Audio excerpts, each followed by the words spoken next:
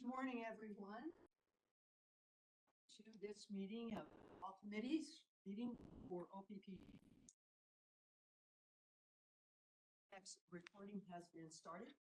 So notice of time and place of these committee meetings was publicized by notifying the area news media, by publicizing the same in the Omaha World Herald and the Nebraska Press Association, OPPD Outlets newsletter, OPPD.com, and social media. By displaying such notice on the first level of OPPD administrative offices and by emailing such notice to each of the district's directors on November 14th, 2025. A copy of the proposed agenda for this meeting has been maintained on a current basis and is readily available for public inspection in the office of the district's corporate secretary. Additionally, a copy of the Open Meetings Act is available for inspection on OPPD.com and in this meeting room. Thank you all for joining us. As a reminder to those joining us on WebEx, please mute your microphone to reduce background noise. To members of the public, thank you for attending. You are in listen-only mode. If you have any technology questions, please use the chat feature in WebEx to communicate with the event host. Our agenda for today's meeting is as follows. We will conduct a closed session this morning to discuss one topic, strategic risk, resource adequacy. We will conclude the morning's closed session no later than 9:50 a.m. in order to open the WebEx meeting to allow the public and OPPD staff to join. We will begin public session at approximately 10 a.m. and receive reports from each committee. Director Bogner, do we have a motion to go into closed session? We sure do. I move that the board go into closed session at this time, 8:32 a.m. to discuss one topic, strategic risk, resource adequacy, and litigation involving the district. With respect to these items, a closed session is necessary for the protection of the public interest because the discussion involves the lawsuit filed by the Nebraska Attorney General, information protected by the attorney-client privilege, sensitive utility infrastructure information, confidential cost information, and potential resource acquisition strategies, the disclosure of which would disadvantage the district in future negotiations with potential contractors. This requires a second to move forward. Second. Thank you. Ms. Lane, please call the roll. Director Bogner? Yes. Director Kavanaugh? Yes. Absent. Director Howard? Here. Director Hudson? Yes. Yes. Director Moody? Yes. Director Sargent? Yes. Director Williams? Yes. Motion passes 7-0. The motion to go into closed session has passed. This closed session will be limited to strategic risk, resource adequacy, and litigation involving the district. No votes or other board action will be taken.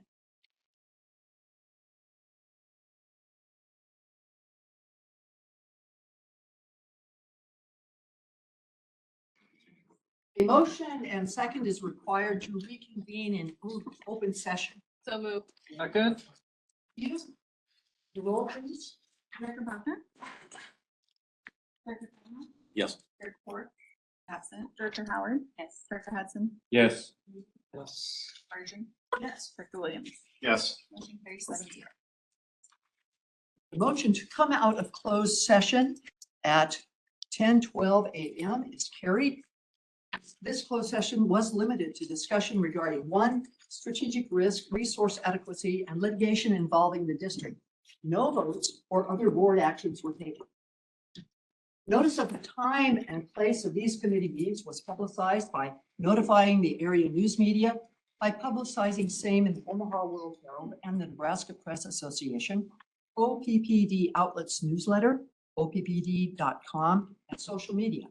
By displaying such notice on the first level of OPPD administrative offices, and by emailing such notice to each of the district's directors on in November 2025. Thank you all for joining us. As a reminder to those joining us on WebEx, please mute your microphones to reduce background noise. To members of the public, thank you for attending. You are in listen-only mode. If you have any technology questions, please use the chat feature in WebEx to communicate with the event host. We will take public comments at the end of today's meeting, as well as at the board meeting. on November 20th, which will be conducted in person at the Omaha Douglas Civic Center and begin at 5 p.m. The public may attend in person or remotely via WebEx by going to OPPD.com. Joining me in person today are my fellow board members, Amanda Bogner, Mike Kavanaugh, Sarah Howard, John Hudson, Craig Moody, and Eric Williams. Therefore, let me know in advance that he is unable to attend. We also have members of our executive leadership team, Steve Bruckner, our general counsel with the Fraser Stryker Law Firm, and OPPD staff. And currently, we also have, I believe, 3 members of the public in person and 45 people online. We will begin this meeting with committee reports and review of board work plan items presented by the following directors: Governance, Director Spurgeon; Risk, Director Bogner; System Management and Nuclear Oversight, Director Williams; Customer and Public Engagement, Director Howard; Finance, Director Moody. Following the committee reports, we will move into presentations on financial stewardship, oversight and monitoring, infrastructure and investment, and governance and board matters. And we'll conclude the day with public comments on items of district business. Before we proceed with that agenda, I would like to note the infrastructure investment agenda item concerning the North Omaha Station Unit 4 low pressure turbine refurbishment and engineer certification will not be discussed today. Under Nebraska revised statutes 70-637-4B, action on this matter requires approval by 2/3 vote of the board, which is 6 affirmative votes for OPPD's board. We anticipate having only 5 board members present for Thursday's board meeting, and therefore the board won't be in position to take action at this time on that item. Accordingly, this item will be deferred and brought forward at a future meeting when the required number of members is in attendance. So thank you for your attention to this update. And we will now proceed with the remaining agenda items. And the first is a safety briefing, I believe. Morning, everyone. As we typically do, we'll start with a quick safety briefing.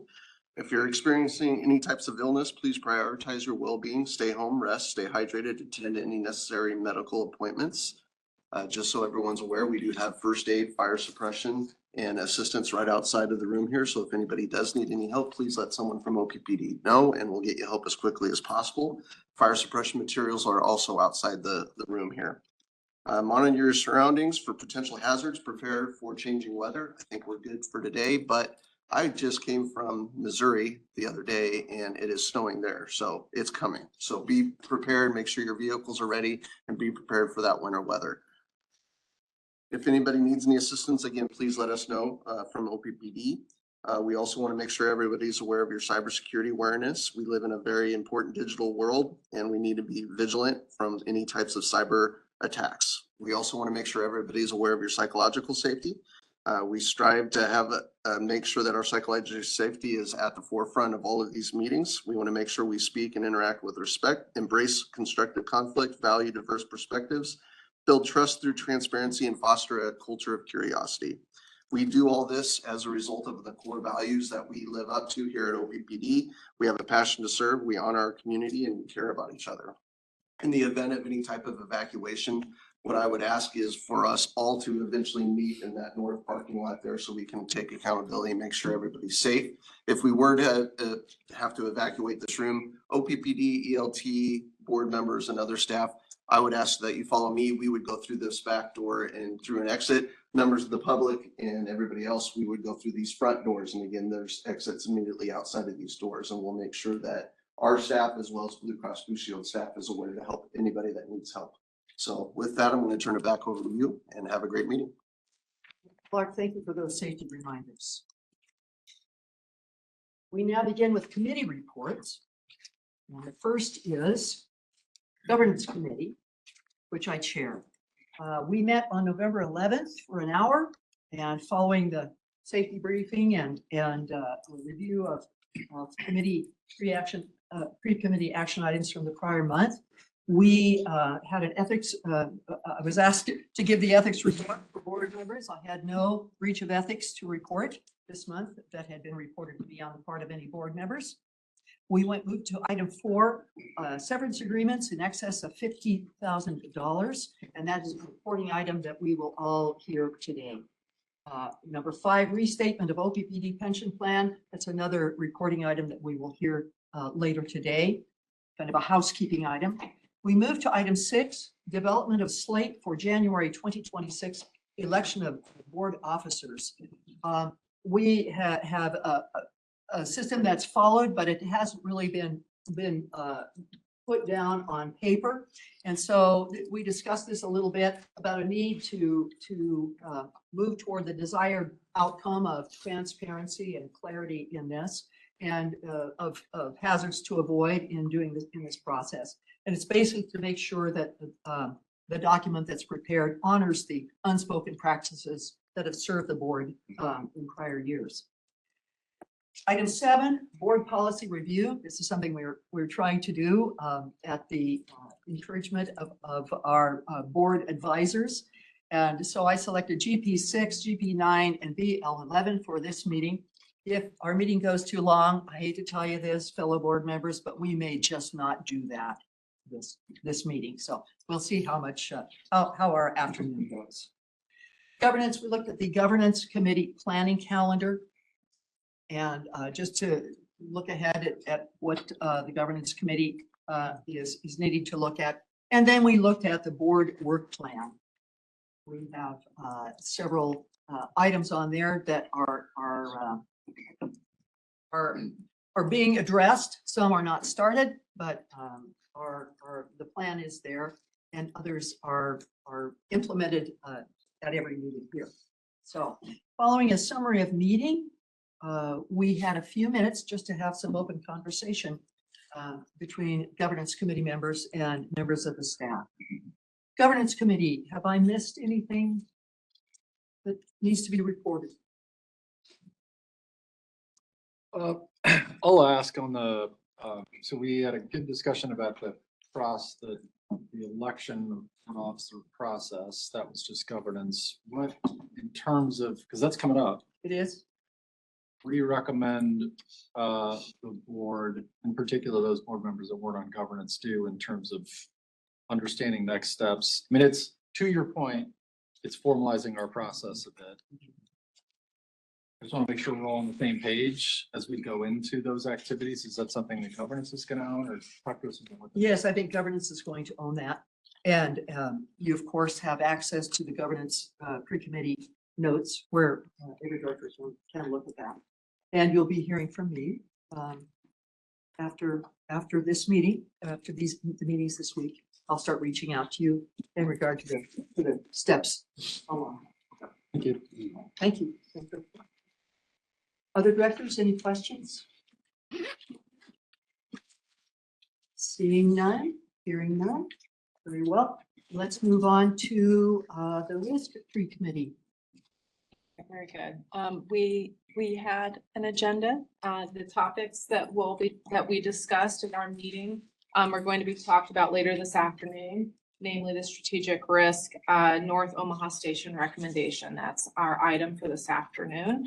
And had a robust conversation where we reviewed the resolution that will be brought forward today, along with the slide deck that the ELT will be presenting us. And so we'll talk more about that later this afternoon. That's the risk committee's report. Thank you. Any questions? Comments from other board members? Okay, very well. Let's move on to System Management and Nuclear Oversight Committee. Great, thank you. I think we have an agenda for the screen from the meeting on November 3rd. There we are. A couple intro items. We had an update about Energy Plaza and a discussion about the process moving forward. We had an update about AMI with technical information and a timeline for deployment of some of that technology moving forward.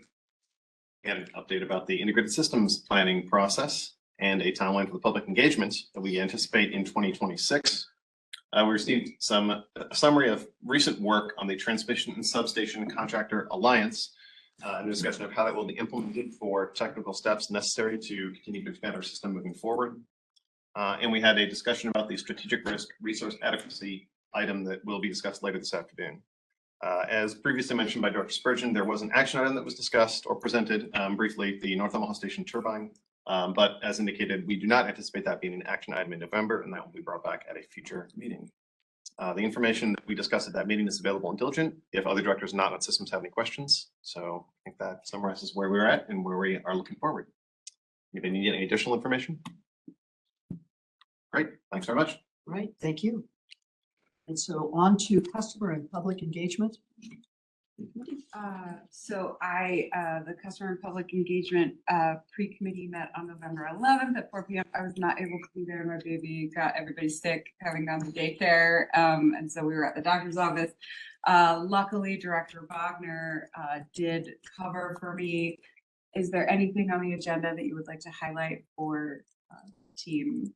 So I think the bulk of our conversation circled around the COP customer engagement strategy, which we'll actually receive today as part of that item that we'll be talking about later this afternoon. So you'll see slides that are within that topic that relate to customer and public engagement. And that was really the primary thing that we talked about. So yeah. Okay. Anyone have any further questions, comments? Very good, thank you. Finance pre-committee. Thank you, Director Spurgeon. The Finance Committee met on November 7th. That was Director Kavanaugh, myself, and then Director Spurgeon was a special guest, joined us. We had a couple open seats, so we invited her in. The topics number 3 and 4 we will discuss here shortly, so they're coming up. Topic number 5, the preliminary corporate operating plan. We're going to get that this morning as well in a heavy dose. What I will simply say about what the committee did is we reviewed and went through the corporate operating plan and went into much deeper detail than we will today. There were a lot of questions that the committee asked, and Brad and the team did a really wonderful job of answering a lot of those questions. And so part of what we wanted to do was make sure that what is provided to us today as a full board is hitting the mark in terms of depth, specificity, some of the questions that we had. So a little bit of the work that we did was sort of right sizing what the presentation is going to be. So preview, that's what's coming for us later this morning. Otherwise, the rest of the meeting was, for the most part, some housekeeping activities. That's all I've got. Mike, Mary, anything I missed? Otherwise, we're good. Okay, thank you. Any other comments, questions? Good, thank you. So now we moved on to the section of the agenda, financial stewardship. So we will start with the third quarter retirement fund report. Great. Thank you, Chair Spurgeon. We have John Petrulis here, longtime OPPD colleague. He's a manager in our treasury area, and John's going to give us an overview on the pension performance. Morning, everybody. So, Brad mentioned I'm going to cover the third quarter retirement plan, and during the quarter, our balance increased to $1.38 billion from $1.33 billion at the beginning of the period. We, during the quarter, benefit payments were greater than contributions by about $6 million, but our investment gains were about $55 million for the quarter.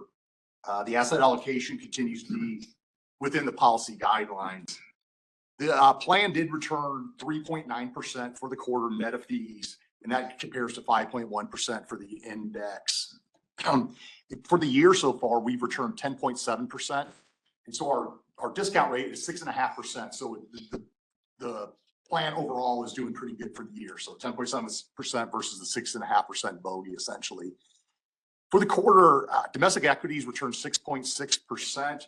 It was led by AI. AI is the Magnificent Seven now makes up, I think, 35% of the S&P 500. Interestingly, though, for the quarter, small caps actually outperformed large caps, and that's the first time in quite a while. And in that subset, small caps, it's actually small caps with negative earnings far surpassed all other small cap stocks. So it's really a headwind for a lot of equity managers if you have a quality bias and it's negative earners who are leading the market. It's tough for active equity managers. For fixed income, the return for domestic fixed income was 2.1%, and for international fixed income it was 5.1%. Real estate had a positive 1.6% return for the quarter, and office space continues to see some challenges. With that, I would open it up for any questions. Quick question. Remind me, when is the next time that we take a look at rebalancing or The asset allocation study. target asset allocation? It'll be next year. It'll be in 2026 that we will do that. And we do that every 3 years? Every 5 years. So next year, Right. We'll excuse me. At that time, we'll reconsider our discount rate and then also what the portfolio looks like. sorry, thank you. Question. Anything else? Thank you very much. Thank you. And third quarter financial report. Okay, thank you, Chair. We have our Director of Corporate Accounting and Corporate Controller, Laura Langford here. Laura reviews our financial position on a quarterly basis, and so this is part of our programmatic year-to-date conversation with the board. So Laura, I'll turn it over to you. Good morning, everybody. As Brett said, we're going to talk about the third quarter financial results, which you can see up on the screen here.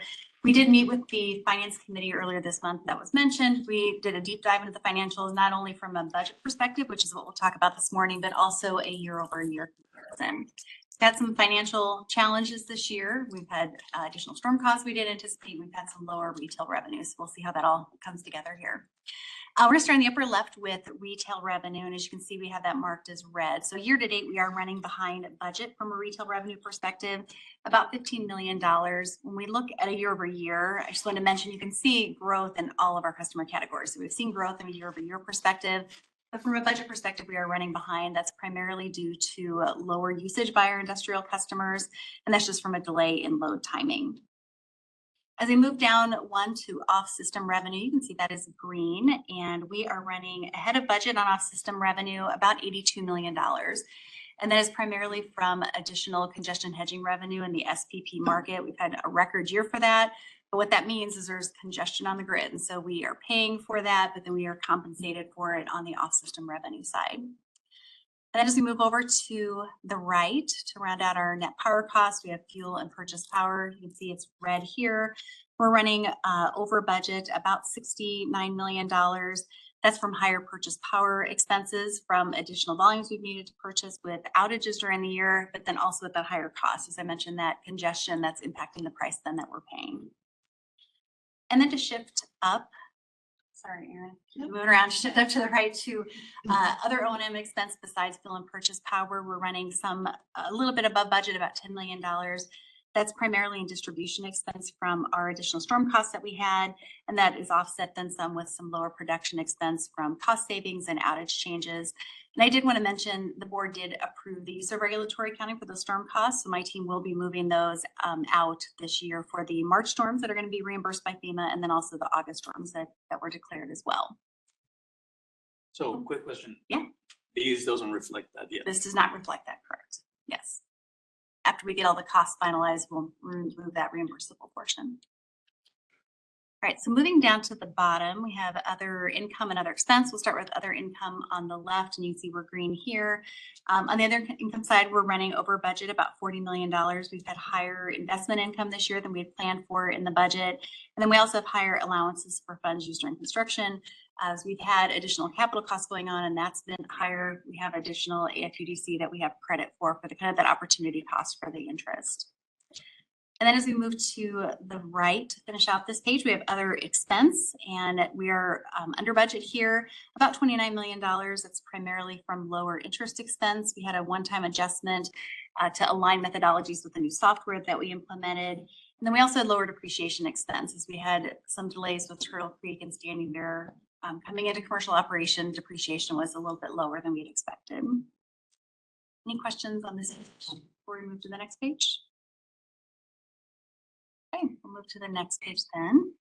On the left-hand side, we have operating income and net income. And as you can see, both of those are green. From another operating income perspective, we are just slightly over budget with the results that I just shared, as well as on the net income side, we are over budget here about $56 million.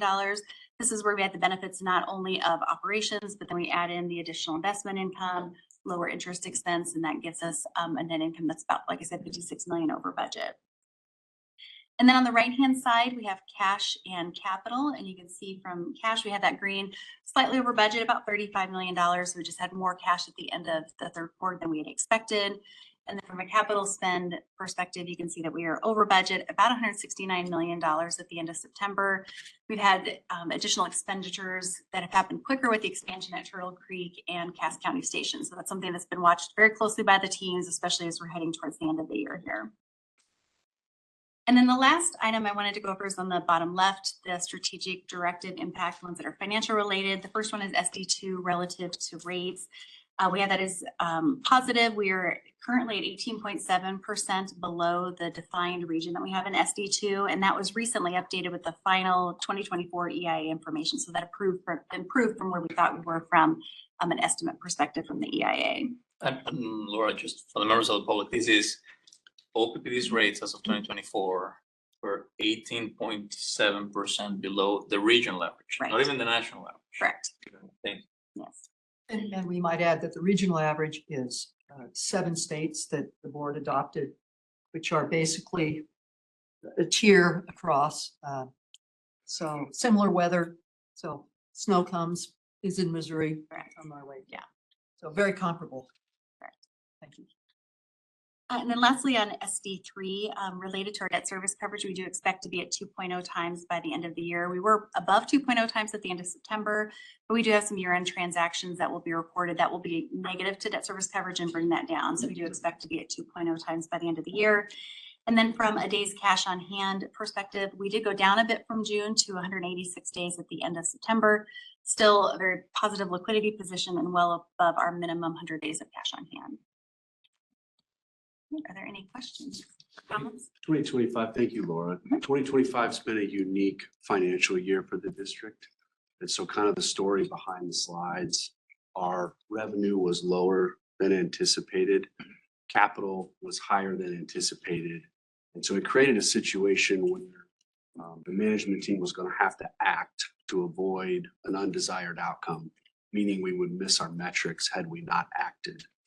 And so with Javier's direction, we started a campaign in March to extract $60 million of approved spend that the district was planning to use as resources to execute what we've asked them and authorized them to execute.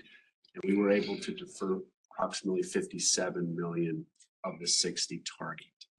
So that's about 3% of our operating budget, which may not sound like a lot. But in terms of our obligation to provide a critical service to the community, the detailed nature of our plans, it was a significant ask. And it took the whole business to really buckle down and deliver on that. And I just want to take a moment as we celebrate in November, being within striking distance of where we'd like to be to our financial metrics. That was not without a considerable effort by the organization. And I want to thank Javier for his expectation for that and my colleagues for being able to deliver that for our customer owners. Had we not done that, the rate increase would be much higher next year. We might talk a little bit about that later. So I want to thank everybody for that. Thank you, Brett. I have one question. So thinking about like that lower retail revenue and what kind of position that put us in. How are we thinking about that industrial, specifically the industrial customer revenue for next year? Have we gotten better line of sight to their load timing? What's happening in that realm? I'm happy to comment after if you'd like to. Okay, I'll kick off and I'll Very good. for you. It has been a significant topic of conversation within leaders within the organization in our respective teams. So we continue to refine the process and grow deeper in more frequent connections with customers to project the load ramp, in particular, where we have customers that are growing significantly. The timing of that growth is increasingly important for our financials. So we continue to refine that up to and including our largest customers. We have week to week and month to month load ramps. We're talking with them constantly to monitor the progress. Also on existing customers, we have maybe gotten a bit more conservative in how we anticipate their revenue. We certainly talk with them to understand their business plans, any expansion, any contraction, et cetera. But we also get more closely planned and aligned with them around outages or interruptions in their business that they may be planning. So we can accommodate that and account for that in our revenue plan. Brad, what would you add? Yeah, great comments. The only thing I would offer is, as you drive around the community, there's projects everywhere. And those projects are all subject to the same hurdles in concept. You have to go through permitting, you have to find talented trades, you have to get your engineering completed on time. You've got to have a reliable supply chain. You've got to have a strong team that can execute the project. And so as we struggle with those things, our customers are also struggling with those things. And so we have a mature muscle here in terms of the probability expectation of load. We assume probability 50, which is effectively the middle of the road. If we have some uncertainty around a mega project or a large customer or whatever the attribute of the situation may be, we may take a slightly more conservative position to be able to be better positioned for that. But that's a fine line, and we continue to invest in that.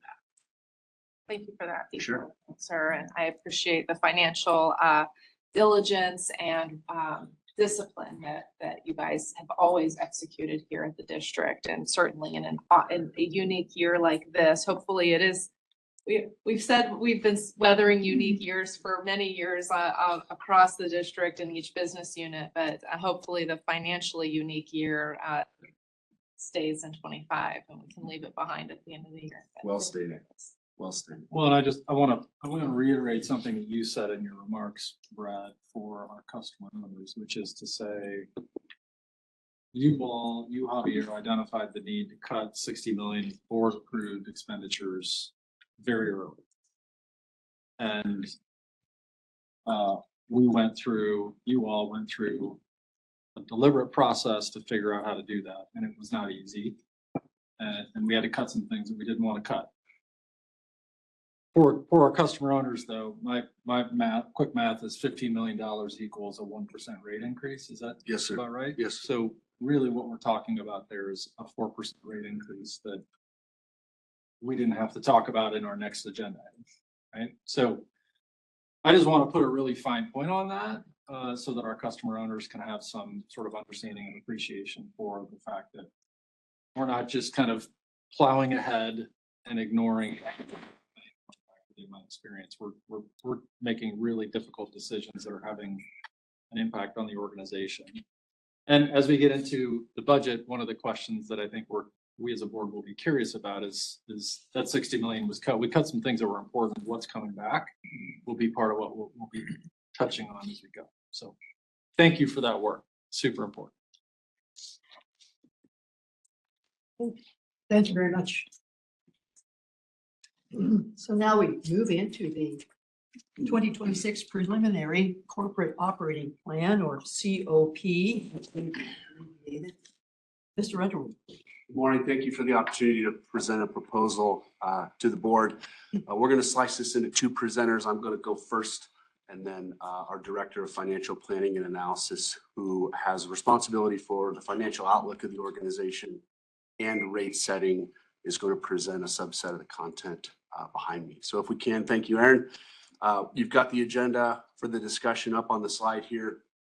We need to spend probably an abnormal amount of time talking about the context in which the district is operating in. It's context that a lot of us really haven't seen since the 70s. For those of us who's been around the electric industry a long time or so, I'm told. And so we're going to talk about the operating environment that we're in. We're also going to talk about what is the customer going to get from this. We're going to ask humbly and very carefully for a rate increase. And we want to be very clear about the benefits that are going to be afforded to our customers that are associated with the incremental resourcing that the district's going to need. We're going to look at the 2026 financial overview. We have a few key slides on some of our primary financial cost inputs and revenue inputs. And so we'll spend some time on that. We'll talk about the specific rate action and how the proposal will affect each class in terms of magnitude. And then we've got some content at the end by our talented communications folks on our outreach and how we're going to communicate to customers so that they can be as prepared and as aware as possible. So if we go to the next slide, Aaron, here's the primary context. Here's from the highest level, which would be the United States version. The black line dates back, I think, to the 60s or 50s. I can't see from here. And it ascends at a pretty steady clip through what most of us would call the advent of the compressor and HVAC in general, and the incremental load that was required to heat and cool modern society. And then in the last couple of years prior to the last couple of decades prior to 2020, you see it kind of flat.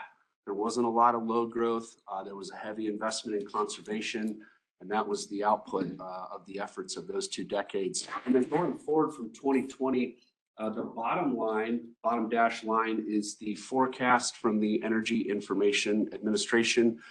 That is a federal entity that does a lot of electrical reporting.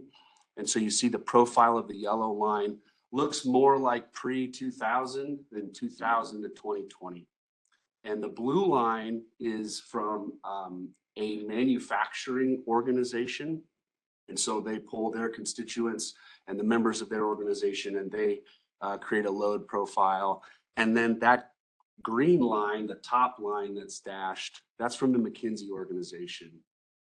And so there is a bit of uncertainty around the magnitude of the load growth and the timing, but there is zero uncertainty about the directional nature of it. And so the country is going through a period of time where we're asking more of the electric grid, and that's creating unique challenges, and those are the challenges that we're navigating. We can go to the next slide. This is now kind of a higher resolution look into the OPPD service territory. We've been busy, and for the last 5 or 6 years now, we've added approximately 23,000 new meters. And so while some of us know what that means, in the event you're less familiar with meter counts, that is the size of Grand Island.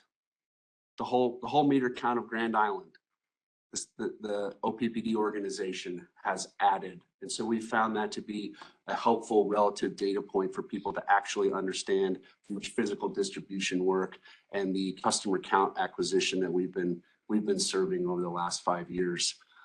If you put that in load perspective, the load growth, this is probably one of the most significant slides of my career, has ascended 473 megawatts in the winter and 544 megawatts in the summer. That is a approximate 22% growth in summer peak demand, and it is an approximate 27% growth in winter peak demand. That's enormous. That's enormous. And so we've spent the last 5 years really noses down, pens down, really trying to deliver this outcome with our talented engineers, operators, and trades professionals. And so far, that's been a good story. We're going to have to stay on this clip. This is going to continue for some time. Our community is going to continue to grow. We're going to become more reliant on the electric system, and we are actively engaged in supporting that as much as possible. It's worth noting that over this time period, we have had minimal rate increases. And we'll talk about that in a handful of future slides here. What have our rates done relative to some other data points we could use to evaluate the reasonableness of rates? And so let's take this moment and transition forward if we could, Aaron. So as we've been dealing with the load growth, we've been dealing with some significant regulatory changes. For those of you that are not familiar with the term planning reserve margin, That is effectively the quantity of electrical resources you have to have ready and available above your peak demand. So we have a safety margin because energy is a critical service for health and welfare. And that safety margin is going up considerably. And the safety margin is rising tactically through the Southwest Power Pool, who does a probabilistic study on the sufficiency of resources. And if that probabilistic study concludes that there's insufficient resources, they will raise the PRM, the planning reserve margin, to ensure the system operates predictably and safely. And that's a good thing. That's a good thing. It's a hard thing, but it's a good thing. And so the bottom box there, you can see the summer and winter PRMs, and you can see the significance of the movement. I'm just going to characterize it's moved in kind of two chunks or two disparate time periods. We'll talk more about this in a later agenda item. But if you were going to walk away from this slide with a summary, it's gone from 15% to 17% in the summer. And in the winter, we stayed at 15% here, but in the recent history, there was no enforceable PRM in the winter. And now that's going to end at 38%. Brad, do you think it's likely to level off that point? You see future increases as well? Thank you for the question. The magnitude jump is so high that I hope and expect it restores stability and reliability of the system and that it levels. If the assets in the mix don't perform reliably, that will go up. And that's how the safety is ensured for the system. And we'll be a part of working groups if that kind of thing is contemplated down at the Southwest Power Pool. We have a very talented regulatory team. Our operations folks are very involved in that, and our system planners. It could, I don't expect it to, but it could. Of course. Let's go to the next slide. And so we've got a rising load. We've got to have more safety margin, which means we have more resources, even if load is not rising. So those two attributes of our situation are compounding. And then we also are having a difficult time bringing new resources onto the system. And so normally it might take you 20 to 26 months to build a peaker or a simple cycle natural gas engine. Now it is taking much longer. And so we put a few process steps up on the slide here. The Southwest Power Pool has, for good reason, specific things that need to be satisfied and done to make sure that people can safely interconnect to the system. That's accreditation methodology, that's GI requests, GI being generator interconnection. So they take in the requests, they study the requests, and then we sign agreements with the person that wants to interconnect to the transmission system that ensures, because it's been studied, that the outcome of that infrastructure is what is desired, which is a stable, predictable system that operates in a way that serves load. That's the Southwest Power Pool side of things in a nutshell. The utilities and generation developers also have a set of primary activities that they have to navigate as they build generation, and you see those listed there. A lot of folks would go through an IRP process. They would have a request for proposal. They would gain approval from any regulatory body that's in their state or their board. They would go out and have a major commercial evolution to get a sourcing work stream done. Then they would agree to the terms of the contracts, whatever they may be. Then they would build it, and then they would put it in service. That's a lot of work. That's a lot of work. And we're happy to do it as utilities. But if you look at the chronology of some of these tasks, it's starting to take longer than it used to. And so we need to prepare for that. We need to be aware of that, and we need to adjust our course accordingly. Before you go, I'll make a statement. I want you to affirm that it's true. It's more challenging than ever. This is not an OPPD or SPP problem. It's challenging for all utilities, all RTOs across the country. Yes? That is a great statement.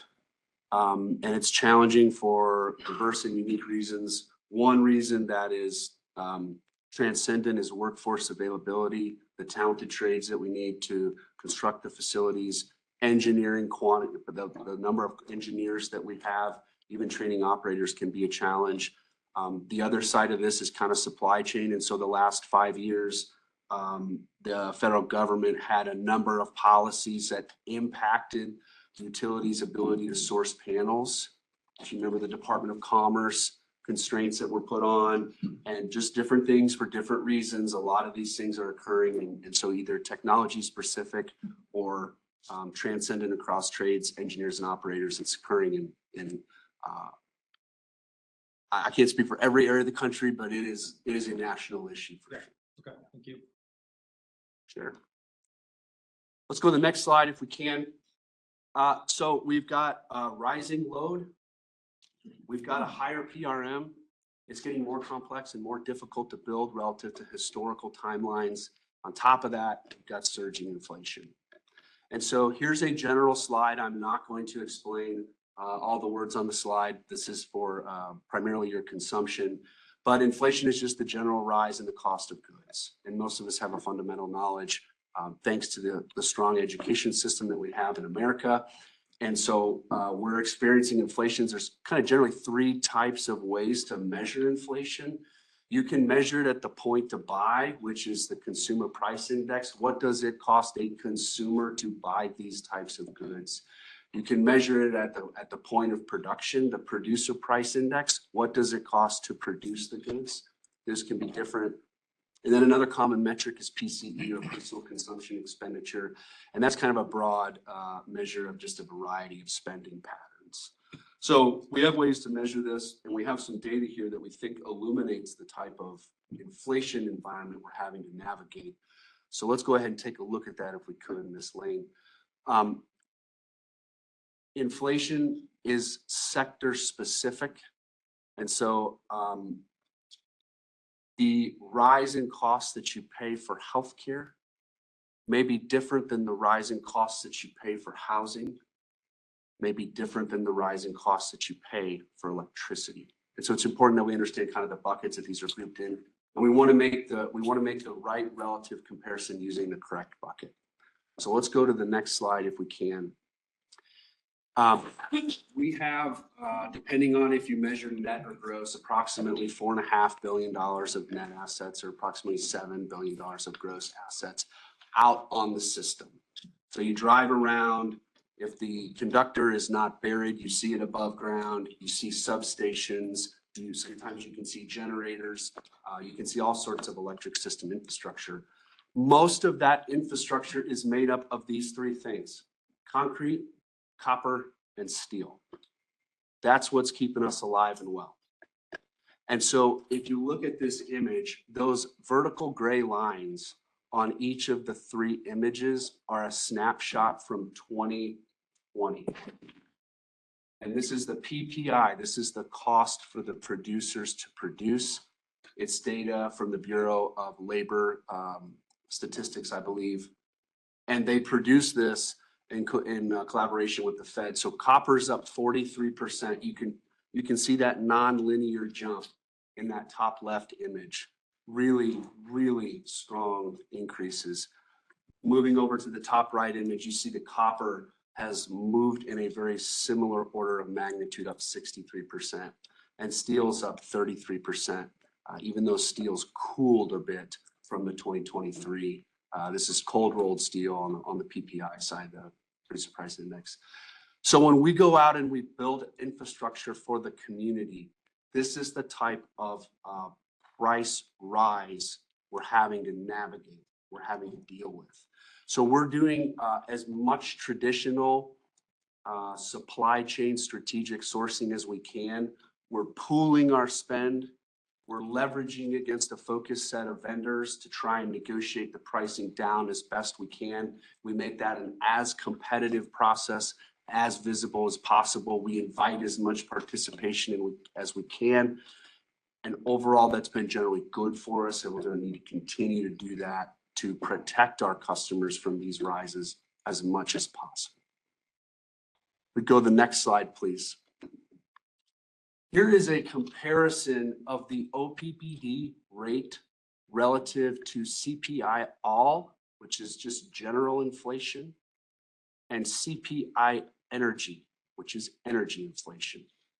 So as I narrate this, that solid blue line is the actual average OPPD rate across all the classes.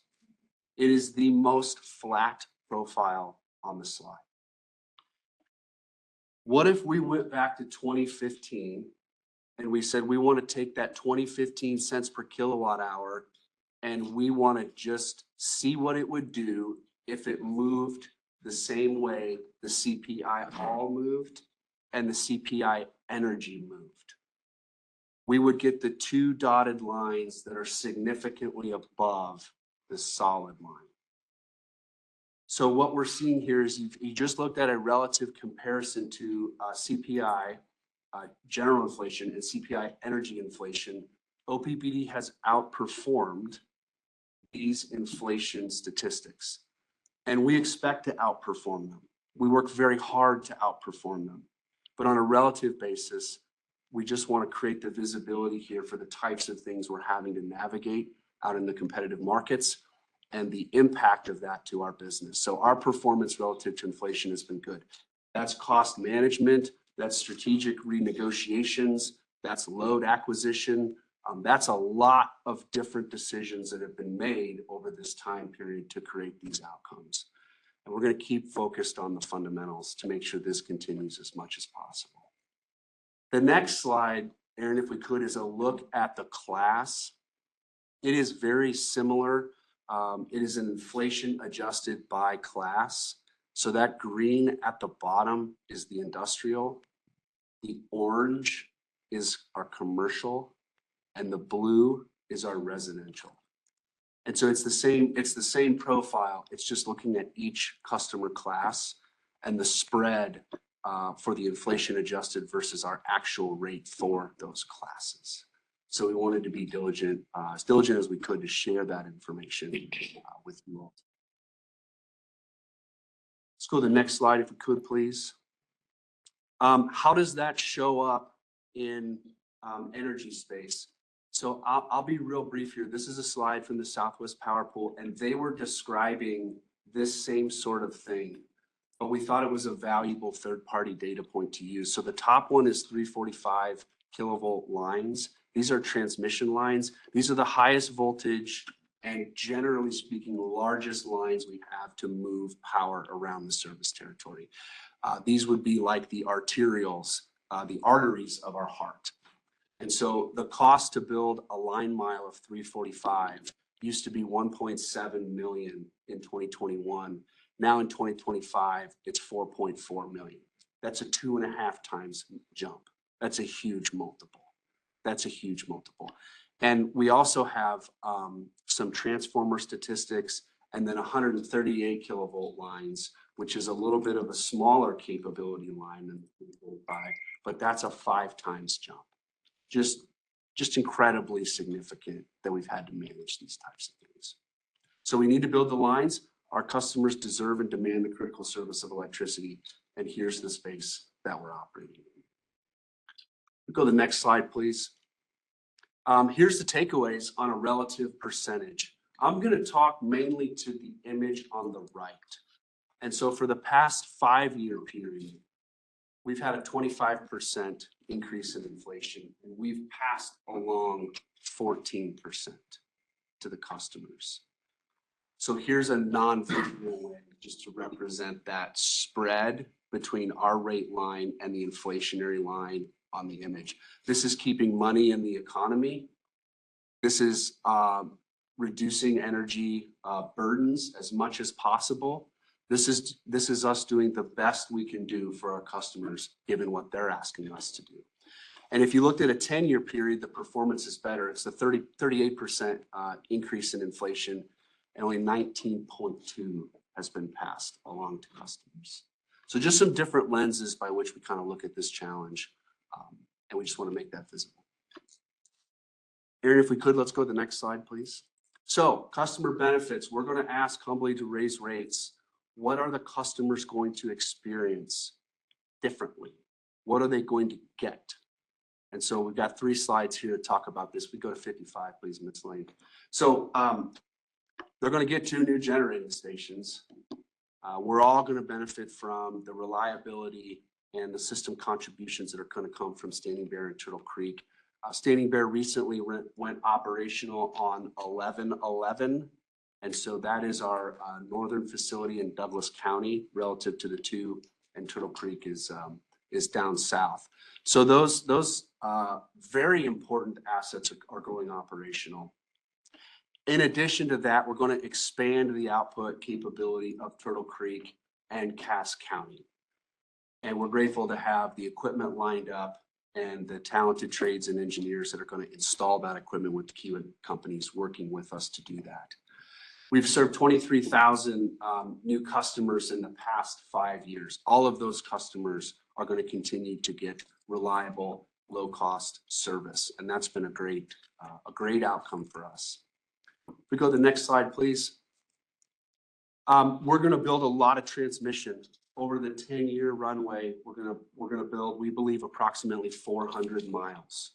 So this ability to move power around in more predictable ways, have more operating capability, it's going to give our operators more tools, and it's going to create better outcomes than had we not done these things. That's a huge transmission lift, huge right of way, a lot of construction, a lot of engineering. And so Javier's talked a lot about the mid to late 2020s are going to be the decade of builds. And this is another vantage point to look at that. We've got 14 new substations going in and 25 substation expansions over the next 7 years. We used to do one new sub a year, approximately one new sub a year. So these are substations all around the service territory, facilitating the growth that our community is experiencing. We're going to continue to bury lines.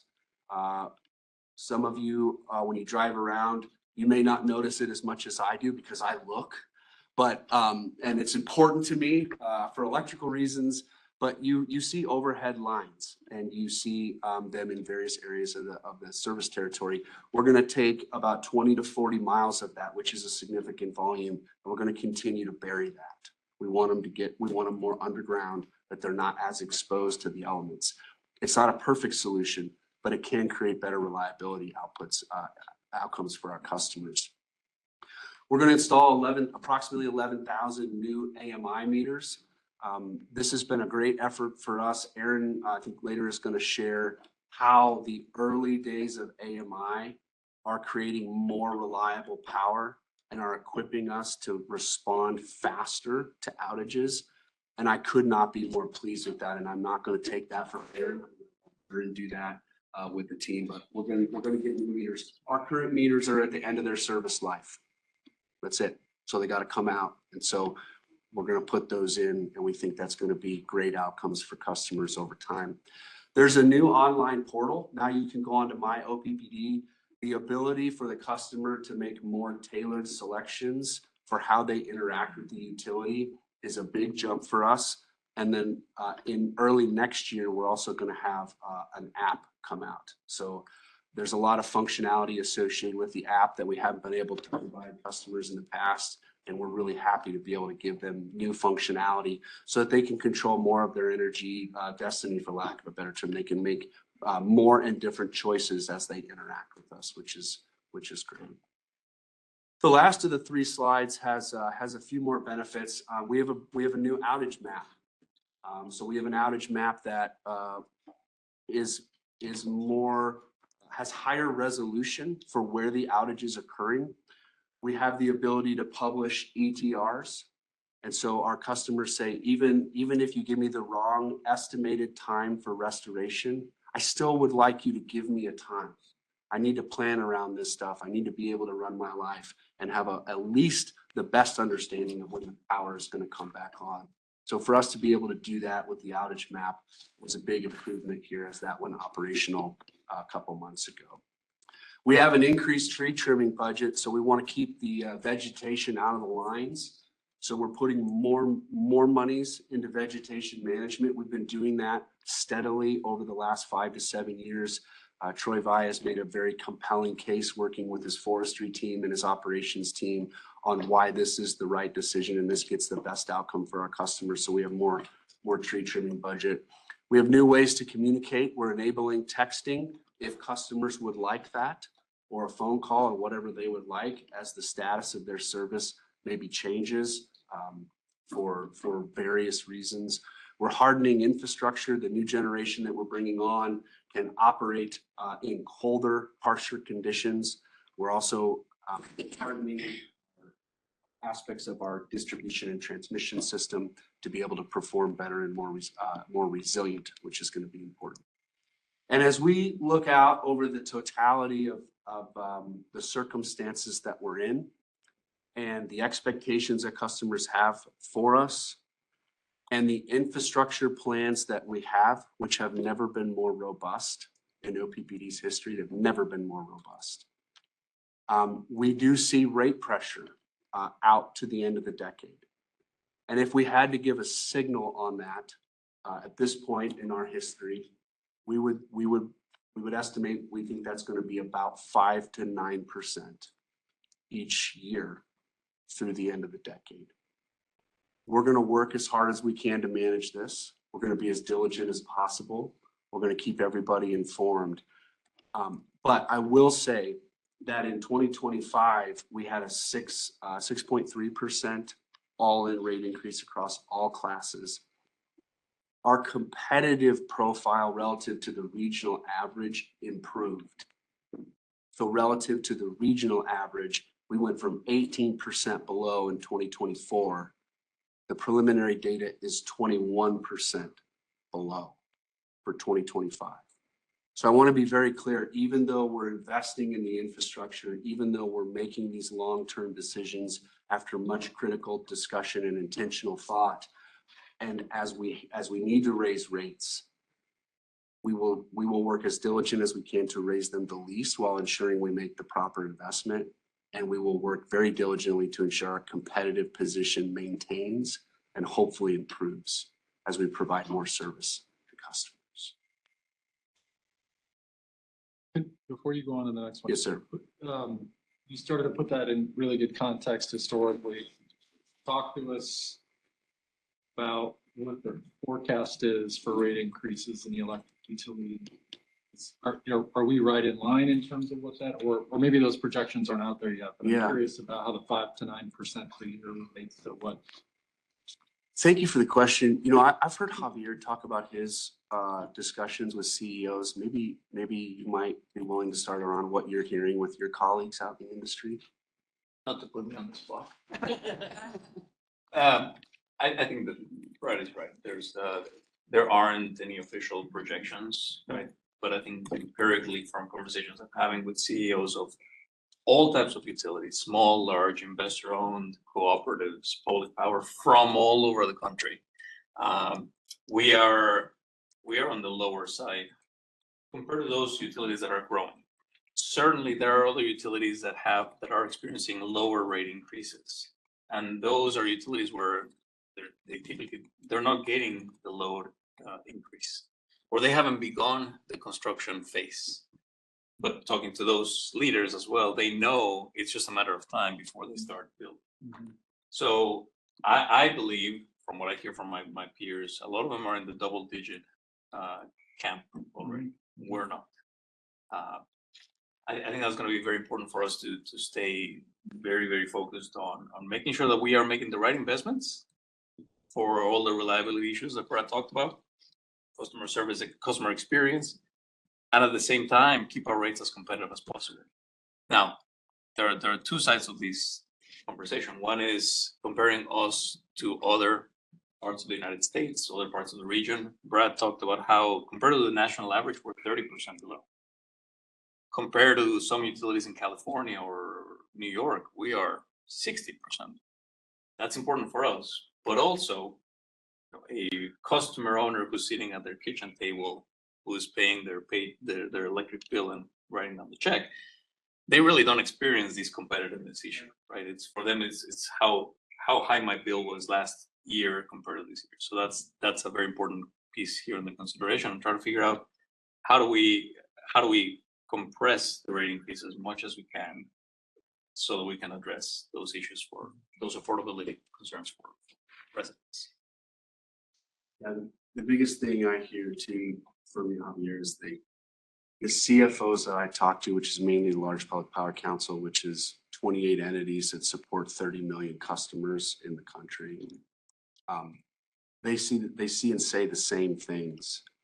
I think we have better price certainty into the next 5 years than they may have because of the commercial status we have with various providers. So if you haven't gone out and you haven't bought power block material, you're exposed to transformer pricing, commodities for steel poles, you're likely going to have a harder time than those entities that have tried to secure these primary commercial terms as early as possible. And so that is one difference that I sense, even though they're doing other things maybe a little bit better than we're doing, we can adopt that. But I do notice that when I talk to colleagues. I'll just add a little bit. I think that there's also news stories of not just an annual rate increase that other utilities are experiencing, but they're experiencing semi-annual rate increases that's untenable to us, to think about. And so I think, if it's 10% annually, but now it's actually 20% because there was a semi-annual rate increase that occurred, I think that that's what you're seeing and hearing from some of your colleagues as well. Yeah, certainly. And I think this is the stability is super important for us. Now, the board has the ability to raise rates at any time during the year, but historically what we've said is giving certainty to our customer owners is super important. So it's one time at the end of the year versus one time every quarter. So yes, thank you for that. Very good. Thank you. Ms. Lane, if we could advance, please. So let's look at a little bit of the rate story over time. For those that are maybe less familiar with this is from SD2, Strategic Directive 2 rates. And so we monitor this annually. And up on the slide there are different states in our regional comparison. So each state has a line. And so someone noted earlier in the discussion that sometimes states that are clustered together have the same resource mix. They're subjected to similar weather. And so those groups of utilities and states make good relative comparisons for each other. And so the black line at the bottom is OPPD. And so as we've had load coming onto the system, as we've been building our kind of first round of modern infrastructure, be it Platteview, Turtle Creek, Standing Bear, there's transmission in here on the southwest side of the service territory. We've been improving our competitive position over that time period. And that's what we want to work to continue. We want to be very diligent and very intentional to see those trajectories maintain and potentially improve. We've talked a lot about it, but it's again 30% below the national average and 18% below the regional average for 2024, and then 2025 is preliminary, but it's 21% below the regional average. So just put a slide up there if you were curious how other states are moving relative to OPPD, and Nebraska's up there as well. That's your image. Let's go to the next slide if we can. Let's just kind of do a quick summary here.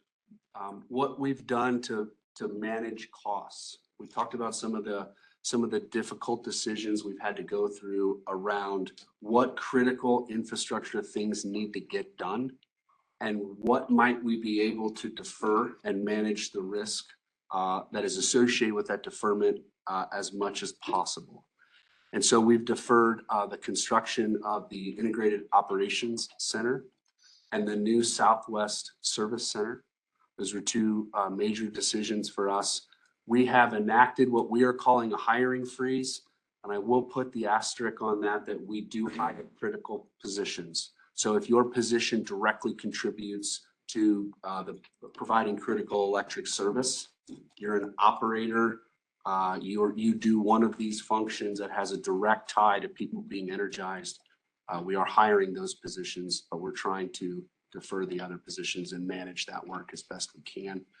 And what we mean by focus spending dramatically is just this general commitment to cost management and deferring spend in the event the outcomes are manageable or acceptable. So, and it matters because we want to keep rates low. I'll never forget Russ Baker told me one time when I first joined the district, Russ was our environmental manager a few years back, and I won't have a long reminiscence. Hey, Brad, you ought to go down to the lobby and watch people make payments. And that was a profound moment for me. And so keeping the bills low, keeping the energy burden as low as possible, providing the critical service that customers demand, those are the things that we need to stay focused on. I believe this is my last slide. So we'll have Ms. Hoyle come up and give an overview of some of the financials. Again, Beth is our Director of Financial Planning and Analysis. Morning. Morning. All right, so this section, we're going to outline the financials in 2026 and how they compare to 2025 to go over the main drivers of the rate increase. Next slide. The 2026 operating budget is set at $2.9 billion. This is $600 million, an increase of $600 million from 2025's corporate operating plan of $2.3 billion. To achieve the revenue requirement to support the corporate operating plan, this includes an average rate increase of 6.3%, which includes a 5.8% general rate increase and a 0.5% increase to our fuel and purchase power adjustment. On the left there, we have the main pieces of the corporate operating plan, which are fuel and purchase power, non-fuel O&M, debt service coverage expenses, and our capital expenditures. And in the upcoming slides, I'm going to go through each one of those components and highlight the changes from 25 to 2026. But before we do that, we wanted to show other 2026 proposed rate increases among other utilities. We have the utilities broken out by public power utilities shown there in orange, and then investor owned are in purple. And the majority of the utilities shown are within the 7 states that we compare ourselves to within SD2. Just to note that this is not showing any mid-year rate increases in 2025. This is only showing the 2026 rate increases. And so as you can see, OPPD is coming in close to the average, which is 6.5% across all of these utilities. And those main increase factors for OPPD, as well as what other utilities are referencing, which Brad touched base on earlier, are inflation, advanced metering infrastructure, customer platform and outage map, strengthening of the grid, generation capacity increases, environmental compliance, and purchase power cost increases. Next slide. So we just saw a little bit this in the SD2 slide, but again, we wanted to touch base on how OPPD's rates compare and continue to be competitive against the regional and national averages. So here's a couple different views. The graph on top shows OPPD cents per kWh there in orange.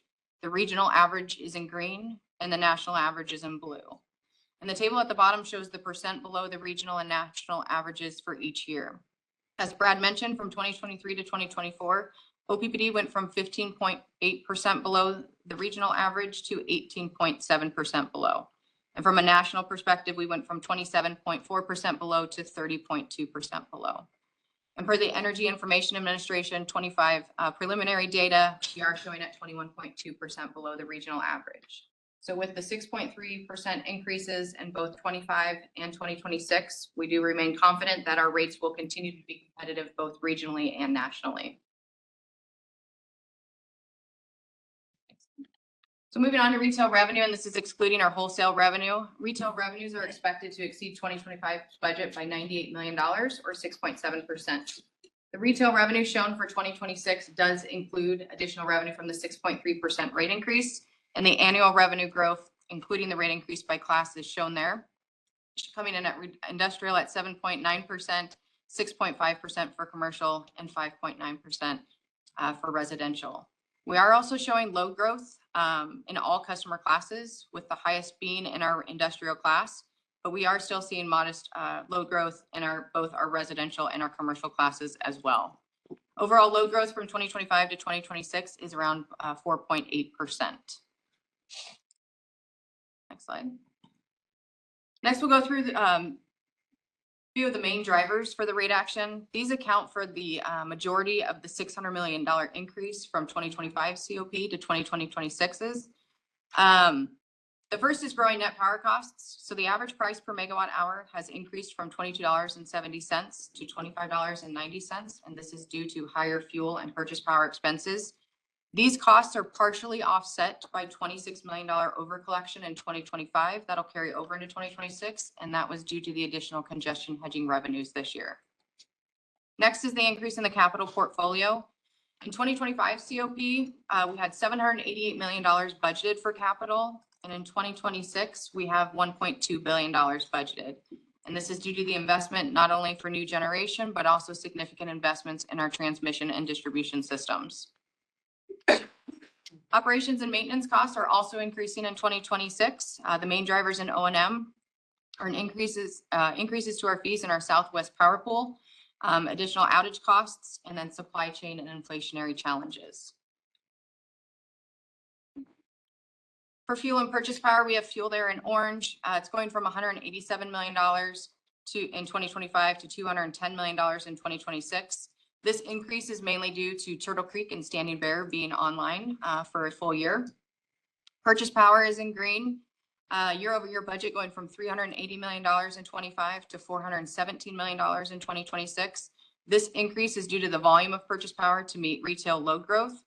You can also see that 2026 budget is coming in less than the 2025 projected. 2025 was elevated due to extended outages this year, as well as increased market prices, again, due to transmission congestion. Wholesale revenues are increasing by $19 million or 10% from the 2025 COP.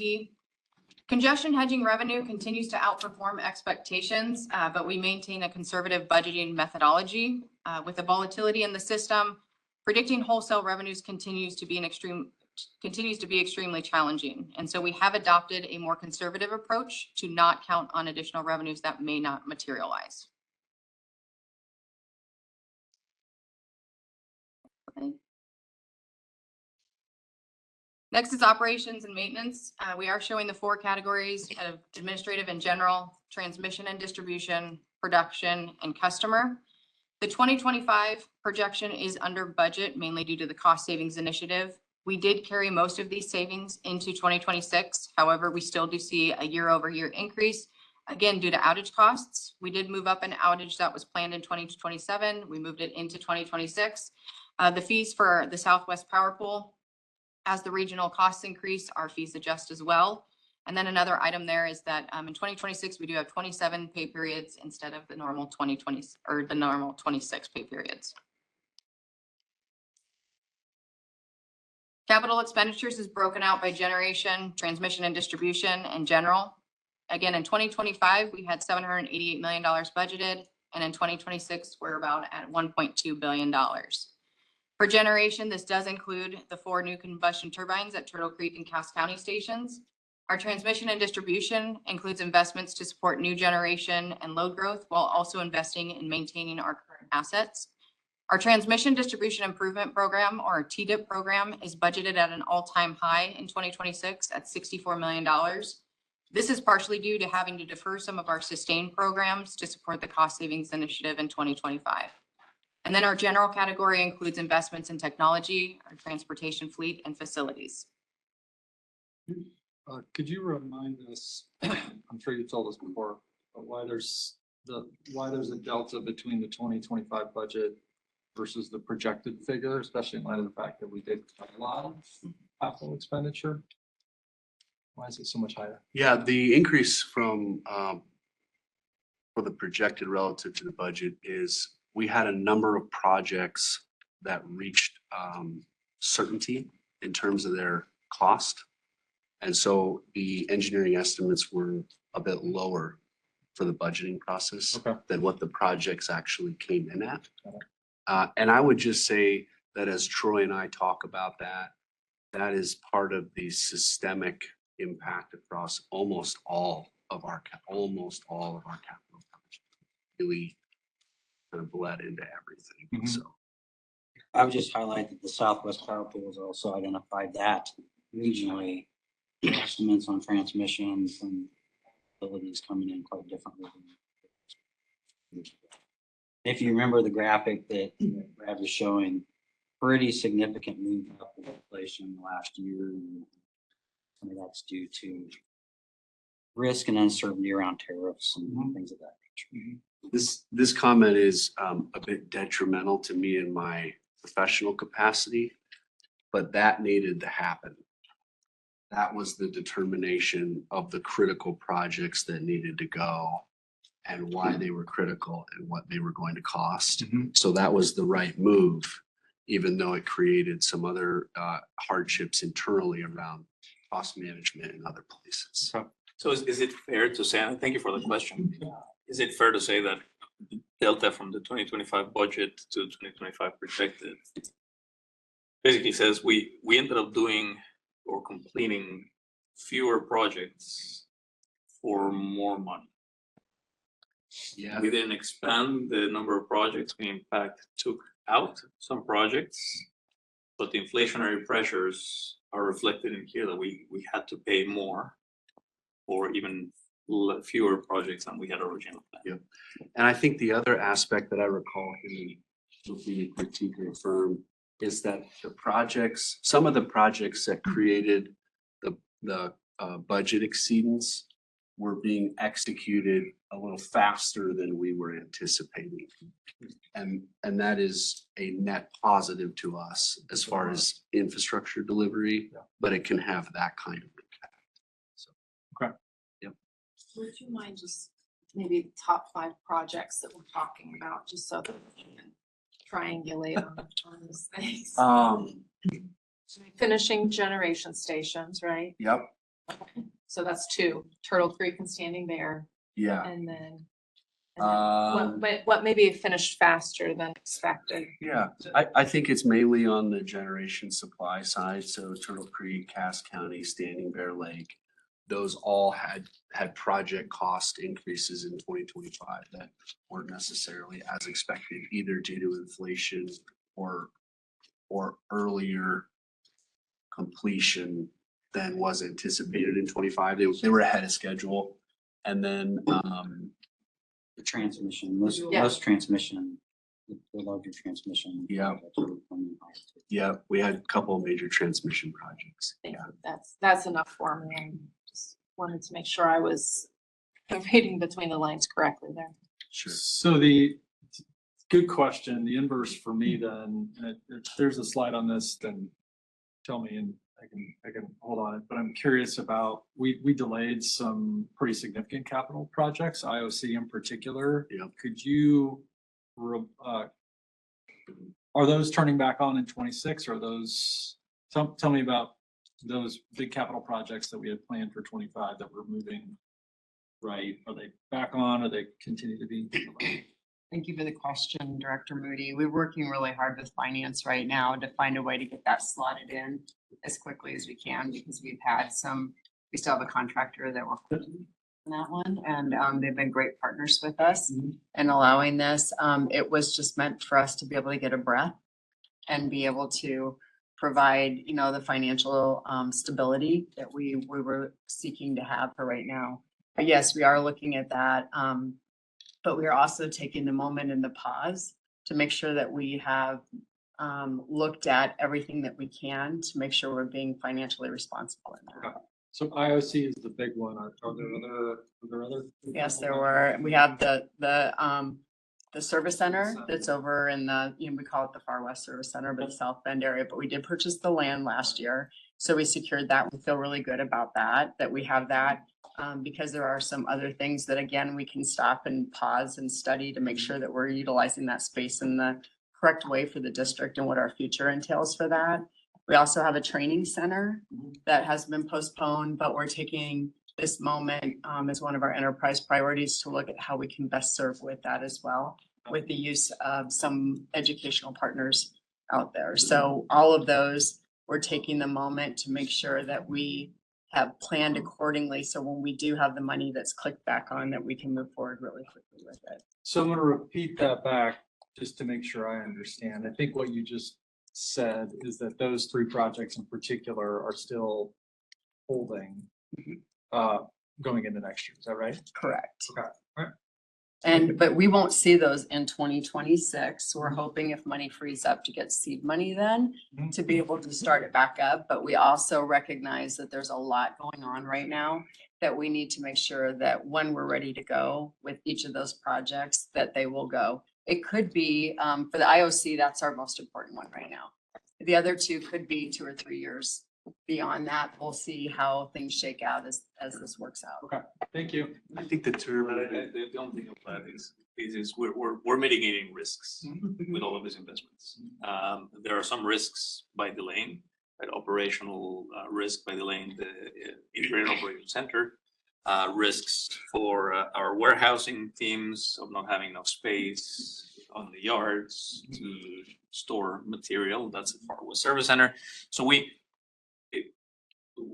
made a risk-informed decision, but it's certainly these projects are going to have to happen. Some of them maybe sooner than later. So we're keeping an eye. I'm very, very pleased with the way the enterprise coordinates and prioritizes these type of capital projects. We have our resource RPC, our resource planning committee that meets at least every month. This year, you guys met probably twice a month, and they have to make these decisions on these trade-offs about what moves forward and what is delayed. I have one question. Several slides had the term outage costs. Could you help me understand what's involved in that category? Troy? What we were alluding to there was we had some forced outages on our generators. And so as a general term, we assume some forced outage is going to occur each year. And there's a market revenue loss there. There's a purchase power implication. We have to buy more purchase power when the generators go down. We just had a little more forced outage than we were planning on last year. And I don't know if you would. I think the only thing I would add to that is the supply chain piece that you highlighted earlier. Trying to get parts for equipment now takes a lot longer than it used to. And so we have a good sparing mechanism here with the district, and we've actually added to that over the last several years, but there are parts that we don't have spares for. So they have to be manufactured, or we have to find somebody with those. And for those issues that Brad just talked about, a lot of that had to do with the timing of supply. Thank you. I was just, it's not storm related outages, it's equipment outages. Now, on the bright side, and I think this is what are we doing to improve on these? There's a lot of work that Troy's team does in bringing all of our generation fleet up and improving the asset condition of these plants. For example, Troy's team has been working really, really hard for the past 5 years on doing that with our peaker fleet, our balancing stations. And today, 5 years later, we are already experiencing a significantly higher availability factor from those units, meaning they have fewer forced outages. And that. So it's something that we need to keep at it, investing in bringing the asset condition of all of our power plants higher so that we can enjoy those investments. Thank you. Thank you. For debt financing and debt ratio, at the top, we show the amount that we're budgeting for debt issuances, which is $857 million in 2026. We have two types of issuances. In orange, that is new debt, and then blue, we are showing refunding. The growing capital portfolio is driving the new issuances up in 2026. And then we don't budget for the blue and the refunding amounts, but our finance and treasury team closely monitors this. And if there is an opportunity to refund existing debt, take advantage of lower rates, they go ahead and do that. And then we incorporate that into our model. Our debt ratio is there at the bottom. The band for a strong AA rated utility is 50 to 60%. You can see that we have been above that band, and we are projected to be at 69% in 2026. This is just one financial metric that the rating agencies look at. And we did just receive our AA ratings from both rating agencies again. And so we do remain financially sound and continue to meet and exceed our other financial metrics, like meeting 2.0 debt service coverage, our fixed coverage ratio, and our days cash on hand. And next, I'll go through more details on the rate action and additional rate changes being proposed. So again, the average rate increase we're looking at is 6.3% across all customer classes, which includes the general increase of 5.8% and a 0.5% increase to our FPPA. Here we're showing the average increase at the customer class level. So including FPPA, residential customers will see an average increase of 6%. Our commercial customers will see an average increase of 3.7%. Industrial customers will see an average of 8.9%. Lighting is coming in at 2.8% and our wholesale customers at 0.8%. And these percentages do represent class averages. So rate codes within each customer class will vary, and then the individual impacts will also vary based on usage characteristics. But overall, 90% of residential customers and 95% of industrial customers will see an increase between 4 and 7%. And all of these details on the proposed rate changes can be found in the red line version of the service regulations and schedules, which will be out on OPPD Community Connect later today. Next, I'm going to talk through a proposed rate change to our commercial and our industrial rates. Just a little bit of background on this. Industry best practices and cost of service rate making groups customers into similar classes based on how they use and drive costs onto the system. OPPD currently has 4 commercial and industrial demand rates. Rate 231 is a commercial demand rate, and then rates 232, 245, and 250 are our industrial rates. The current applicability for those rates allows customers to change rates without changing their usage characteristics. So customers can switch between a commercial and an industrial rate. And by allowing customers to change rate, it makes it difficult to maintain consistency within customer classes and keep those similar customers together and grouped in the same customer class.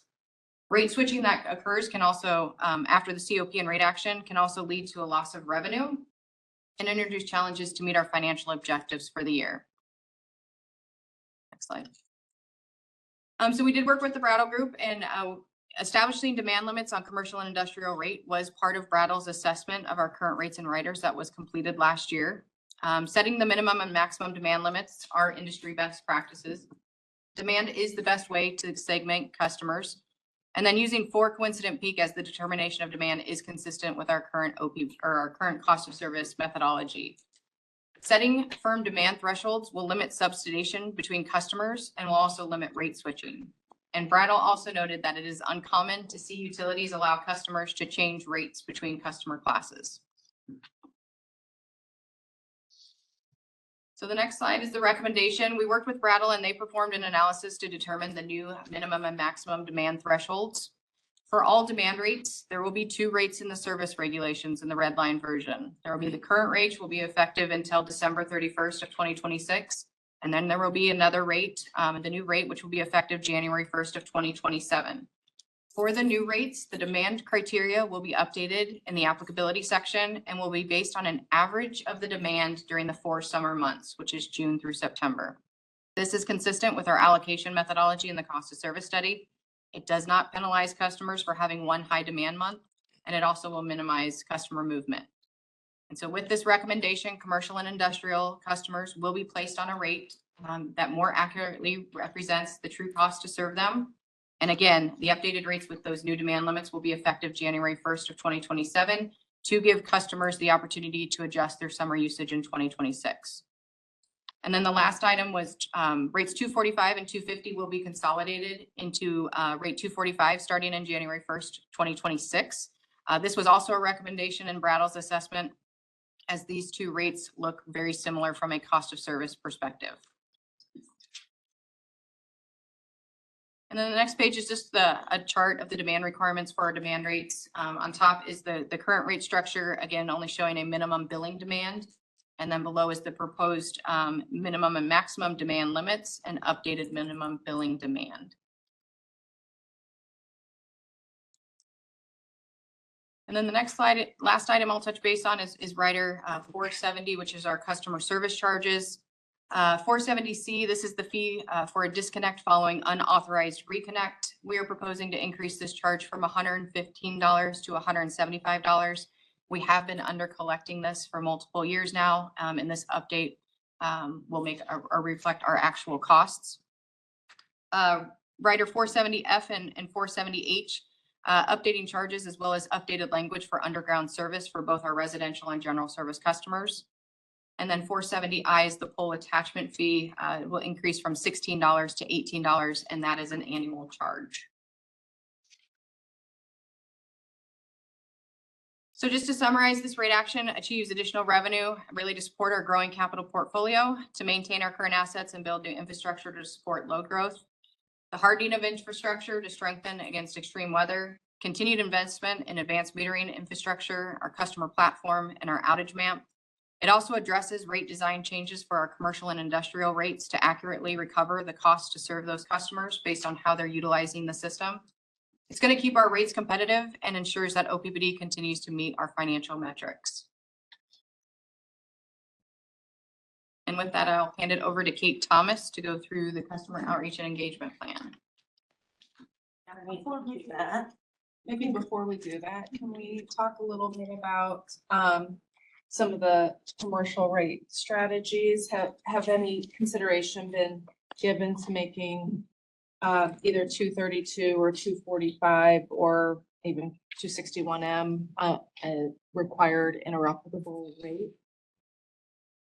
We have looked into potentially a new rate that could address that. Okay. I think Most customers, that is a very difficult thing for them to do, as you might know. And so when those topics come up, they're very hard conversations. But we continue to talk about those sorts of things and how do we create flexibility that's in everybody's best interest for our rate options. Sometimes that can be, Tim, I think you all have done a great job with this, partnering with the customer on an infrastructure solution of some kind, or how can we kind of better the whole picture, maybe in ways that are more aligned with kind of their expectations of service. But we do have curtailments and interruptions for those people that would like to interact with us in that regard. And Tim, if you. The only thing I'd add is, just as we talked earlier about accreditation changes for generators, accreditation changes are being evaluated for demand response options as well. And until those settle in, which we hope to be this coming year. Yeah.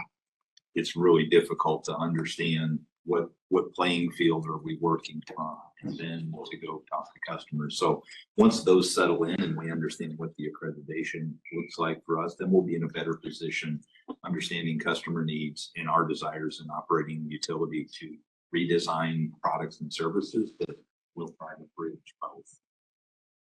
And that's expected this year. Is that what you're saying? The SPP expects to make a decision on demand side management assets? Yeah, the only asterisk I'm going to put on that answer is I believe this conversation started in 2022. Sure. Okay. So it is, as you might expect, a very contentious subject because of the impacts to customers. And so as the RTO has wrestled with PRM levels and accreditation treatment and fuel requirements and these other, I'll call matters that are really at the heart of the RTO, they've been keeping this demand response conversation going. But because of the differences of perspectives, they haven't been able to complete it as fast as they wanted to. And we have people in those conversations advocating for, if a customer is willing to do this and the customer's behavior can make a system contribution, then how do we properly recognize that in policy and then get that into the retail rates? And so I know firsthand those conversations continue. Yeah, monetizing it for the customer is ever important. So if they're going to make the investment to help us out, we need to be able to properly reward them. With the changes that are being proposed here, do you see this strengthening the conversation around demand side management even before some, I'll say, RTO types of decisions are being made? Is this an opportunity for your account managers to introduce the idea and say, we're here to help you manage your demand before you're affected by these longer term rate impacts? The discussions you reflect, Director Wagner, are ones that I feel confident, especially with our larger customers, that our teams are having all the time. It's a standard course that we would work with them on how could they reduce their usage, how could they become more energy efficient, and what other programs and services we may offer that will be helpful. Incumbent upon our account managers then is to understand their business and how they use energy, which will inform those conversations later. The current state of flux, if you will, around the accreditation doesn't lend itself to having very specific conversations with those large customers. We'll need greater certainty about what those accreditation rules will look like, because that will drive what's the required behavior, what is the applicable compensation look like. So we're only, until that's solidified, we're only looking to get so specific. I think if I understood the question properly, one of the things that we're doing is we're sending a better, more accurate signal on the costs that those customers are forcing us to bear to serve them. And when you send a better signal on your demand ratchet, the customer has more information to optimize their energy usage. And so what you see on the slide here that Ms. Hoyle put up is a clarification of the demand bands relative to the ratchet, which will be a more accurate rate. And then it will also equip the customer to be able to contemplate any sort of operational modification they'd like to make to be eligible for a rate that has a different cost to serve that ultimately we've passed back to them. The implementation timeline of this has been an important piece for us. I think Tim and Janae Reese have been very clear in the back around giving customers enough time to see it coming. And so some of these rates do not go effective 1/1 of 26. What we're proposing is to make the change, put it in the service regs, but make it effective at a later date so the customer can contemplate those sorts of decisions. And we hope that helps. The effective date's established already? Yeah, I believe it's 1/1/26. Yeah, but the applicability is 1/1/27. So a year to respond. We'll see how it affects their July bill or August bill. Then they can respond through planning and changes next year. That's the idea before it actually becomes a chargeable. So in the billing process, are you going to illuminate that? So that's like, okay, next year, this time, if you use energy in the same way, you could expect this. Maybe that we'll get to the communication Yes, element. and so Janae and the shipping managers will be working, after this is approved in December, they'll start working with those customers who are near those demand limits and give them the information that they need for next summer. This would go through and so we'd have an idea of what customers are gonna be moving to each rate based on their 2025 usage, but we'll wait until we get their summer 2026 usage, and then we'll make those changes going into 2027. So there will be a lot of communication between Janae and This is a very exciting conversation because it starts now, it started a while ago, but in 2 years, we'll have a 400,000 plus new meters installed, and so residential customers will be able to do something similar. Time of day use, where they can figure out, okay, how do I not necessarily curtail all of my load, but work with the utility to lower that demand on the system when we need it the most. So this is certainly something we will continue to expand, not just to the very large customers as depicted on the slide, but every customer will have access to some product that helps with that. Okay, but to be clear, this is only about commercial customers today. Today, this year. yes. So. Statement and question on that, I think, statement.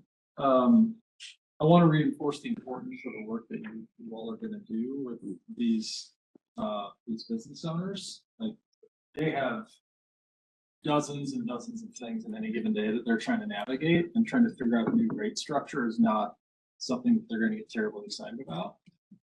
So our ability to communicate well and to help them understand what that's gonna look like going forward is just absolutely critical. Which leads me to my question. How do I put this? Are we properly resourced and I'm mostly thinking about humans, to go out and have those conversations, to be really caring and how we're gonna educate them, like, how's the team, is the team big enough? We're talking about budget, right? So budget is when we would say, let's add a person, so talk to me about resources. Yeah, I feel comfortable with where we're at. We're making some adjustments in that team. But it's a known lift each year that the team goes out, in particular with larger customers, and spends time talking with them through the rate changes and the specific impacts. In partnership with Beth and her team, we know down to customer specific, so it's not generalities. It's here's how you would be affected.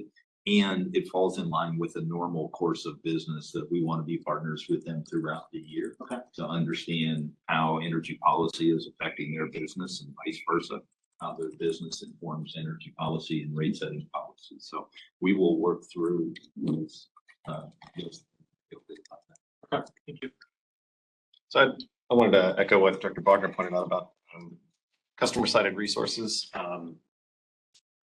I think that this is an area where technology has significantly outpaced policy. And to your point about SPP working on this since 2022, the only value from distributed energy resources is not because of accreditation. There are significant amounts of additional value to customers individually and to the system broadly from encouraging and supporting that deployment. And as we talk about increases in the demand fee, specifically in rate 232, as that goes up and battery prices fall, on-site generation and storage to manage energy is going to become more and more attractive. And I would like us to be proactive at saying, even if SPP doesn't accredit those resources under FERC 2222 aggregated DERs or something like that, it is still to the advantage of the customer for us to be able to facilitate encouraging and supporting them doing that.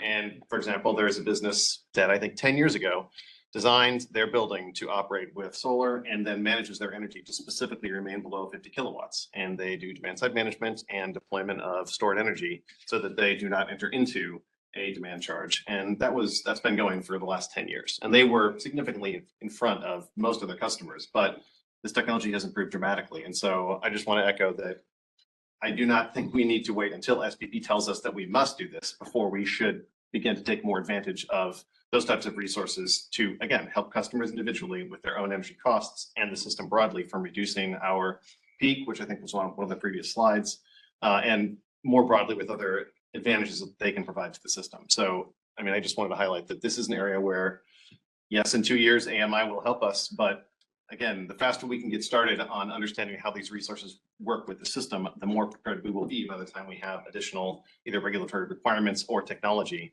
to have deployment that is most beneficial to the customers and to the utility broadly.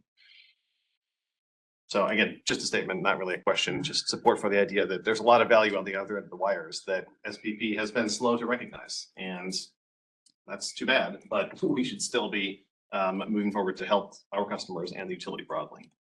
And then I had one follow-up question. We talked through several different types of rates. We mentioned residential, and then we highlighted commercial and industrial.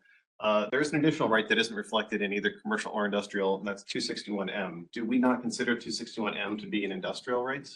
It is listed differently, but it isn't in any of the categories that we described earlier. 61M is in our industrial increase. They're part of that 8.9%.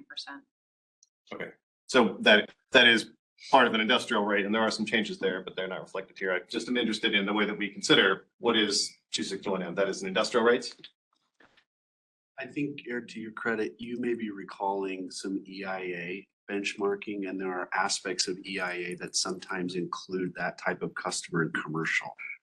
And so I think that's a great recollection if that's what you're recalling, but we show it in industrial. Yeah, I mean, I guess I just was curious. It wasn't reflected in, it's an important aspect of what we're doing now, and we see a lot of activity in that area. And so because it wasn't included in the rate table and described under any of the categories. Right, so if you go back to slide 33, and all of this is, I mean, if it gets approved, it's all part of the rate. So the increase, can you remind me of, well, going back to what is it, slide 7? I think maybe the confusion is this slide is talking about just the updated demand requirements. Yeah. Not the overall. You're talking about increase. These are structural changes to these offerings. Yeah, okay. As opposed to maybe a cost to serve, which would just be your cost is moving around, but it's not a structural change. Yeah, I'm having a really hard time. I think I got the same slide. Okay, here we go. Is that a breakdown on industrial? Yeah, I guess most specifically, there are not structural changes in that rate being implemented this year, so it wasn't reflected in the table or highlighted as one of the changes. Is that right? Sir, that's correct. So there was a cost update being included in that rate, but not a structural change, which is the only reason it wasn't included in the list of industrial rates. Yes, sir. Got it. Thank you. And for those interested, and I believe you know this, Director Williams, but the information release has all the redlined rate offerings. Yep. And so for those that may be interested in that, they can self-consume that, I suppose, at their leisure. Thanks. Sure.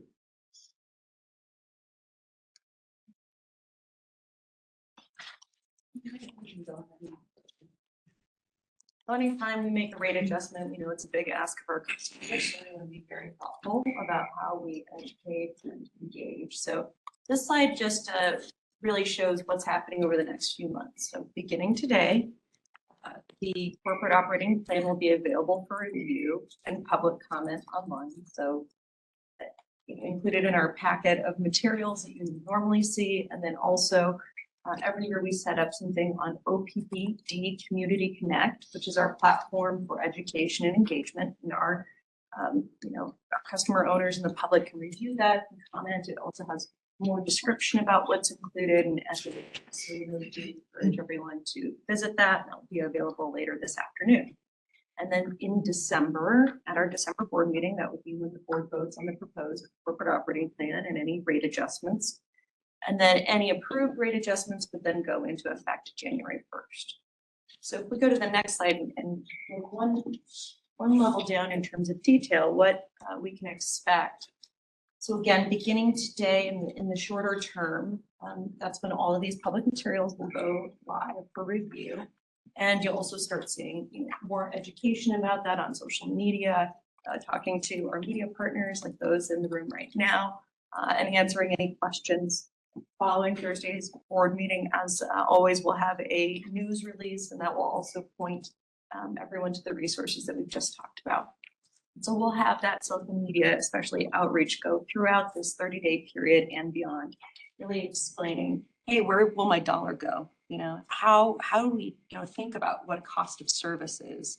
Who pays for what? Those types of materials and infographics will be included in all of these outreach materials for better education and understanding. Then in December, what we also do every year is we want to make sure that our board of directors have a full view of all of the comments and feedback that we're getting from our customer owners and the public. So there'll be 2 reports before the board votes in December, and our teams scour social media, any inquiries we might get from customers or Janae's team might get from customers. Anywhere that we are seeing any kind of input from customer owners about this topic, we compile that and we'll give a cumulative report. So December 8th and then December 16th, so that our board has a full view of everything that we're hearing. And then beyond that, December 18th, the board would, we would have another outreach and I guess blast, so to speak, and media blast with our news release, and then also, our resources like thewire.com, which is always our go-to source to be the first and best source of information. So you'll see that continue. We're using every megaphone possible to keep our customers informed. And then in January, should our rate adjustment be approved, that's really about 2 weeks in. As we are thinking about that, we're tailoring communications for customers and are able to send them tailored communications about, hey, based off of what your bill was last year, or what you can expect for impacts to your bill this upcoming year. So that goes in mid-January. Our team will work really closely with Janae's team. We'll have much more personal conversations, with our business customers. And so I also want to point out that beginning today, just to underscore what we've spoken about, Janae's team will begin having those conversations with our commercial and industrial customers about, hey, here's what we are proposing, right? It's all the proposed impacts, but we know it's important to speak with them early. So that begins today, and we want to make sure everyone knows that. And then finally, if we go to the next slide, last slide, these are just a few of the things that we want to make sure that our customers understand, right? So in the short term, where does your dollar go? How are rates set? Who pays for what? And we also are committed to educating the public more in the mid and long term about some of those bigger trends. So tell me more about the rising value of energy. Why are we seeing some of these trends?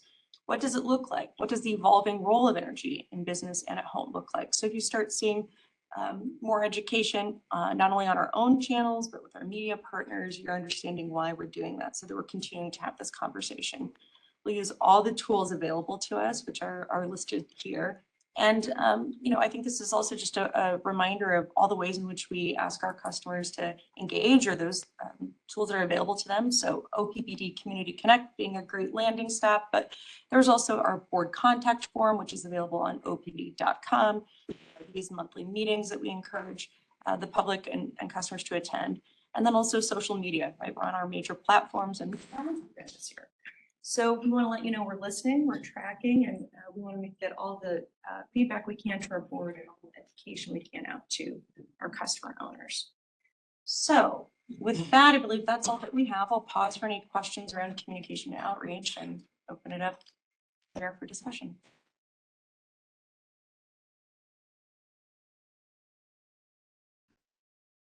Directors.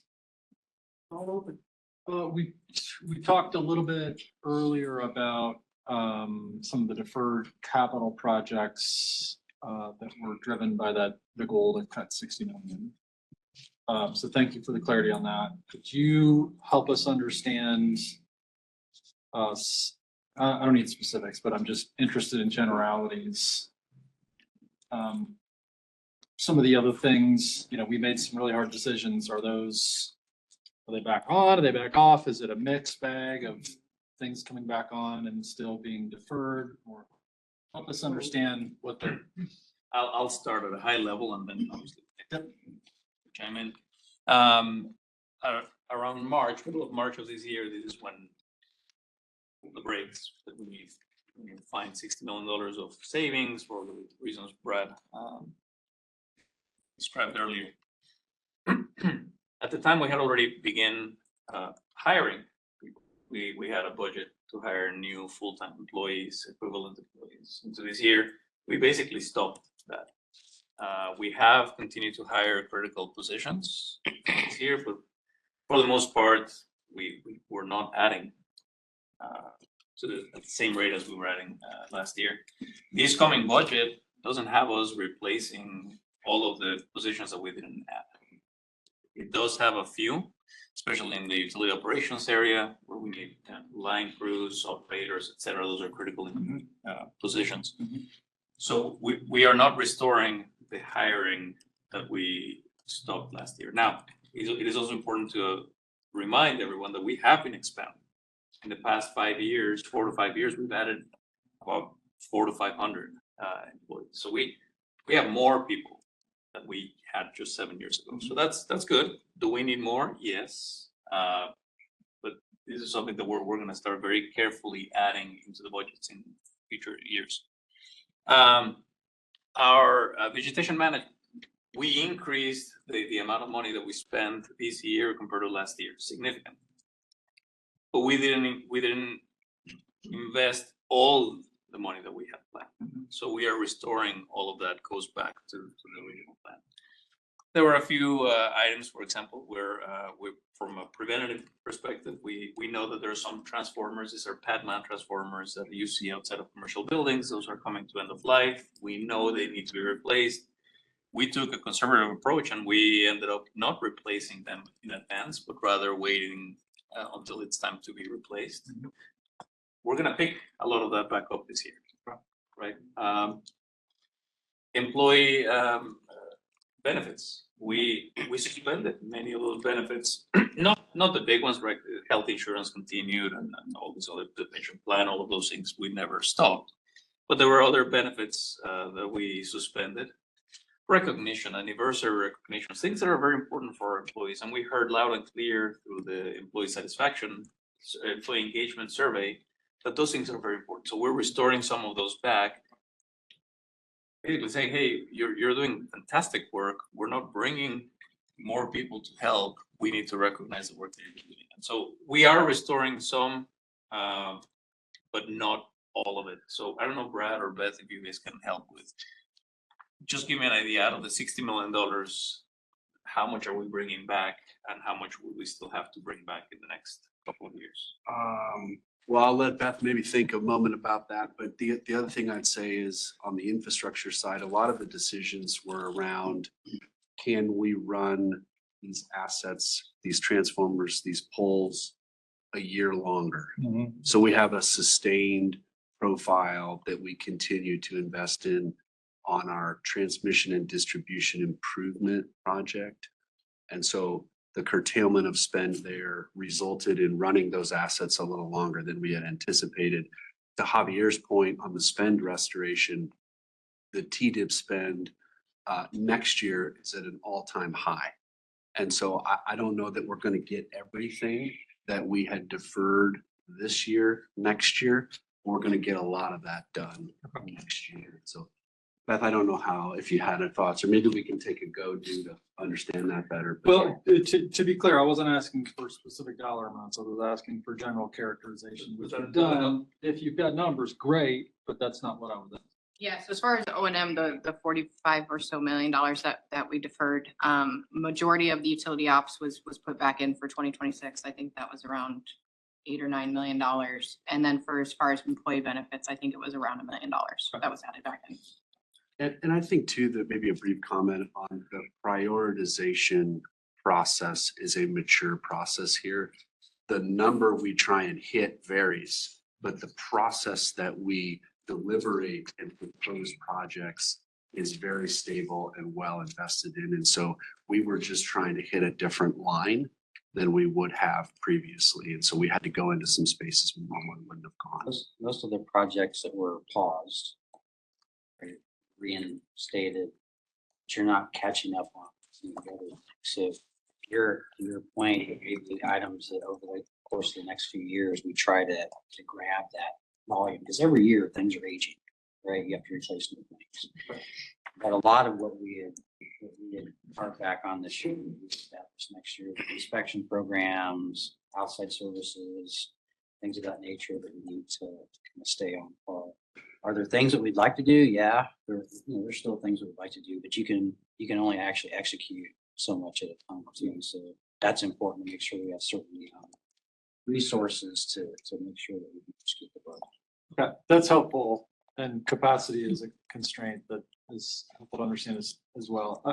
Part of what I'm sort of curious about is, are we continuing to push things to the right so as to create a body of deferred maintenance work that is just untenable?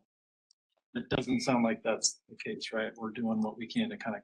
Yeah, the way I look at it is our asset management group has worked out over time and said, hey, here's the state of different assets, and here's some timeframes we may want to execute those. And there's some you can take more risk on than others, obviously, like transformers, you don't take those kind of risks. There's always going to be things in the backlog that you take care of. I would be very concerned if we were limiting things like we limited this year for several years in a row. That's where I would start to have a lot of concerns. But since we're reestablishing, we're moving back in, are there some things we're going to have to get caught up on? Yes, but it's manageable from that standpoint. Going back to Director Bogner's comment earlier, we endured some financial headwinds this year. Let's not do this again, because what you said, it's not sustainable. We can't do this. Yeah, I think I've been pretty loud about that. Yes. And acknowledging that this time last year, we didn't have a full appreciation for what those headwinds were, right? Like we approved the budget and then we learned a lot more in the next couple months. So space for navigability there. Director Williams, or Director Moody, sorry. What I did want to add to that though is he's speaking for utility ops. I've got fleet and I have facilities. And so we really have dived in to get an asset management thing that we can put in front of finance to look at the risks of a lot of that. We're behind. I'm going to be real clear on that. We are behind, but we also recognize that the risks that we have for that, we need to bring forth to the organization so that we can know how to prioritize those risks and whether they're acceptable or not. So I don't want to make it you know, Troy's 100% right for the utility ops side, but there are some parts in ours that we do need to address, and we are bringing those forth and talking to finance about that as well. Great, thank you. Go ahead. I was gonna throw out if that's okay. Finish up. You talked about the mature process that we have for how we do budgeting. And I will name that last year, one of the most valuable things that I experienced was having an understanding for how that process, where that process started and where we landed. So in other words, Yeah. the rate increase that we experienced last year, I think my experience was I need more information about where we started and what was, not specifically what was cut, but like, once I had an understanding for there was the proposed rate increase, once everything was in, before you started value engineering things out, was a really important and big delta. So my question then is like, can you characterize for us, you know, we landed at 6.3% again this year, but broadly speaking, when those first requests came in for all of the things that we want to or need to do as a district, how was it? I don't need specifics, but generally, was it a 10% rate increase? Was it 20? Like, I'm trying to make sure our customer owners understand. We're not just doing everything that we want to because it feels fine at this point. You know what I mean? Sure. So just to lay a base, the process kind of starts in March and April. And in March and April is when I think Javier rightly identified the need to manage the costs for this year so that they didn't turn into a rate increase next year. That was 4%. So let's just add the 4 to the 6 for discussion purposes. That's 10. Back when we first snapped the line, mid Q2, it was, I would say, notably higher than 6%. Okay. And it did not include the 4%. Okay. That had we not gone through the cost management.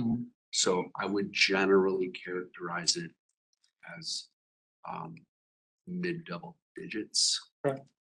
So it's been a considerable effort to go what I would call white knuckled and really put our hands and hearts on it and shape it in the right way to make sure we get the right outcomes for everybody. Okay. So, Yeah, I say in a different way, going into 2026, all of our managers and directors, they are still working under the assumption of the same type of cost savings that we had last year with a few more resources. But that's part of what Brad just described.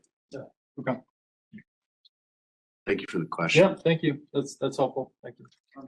Just to add one more thing to that, I think historically, we might have just started with what line are you trying to hit, and we would kind of self-prioritize things out. But the way things are set up now, the entire business brings everything that they can see, right?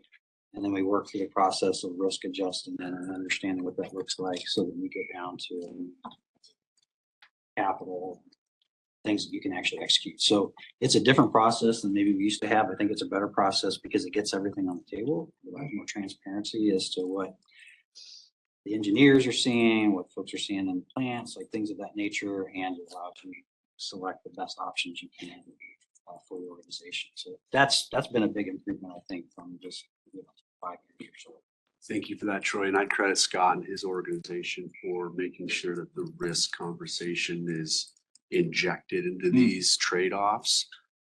We have business unit sort of leads in operations and facilities and others, and they can talk about the risk. And then Scott will kind of, his lieutenants will kind of come in with the risk program and help us kind of level it across the business. And so the risk in finance is different than the risk in ops, is different than the risk in facilities, is different than the risk in tech. And that's the piece that we've really been continuing invested in. That RPC has been a big piece of that, as Javier noted, really the Resource Planning Council. But we have our best leaders doing these things. And so that's what we need to have. Thank you. Well, I wanted to ask a question about human capital. You referenced that there had been minimal hiring only for the most important needed people. One of the things that was cut, if I'm recalling, was interns, maybe in engineering, that you might have, nurtured along and maybe been able to hire later on. So I'm just curious about where that lies now. I'll respond at a high level and then Jerry maybe can help. We, yes, many of these programs were paused. Mhm. Engineering is a function that we struggle to find electrical engineers and any other engineering practices. So that those positions have always stayed open. We haven't stopped hiring engineers. In fact, it's a public service announcement. If you're an electrical engineer, check out our jobs page because we're happy to talk to you. But I think in the same spirit, internships for engineers is something that's important to us. So we did end up prioritizing, and we have boot camps also for line workers, underground. A lot of these work didn't stop, but I don't know, Jerry, can you expand a little bit more? No, it didn't stop and it was it was funded.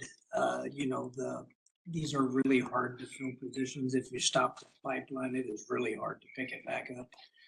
So what we have done is we've went and looked more strategically from the workforce planning piece about are these long-term engineers for the organization. So we put a little more rigor in that piece of it. But we've definitely not stopped hiring. So thanks for the public service announcement. We will take, we still need engineers. So we've not stopped. Sure, in terms of the transition to a full-time position here this next year. So it's a very good pipeline. That's what this was. Thank you.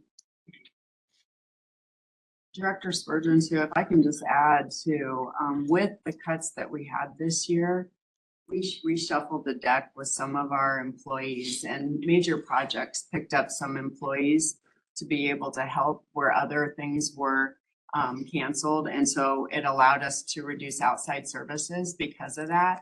So we didn't just say stagnant, we gave opportunities to people to look at other types of work within the organization and make their, it not only helped that part of the organization, but help those particular people in their development too.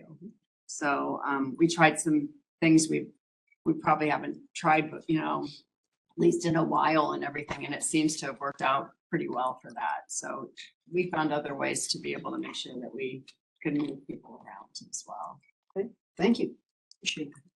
I would add, I would repeat what you said, Gina, and I would add the other thing that I think happened that I found really quite wonderful and it's attributable to finance and how they brought information forward. We've built more skill in the areas around finances and how it actually works in the company. And they've brought ideas forward because of that and said, hey, we need to look at this differently. We can find cost savings and we can do this differently with less people and we can draw on other skill sets. There was a lot that came from what happened in the organization in a very positive way.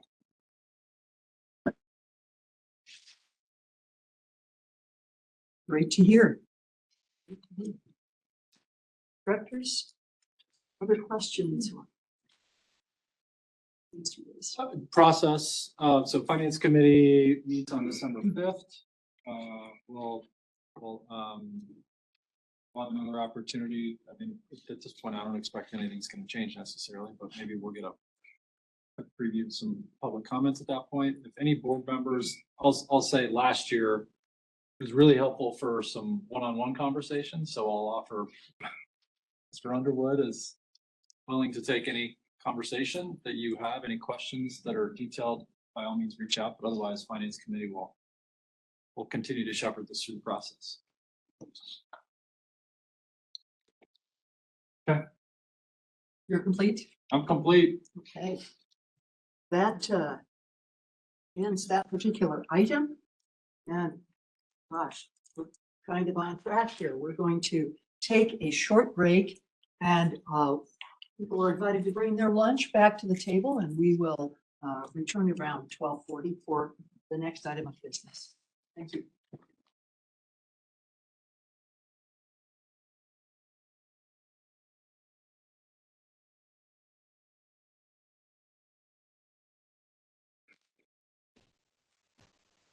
taking our brief break and ready to continue the meeting.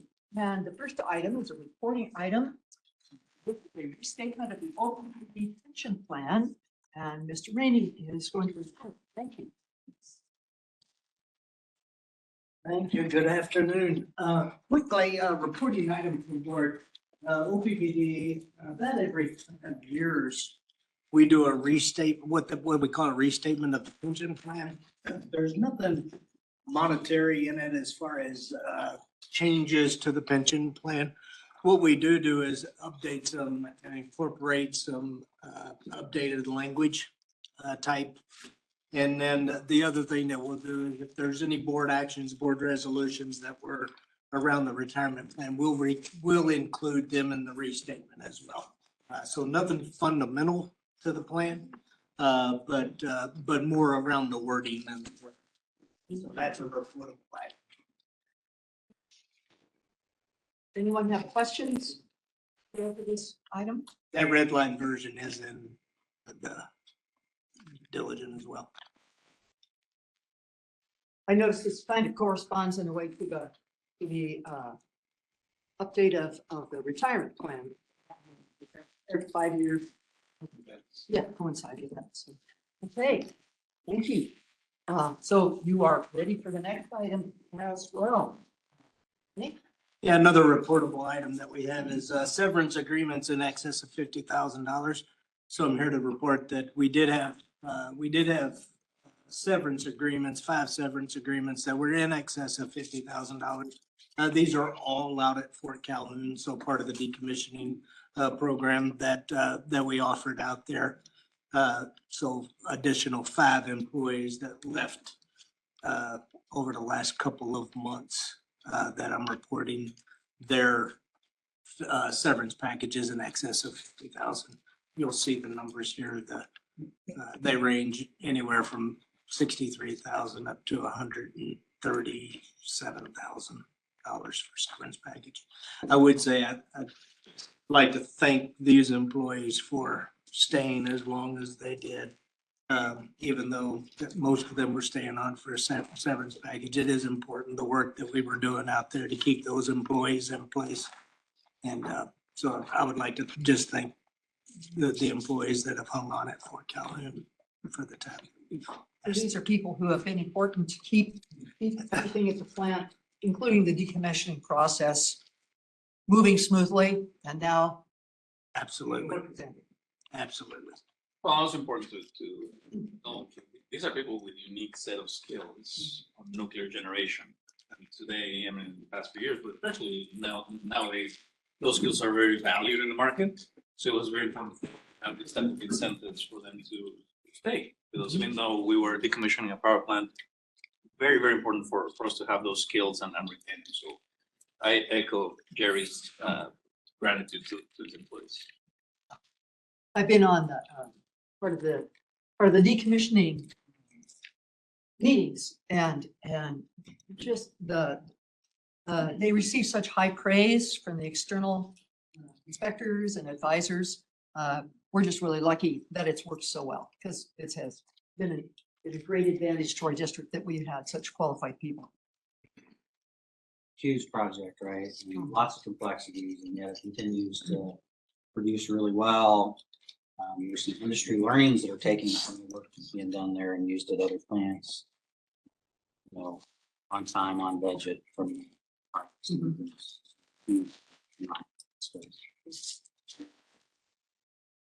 Directors, any other comments or questions? See none and hear none. Thank you very much, Mr. Reed. Appreciate it. Now we move on to another reporting item, advanced metering infrastructure, AMI update. Mr. Underwood. Thank you. Today we have Aaron Smith joining us. He leads our distribution planning function, and he is the business owner for the AMI project. So Aaron's got a great story to tell us today. Aaron, I'll turn it over to you. All right, thank you, Brad. Good afternoon, everyone. Excited to be here today. Since I last joined you in August for our quarterly update, we've had a ton of achievements and milestones and lots of cool updates to share with you all today. So very excited to get into that. We'll talk about our soft launch meter deployment and how that's going. Our new outage management system. We'll talk about our new outage map and new My OPPD portal that are both live. And then just this past about a little over a week ago, we went live with our new asset management system, which is Maximo, and our new field service management system as well. So lots of great stuff to report on. So in terms of our meter soft launch, so this was some stats as of last week, almost approaching 8,000 meters between residential and commercial industrial. You see some shots on the screen here. The yellow means it's completed and installed. So kind of some shots from our North Metro area, Carter Lake, Epley Airfield, and South Omaha Metro area as well. So those areas are virtually complete with a handful of exceptions. We've also completed some installs in kind of the Westgate area as well, and are now moving and making some installs kind of out towards Millard and Elkhorn, and have also completed some installs in downtown at the couple apartment complexes there. So installation progress is going really, really well. One thing I'll note, our meter installation vendor, Allegiant, helping us with the residential installs, have noted to me and our team how appreciative they are of our customers here in the Omaha area. They say they're some of the most friendly, cooperative, and accommodating customers that they've worked with, and they've installed meters all over the country. So just great to hear about our customers, which we all know, but just awesome to hear that from the staff there. So progress is going well. Things are running a bit ahead of schedule. So there's a high likelihood we may finish the soft launch portion of 11,500 prior to Christmas. If not, we will finish for sure in January, but there's a good chance that we will be done before Christmas, which would be awesome. If you'll go to the next slide. So also in September on the 7th, our new outage management system went live for our grid operations team and our field teams. And then we started doing the soft launch meter installs October 1st. So just a few weeks in, I think we had about 1,500 meters out in the field at this point. We had our first AMI meter reported outage come in. And I think many of you board members have heard about this in some form, but wanted to kind of share this more broadly. Really exciting. So the meter itself reported the outage into our outage management system. We rolled a truck out there and found that there was a loose wire on the overhead service to the house, causing the power outage to the home. And it happened to be that this customer was not even home. So they didn't even know that the power was out. So we were able to detect the outage, roll the truck, restore the outage in about 45 minutes. The customer was down there. And we don't know, they could have even been out of town. So we may have saved a whole refrigerator full of food or an aquarium full of fish or whatever the scenario may have been. So very, very cool. This is kind of the piece that we've been building for with all these major investments of systems to kind of be able to get to this point where we can automatically detect, roll our crews, restore, and communicate that we've restored the outage. So really, really cool. We've had several more since this point, but this was our first one on public. Really cool story. The value and the benefits of this AMI investment in terms of our outage restoration efficiency. Yeah, let me stop there. Yeah. Just to emphasize this example, because this is really a dream come true. There are many, many benefits of the AMI ecosystem investment that we're making. Many. But this clearly is probably one of the most visible to our customer. Many customers may not even know that today, if they experience something like this unique to their home, we don't have a way of knowing. You have to call OPPD, say, hey, I'm out of power. Then we figure out where you are, and then we send that truck. And our service professionals will do the same quality of work, right? But these, you no longer have to call OPPD. If your house experiences an outage like this, we'll know in some cases even before you as a customer owner. And that to me is a game changer. really modernizing the customer experience for our customers, which I'm so proud of, so excited about all the opportunities and possibilities that this opens up that are going to be very tangible to customer owners. One day in the next few years, someone's going to go back. You remember when we had to call in this outage? We no longer have to. Easy is that first step, which is super exciting.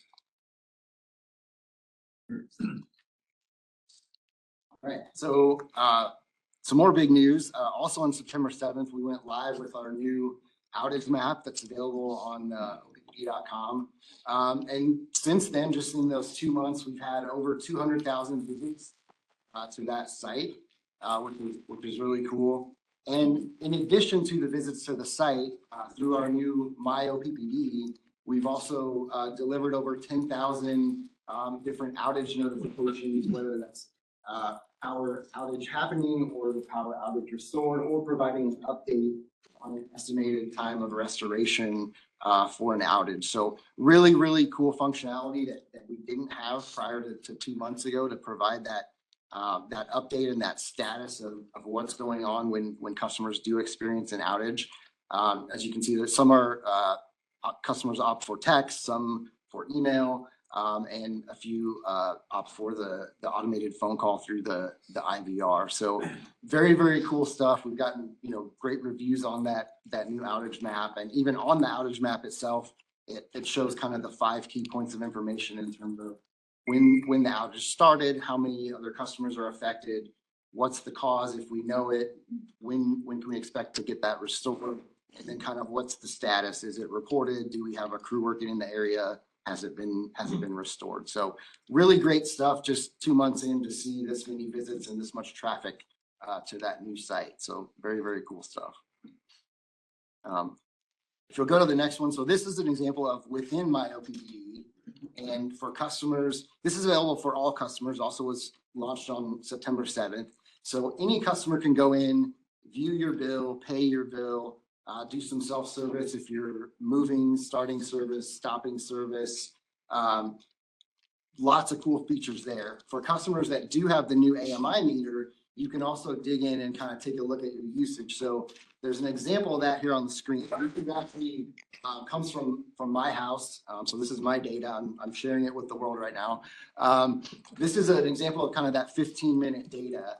And what's interesting about this is, like, you might look at that and say, okay, well, you used a lot late in the day, like, it might not mean anything to you, but to me, I know exactly what that was. So my oldest daughter is a sophomore in college. She came home on the weekend to do some laundry.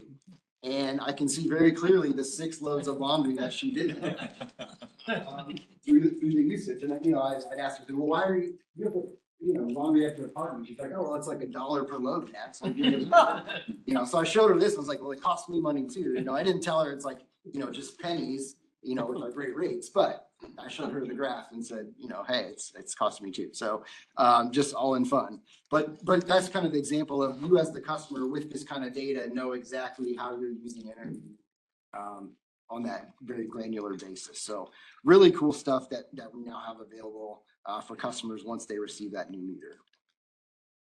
If you'll progress to the next one, please. So kind of some stats here along with that. We've had 8,000 registrations for that My OPPD portal of new customers that didn't have access before. 79,000 who had our existing My account were migrated over. We've had over 276,000 logins to the portal just in 2 months. So really, really cool stuff. And then also you'll kind of see an example of some of the notifications. And these would be kind of like the billing type notifications. Hey, your bill's available to view, your bill's coming due, or hey, your auto payment went through. And as you can see through that new payment portal, through this, the My OPPD, we've had almost 40 million of payments received through that portal. So everything's working really, really well with that. Lots of traffic, lots of usage. So great story.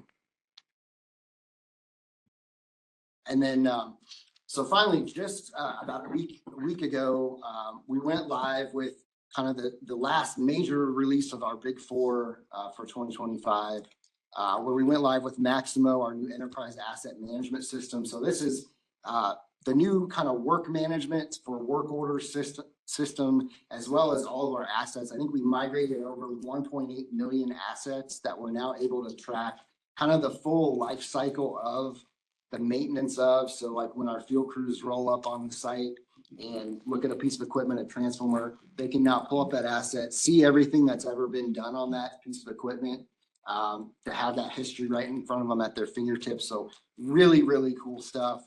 In addition, we launched the Smart WX, which is management, so that we're now all digital work orders for all of our planned work out there. We no longer have the paper work packets. Everything is digital on the screen. Again, they can look up information on the assets. They can see the job. They're able to kind of complete and say, here's what we've done today, what status is in there, any changes or kind of red lines to jobs are able to do digitally. So really, really cool stuff. There's automated kind of scheduling engines built up within there for different orders that we get lots of and do lots of batch scheduling for. So really, really cool stuff. These systems are kind of in that hypercare period. So we're kind of working through little pieces that we're finding, but all in all, things are working very, very smooth.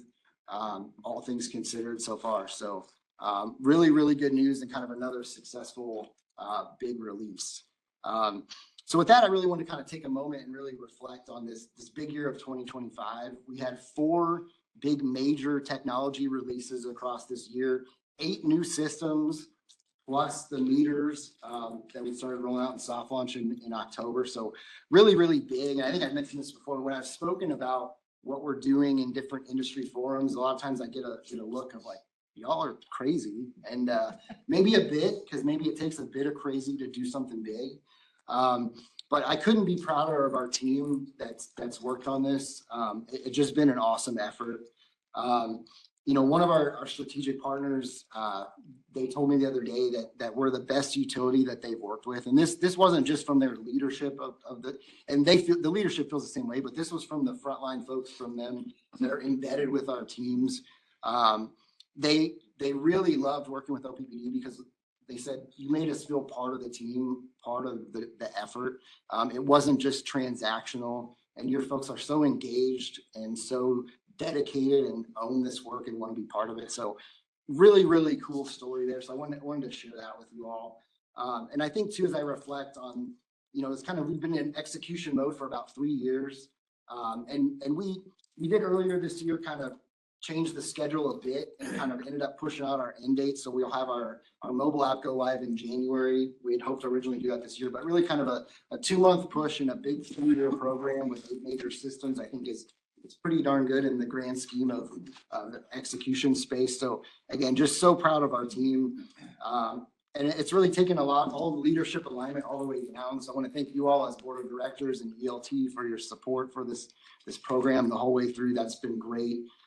Again, I mentioned our customers, the installation vendor, for their work. And maybe I'll share a story there too. I was at the Ceresco AMI open house a couple weeks ago.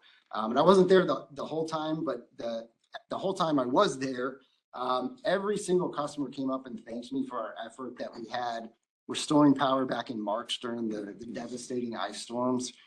Every single one, they said, given that scope of damage, I can't believe you guys got the power on as quick as you did. And it was multiple days, but still, just a reflection. So just want to point that out. We have something really special here at OPPD with our staff, with our customers, with our public power model here in the state. So I just want us all to make sure we don't lose sight of that. As an industry, we have a lot of challenges. We have important conversations that'll go on today. So I just want to highlight all the great things we have going. And again, I couldn't be prouder of the team and the effort that we have. So thank you. And with that, I will open it up for any questions. This is tremendous. Thank you. I appreciate the stories too. Like it brings it to life. So thank you for sharing those. That's really, really powerful. Mentioned the AMI open houses. Curious about comms for those that have the meters. Do you have any kind of exactly learned or how the communication's gone in advance of we're coming to your house, we're replacing the meter? Curious how those are going and like going forward. Is everything going as planned or? Turn to you or Matt. Yeah, I can start in that. You can jump. So we've done kind of like the 90-60-30 plan. And again, those kind of that maybe didn't get the electronic communication, we have sent letters to their home. We've also kind of done some additional kind of share the open houses. And so actually at the Ceresco open house, we had our biggest attendance of 40 community members, which was great.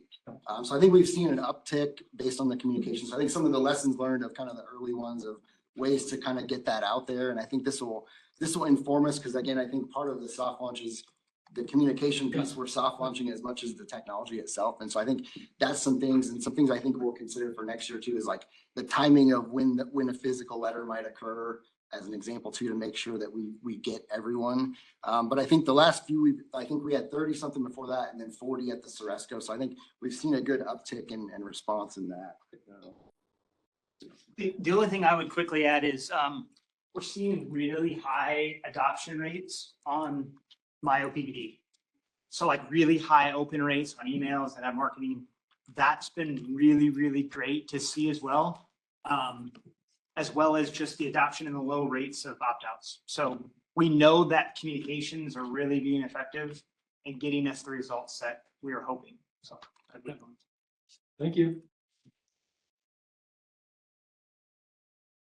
Other comments, questions?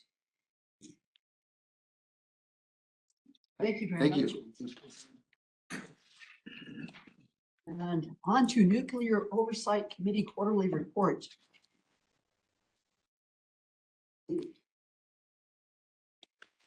Mr. Vi. Brad, I guess you have a report to go. Wow, this is news to you and I. Yeah. So I think we have. Well, Troy by our chief will bring up. We are paying attention. I was looking forward to Brad giving it, frankly.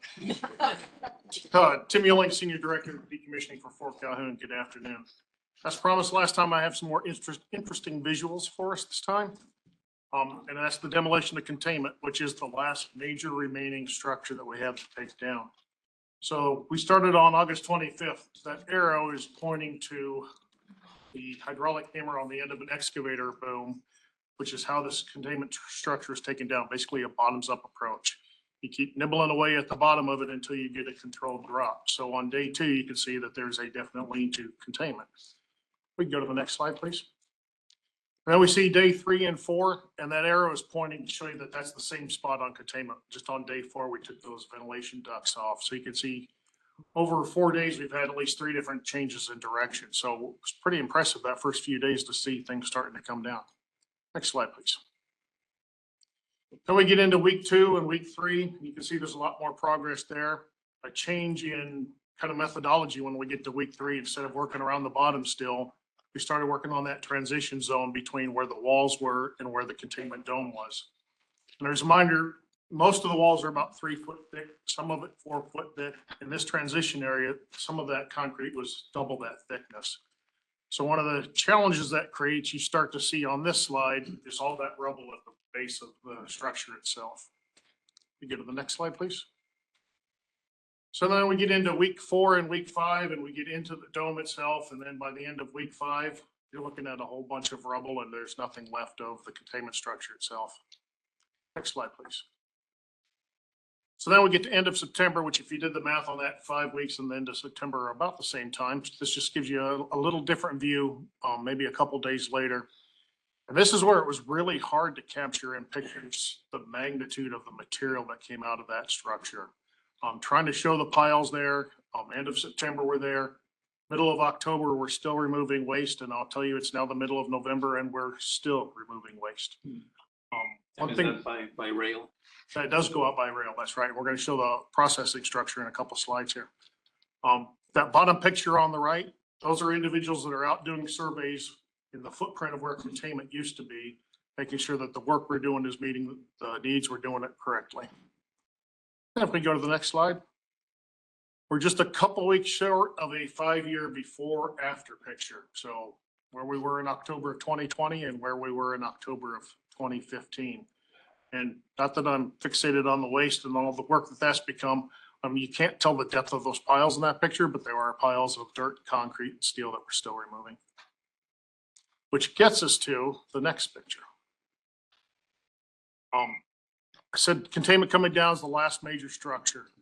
There is one more structure that comes down after that. That's the waste processing structure, which you're seeing in this picture here. But if we go to the timeline, say containment demolition completed by the end of this year. The demolition of containment itself is done, but the job isn't done until the cleanup's done. That's why we've got to the end of the year to continue moving that material up into this processing structure where it's loaded onto rail cars and then shipped to Utah. We expect that last rail shipment to be the beginning of the second quarter of next year, which includes this waste processing structure. That gets taken down as well and shipped off as well. There will be a few truck shipments after that throughout the year next year, but the last major movement of material will be the beginning of the second quarter next year of the year, right? That gets us to the milestone that we talk about every time I'm here, which is substantial completion, third quarter of 26. So that has stayed in the same spot. One thing I wanted to refresh on is just what that means. And so that's the information up at the top there. So it's the shipment of containment itself, it's disposal of this facility, and then it's restoring both of those areas to grade. And the one that we don't talk about a lot, other than like say every time that we continue to do radiological surveys, is that we complete at least our initial set of site radiological surveys by the third quarter of next year. And that sets us up for submittal of the final package to terminate our license by the end of 2026. One thing I did want to bring out is the federal government shutdown has had minimal, if any, impact on the physical work. There's some potential that we still need to understand for impact on substantial completion, but more likely the license termination package submittal. During the period of time of the shutdown, none of our documents were being reviewed. So we need those to be reviewed and approved to set the path for finishing this project out. I don't think it will be a substantial impact, but I wanted to bring it up just in case it turns into more than I believe. And then the most important thing probably, in my opinion, is the people part of it. We talked before about the importance of the people of the project. I was glad to hear those comments. This does become really real. Next year will be the final layoffs of the people that are part of the decommissioning project. Now we still will have employees on site 24/7 after that for fuel storage, safety and security of the fuel on site. But the decommissioning staff, by and large, all those individuals will depart next year at one of these milestones in the second, third, or fourth quarter. So to summarize, still on track for substantial completion by the third quarter of next year, and we are still on budget. That's the end of my report, pending any questions. How big is the staff out there now? For just OPPD employees in the decommissioning project, it's about 32 people right now. And then contractors, much more like 150 contractors or so. For those 32 people, are we working with them to potentially find district in some way, shape, or form? Many of them, you know, we've offered some of those opportunities. Some of them are retirements. They'll have a retirement. Most of those conversations have already occurred. They continue. We've been absorbing those staff for quite some time. I don't know if the count is 150 or something over time. I mean, it's been pretty consistent. Yeah, just add a little more to that. About 2/3 of those individuals are retirement eligible, not necessarily full retirement, but some eligibility. So that leaves about 10 people that aren't. There isn't a guaranteed position for them to go to, but we allow job shadowing and things where we can. Tim's been really good about making space for that with the staff and having conversations and working with other peers and utility ops. That, hey, we got this set. So there's been a lot of that type of activity. And I will tell you today, I think what I have observed and heard throughout the organization is our current employees who used to work at the nuclear power plant have some of the best quality of work, discipline, rigor, because they learned that at the nuclear power plant, right? So when we bring them on to the rest of the organization, they just shine. Mm-hmm. And so there's a lot of interest in continuing that work. Quickly, very quickly, if you can, the work that you described, Tim, is monumental. Something that we oftentimes, or an average member of the public may not realize, is that you're doing all of these at the same time as you have to take absolute care about radiation, right? So you're doing all of these, making sure that there's no contamination, that there's nothing that leaves the site without being properly disposed of. So can you speak a little bit about that, and maybe that picture that you have in there, that's your final check as you load material into the train? Yeah, that's a great question, Javier. And really, there's three groups that combined make up over half the staff. I would say probably 2/3 or more of the staff. Our radiological protection operations group that's monitoring all the work that's in progress. So as that rubble is being loaded onto trucks, they're monitoring the trucks, they're monitoring the people to make sure that that's going well. And then inside the waste processing facility, we have more of those people doing that same type of work up there. But we also have our waste processing group that's responsible for ensuring the material gets loaded correctly, that it's properly accounted for, that those rail cars are properly placarded as they leave the site, properly lidded to make sure that there's no issues as it's going across the country. And then the last group, which is the biggest of those three, is the final status survey group, which is a group of individuals, both the technical in the field, and then the people with the computers and the smart pencils that do all the site radiological surveys to ensure that what we're leaving behind is well within any sort of limitations. So yeah, that is definitely the majority of the work. And for 2026, that will be 90% of the work. And just to put one more final point to that too, you also have the NRC that comes in and does their own inspections to make sure we're indeed meeting.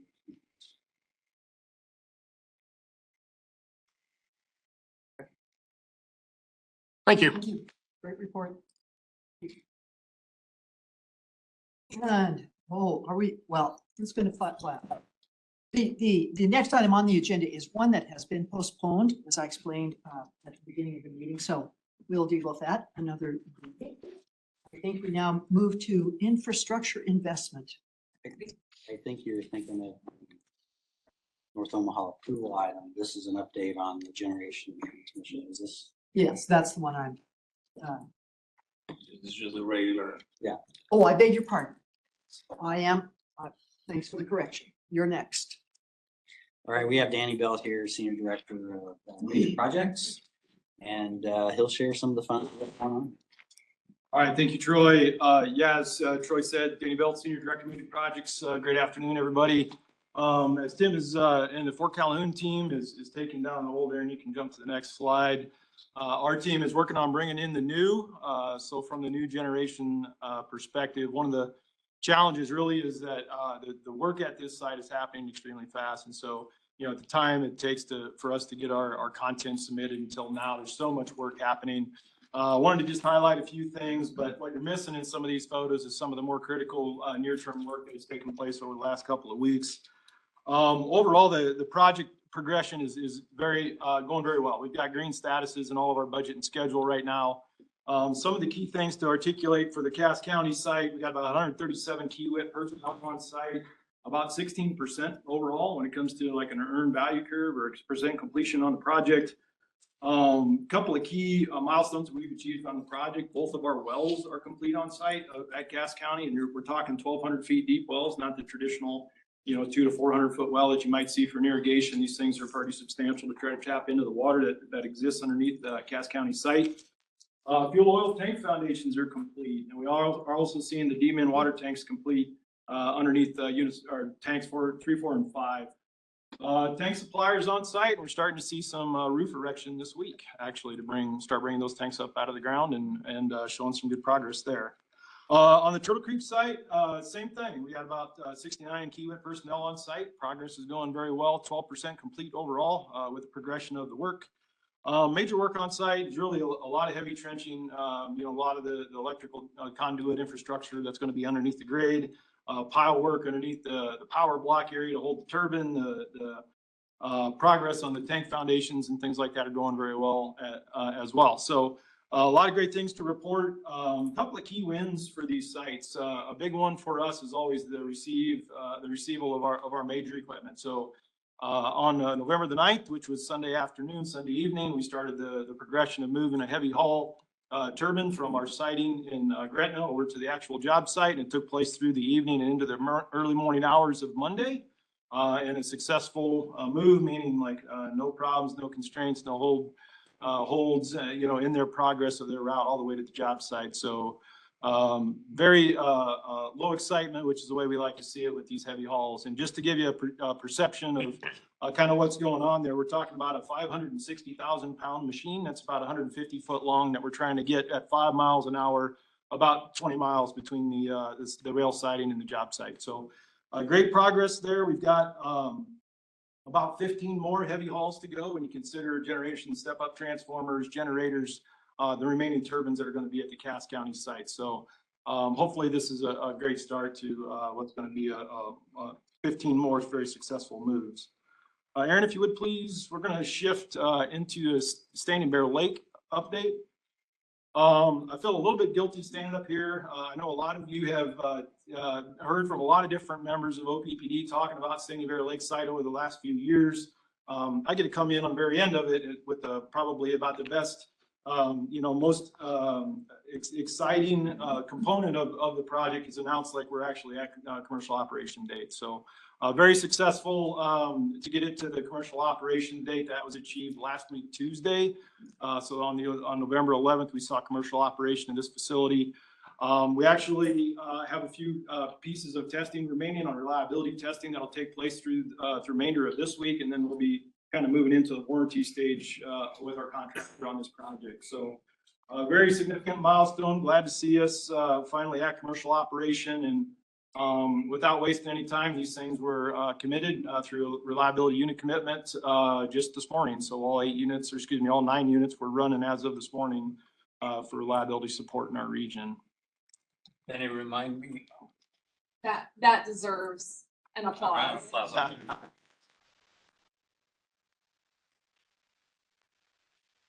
That's true. It's not every day that we get to announce we have a brand new power plant.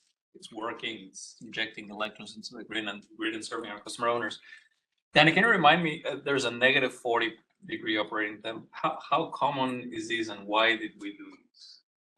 In this particular case, minus 40 is probably not very common in the industry. A minus 30 would probably be more common based on available components and that sort of thing. We have seen temperatures in our region. We've had past experiences like Winter Storm Uri and things like that that really drove us to trying to achieve a much lower operating temperature to make sure that these units can start and operate in those cold temps. In the early stages of negotiation with the EPC supplier, it did cost us a little bit extra to get the turbines and all the components capable of operating at minus 40. But it's not unique, and or excuse me, it's not common. Somewhat unique for this site, but glad to have that extra temperature range for the types of winters we see here in Nebraska. All right, very good. Aaron, if you could jump real quick into the transmission and substation components of our major project work. I'm just going to go kind of down the column on the right, just those gray boxes. Although this slide is pretty simplistic, it's really only talking about a couple of main transmission projects that we have in motion. It's really because of the stage of the projects that we're in. So, down the column on the right, you're seeing that we have 7 projects that are still in scoping, initiation, 6 that are in early stages of engineering and right-of-way development, 1 project in the construction phase. So you're talking about 14 different projects that make up about 184 miles of transmission. Not all of them are at the construction phase. We don't have all the fun pictures to show of big foundations and structures going up and helicopter usage and some of those kinds of things quite yet. But I am pleased to say that we are under construction on the Cass to Sarpy transmission line. We started about 3 weeks ago. Of course, distribution and substation type work was happening long before that. But starting that transmission construction is a big milestone for us. Making good progress. We're 12 of 182 foundations are in the ground now. Making great progress in some of the right-of-way clearing and the other activities that are happening in concert with the foundation work. Starting to receive a lot of structures in the coming months in our storage yard to be able to haul those to the site, or excuse me, to the structure locations when we get there. One of the bigger achievements for us on the Cass to Sarpy transmission line is that Platte River crossing. It's a pretty challenging, anytime we have a river crossing happening on a big transmission system, it's a big deal. The soil conditions, the size of the span length, basically the distance from bank to bank, the heights of the structures that we're talking about. So in this particular case, we had 4 pretty significant foundations, about 103 foot deep, which is, I believe, a new record for us, at least in the transmission space. to be able to support those structures to hold 3 different circuits crossing the Platte River there where we're crossing near Highway 50. So some great progress on that project.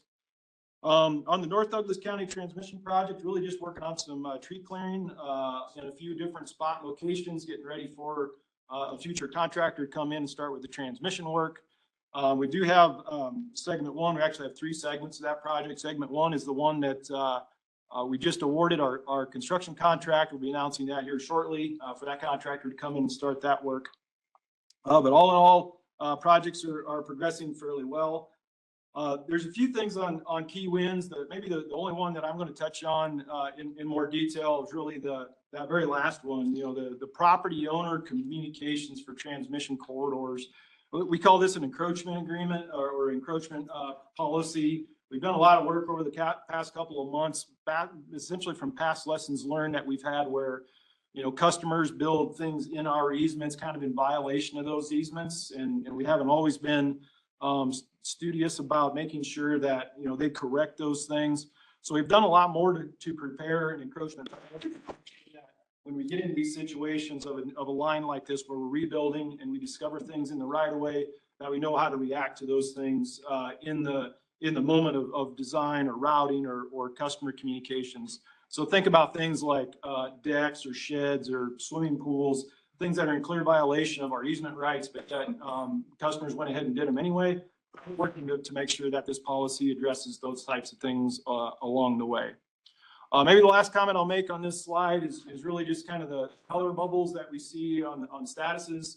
Overall, the projects are going well. They're on schedule. We're still leaving that budget kind of in that red phase just because we still are seeing tariff impacts. We don't necessarily have construction contracts awarded for all of these contracts, and we really just don't know what the environment's going to look like in the later stages of maturity of the rest of these 14 projects that we're working on.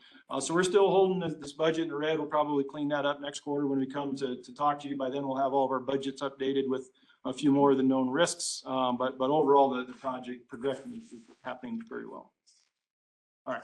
So quick question you mentioned, if you could go back and I get a quick update on JTIQ funding, federal government funding for JTIQ. Yeah, great question. So there was, I'll say, a news report a couple of weeks ago that had suggested that some aspects of a large section of grants may not happen. It was just a news report. Since then, when we were down at Southwest Power Pool a week or 2 ago, the RTOs, both MISO and SPP, had shared that there are ongoing conversations with the DOE. That was generally interpreted by at least the SPP team as positive. And so we just continue to invest in those conversations and move it along as best we can. So for a short period of time, the news was no grant. And that was clearly reported out. And that is still a possibility. But there is so much nuance on, there's one entity that applied for the grant. There are many states, many utilities who are the recipients of the grant. And I think this is where these conversations are happening with the Department of Energy to say, hey, these are important projects. It's not just one applicant, it's many of us here. And so I think that's where we're at right now. We're cautiously optimistic that the grant will not be completely canceled, but we will be able to get some. And just as a reminder, that grant is worth 87 million. Yes, sir. To OPPD alone. And So that's just OPPD. It's a much larger grant for. Correct. My understanding is it's the largest grant done ever by the Department of Energy, and it's about $500 million. About 500 million, yes, sir. Yep. It's massive. Thank you. Okay, as part of our commitment to the board from the May year engineer certification process, we have a resolution kind of noted at the top there. Our commitment to you is to continue to bring you any kind of updates we have and how we're using this engineering certification and that through that resolution and the board vote. In this case, the systems management committee got to see a little bit more in-depth conversation on the TASCA process, so the Transmission and Substation Construction Alliance. So I'm just going to provide just a real quick snippet, kind of indicating the next stage of progression that's happening with our TASCA effort. This is going to be a very simple explanation to what has been a very, very complex effort for us over the past almost year. Really what it is, we're creating an alliance contract with like I said, we'll call it a short list of contractors on both the substation and transmission sides of our business to help us with some key project risk mitigation that we have going on. And I'll talk about it in a little bit more with my wrap-up slide on project risk, but we continue to see continued pressure in the market for labor resources. You know, it's most prevalent in the generation space right now as other utilities are having struggles finding EPC suppliers in that market space. We expect it to happen and continue that way as delivery projects quickly catch up to where the generation space is at. So we're really talking about a pretty significant risk mitigation effort that we're trying to ensure that these suppliers are going to be available when we need them to build these projects. So that's what it is, an alliance contract helping mitigate project risk. Right now, we are at the completion of a lot of our investigation, our interviews, our selection process for these contractors. And really, we have our contractors identified, and we're mutually negotiating service agreements with all those suppliers to make sure that we're ready to go for when the actual projects are ready for bid. So that process is ongoing right now, and we actually just had a contractor orientation with these suppliers this morning out at our Elkhorn Center to provide them all the information about what this is, key points, who we are as a utility, safety requirements, you know, contractor badging requirements, all those kinds of things. So great to see this project continuing to progress. It's been, like I said, a long time in motion. We've got some great suppliers that have been willing to partner with us. We're not maybe the first utility to have done something like this. We do see this as a pretty common thing for a lot of the larger utilities in our region or in our country, where they have some sort of an alliance contract with some key suppliers to help speed up or ensure that we have great alignment with certain suppliers, I guess, in the construction space. So our traditional bidding approach, you know, where we went sealed bid and negotiated, or excuse me, without negotiation, is not as common in the industry. So we're really kind of getting on par with our peers here. So we're actually able to gain a lot of knowledge through a lot of benchmarking and interface with our neighbors to make sure that, you know, we're kind of doing it in ways that incorporate best practices that they've learned. I'm ready to move just to the last slide. So I wanted to wrap up just my component of this update with just a few program risks. Yeah, I'm not going to touch on all these that are here. You hear us talk about them about every quarter when we come to present on these things. What I figured I'd do is maybe just talk about, let's say, the three on the left side of that middle section. Labor constraints, we're still seeing this: office, field, craft, specialty services.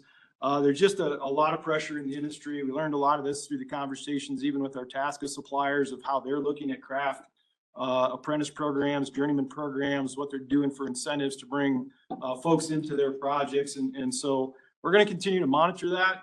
We do think it's going to be a problem, even with some of our key suppliers that we use for supplemental labor resources. Let's say staff augmentation type things. If you're looking for specialty resources like construction managers in the utility space, that are getting very hard to find. Those types of experienced resources are very choosy about where they want to go work, and sometimes middle of winter in Nebraska is not the most appealing, and so they tend to move towards the warmer climates. But we're going to continue to watch that labor market very, very closely. Shrinking outage windows is another area that we're spending a lot of time on recently, as we see some of these projects kind of moving into the later stages of design and into construction. We're approaching a type of workload we've not seen before in our utility, where we have so many overlapping outages on our transmission system across elements of our system that stretch all the way from the Kansas border to the Nebraska-Iowa border up by Sioux City. So you're really talking about projects that'll really piece out our system tremendously. So how we manage these outage risks, taking into account some of the reduced margin that we have on our systems in the wintertime, that sort of thing. is causing us to focus a lot more on exactly when or how we structure and when we implement outages on major transmission builds. Last one there is really just that government shutdown, something that probably wouldn't think it would hit very close to home, but for us, it was, we had a pretty key permit, environmental permit that was working its way through a processing on the North Douglas County project. And, this government shutdown happened at a pretty inopportune time. Luckily, we were able to find some other workarounds to help manage and mitigate that, but it's something that we didn't necessarily have on our radar as far as like an overall system risk for us is how a government shutdown may impact us. So that's now become a more prevalent part of some of our project planning. So, and there's several other risks on there. I wanted to just cover a few of those today to give you kind of a flavor of where we're heading, what we're managing on these large portfolios. With that, I believe I'm done. Ready to move to renewables unless there's any questions. All right, thank you. Thank you, Danny. Thank you.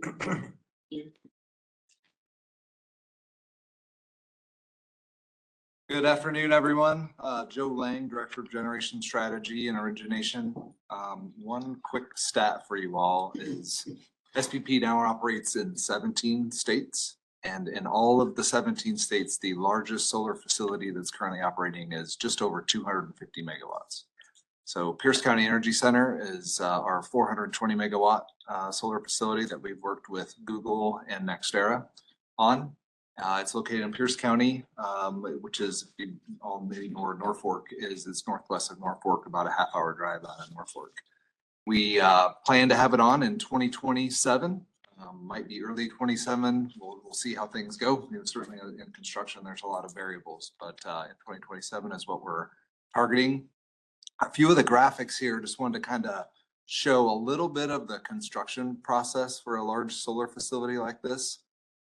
In the upper right-hand corner, you'll see a couple gentlemen one individual is operating a Bobcat, and there's some piles on there that are being offloaded onto the ground and basically laid on the ground. And so you can just kind of see those strings of piles laid on the ground.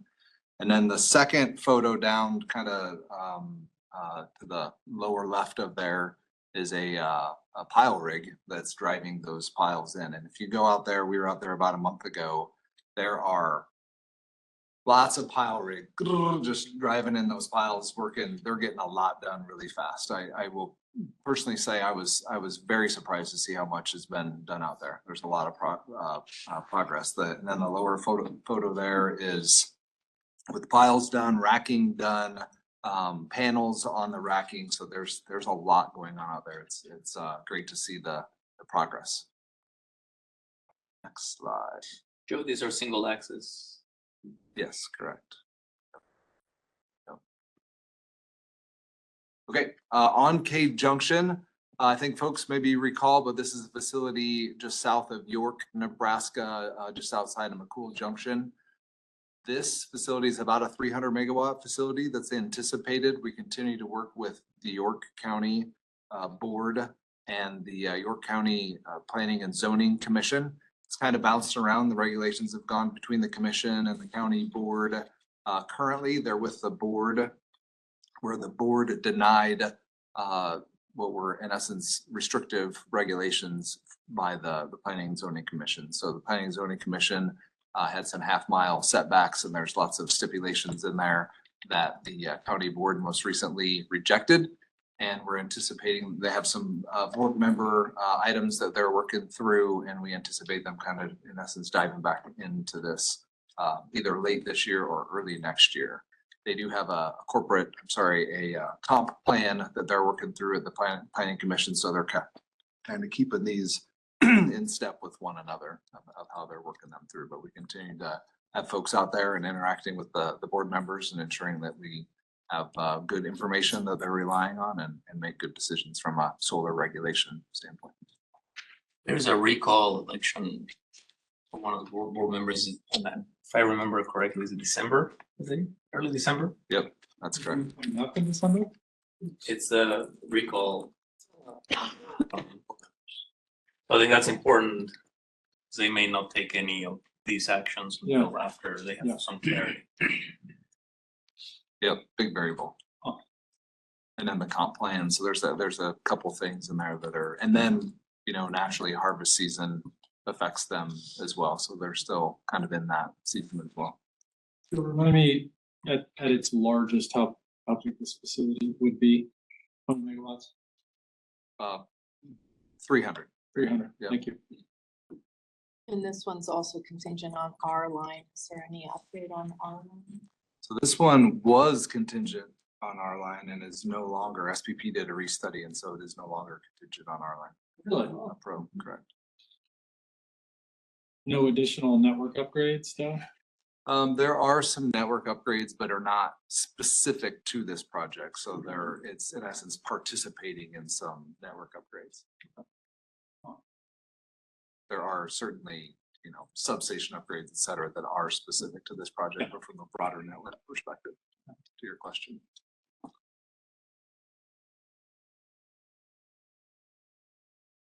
Okay, I think that's it there. Thanks, everyone. Thanks, Joe. Thank you.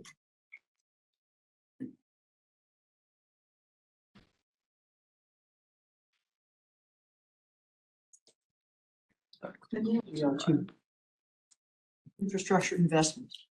And strategic risk, North Omaha Station recommendation. Mr. Fernandez, would you like to lead this? Yes, thank you. Good afternoon. Thank you for the time for the discussion. We're here to talk about a facility that has powered our region for more than 70 years, our North Omaha Station. It has been a cornerstone of our system, a source of reliability, and a symbol of service to our community. Today, we are at a crossroads. The energy landscape has changed significantly and continues to change. It's time to evaluate how North Omaha Station plans fit into our future. Again, this is not just a technical decision, but it's also a strategic one with implications for availability of power, reliability, affordability, and sustainability for the region. So today, we're going to walk through the facts. This is a very complex topic. It is a topic that I have been discussing with board members for months, going all the way back to the beginning of the year, trying to get our arms around all the different facets that have changed significantly just in the past 18 to 24 months. We're going to attempt to condense a lot of this information in maybe an hour to an hour and a half presentation for the public. I expect board members to ask a lot of questions and have a robust discussion. But I want to clarify with the members of the public that this is not the first time we are discussing these. It is the first time we're doing this in the public setting, but we have had many, many months of discussion and questions. Going back and what about this, what about that? And we have developed a lot of information. Today we will walk through the facts. We will talk about the challenges ahead, and we will lay out a path forward that balances the needs of our customers, our system, and our community. We're going to put a lot of emphasis on a timeline because that's important. And I think to share with our customer owners that we are responsible utility professionals and we pay attention to a lot of these things. However, the landscape is changing at such a fast pace that it requires us to pause and reassess and make decisions. There are many of these changes that we didn't see coming even just 3 years ago, 2 years ago. And so things change significantly. So you will see a heavy dose here of timeline. We're going to mention timeline quite a bit. And that is for that reason. Next slide. Just to anchor everyone here, this is how we're going to structure the conversation so that anyone who's listening or participating online has a full context into the situation before us. You can see we're going to talk about the context and history. Where were we? What brought us to where we are today? And we're going to have a robust conversation led by Troy Bai, our Chief Operating Officer, on reliability and grid resilience. Brad Underwood will talk a little bit about that too, and he will walk us through affordability and financial impact of these decisions. We will have a conversation about environment and health. And then with Cliff Fleener, our VP of Sustainability and Environmental Affairs, and then Tim McGravy, our Vice President of Customer Service and Public Affairs, will round us up with a community and economic prosperity perspective. After the presentation, then we'll talk about a draft resolution that the board has in front of them, and we'll have a conversation about that and next steps about when the board may consider this resolution forward. So without further ado, I'm going to pass it on to Brad Underwood to walk us through a little bit of context and history for this topic. So quick process, questions as we go, yeah? Absolutely, yes. Thank you for that. Yes, this is going to be a lengthy conversation the way until the end. Yeah. So this has been a long discussed matter relative to what's going on with this generator and candidly the importance that this generator plays in our mix. And so let's spend a few minutes kind of talking through an overview of the facility. And if we go to the next slide, please. 2014 was a major milestone for the facility and the board at that time. In 2014, we had a different landscape as it relates to the original decision. So the original decision back then was driven by length, meaning we had more electrical supply than was required to serve the load.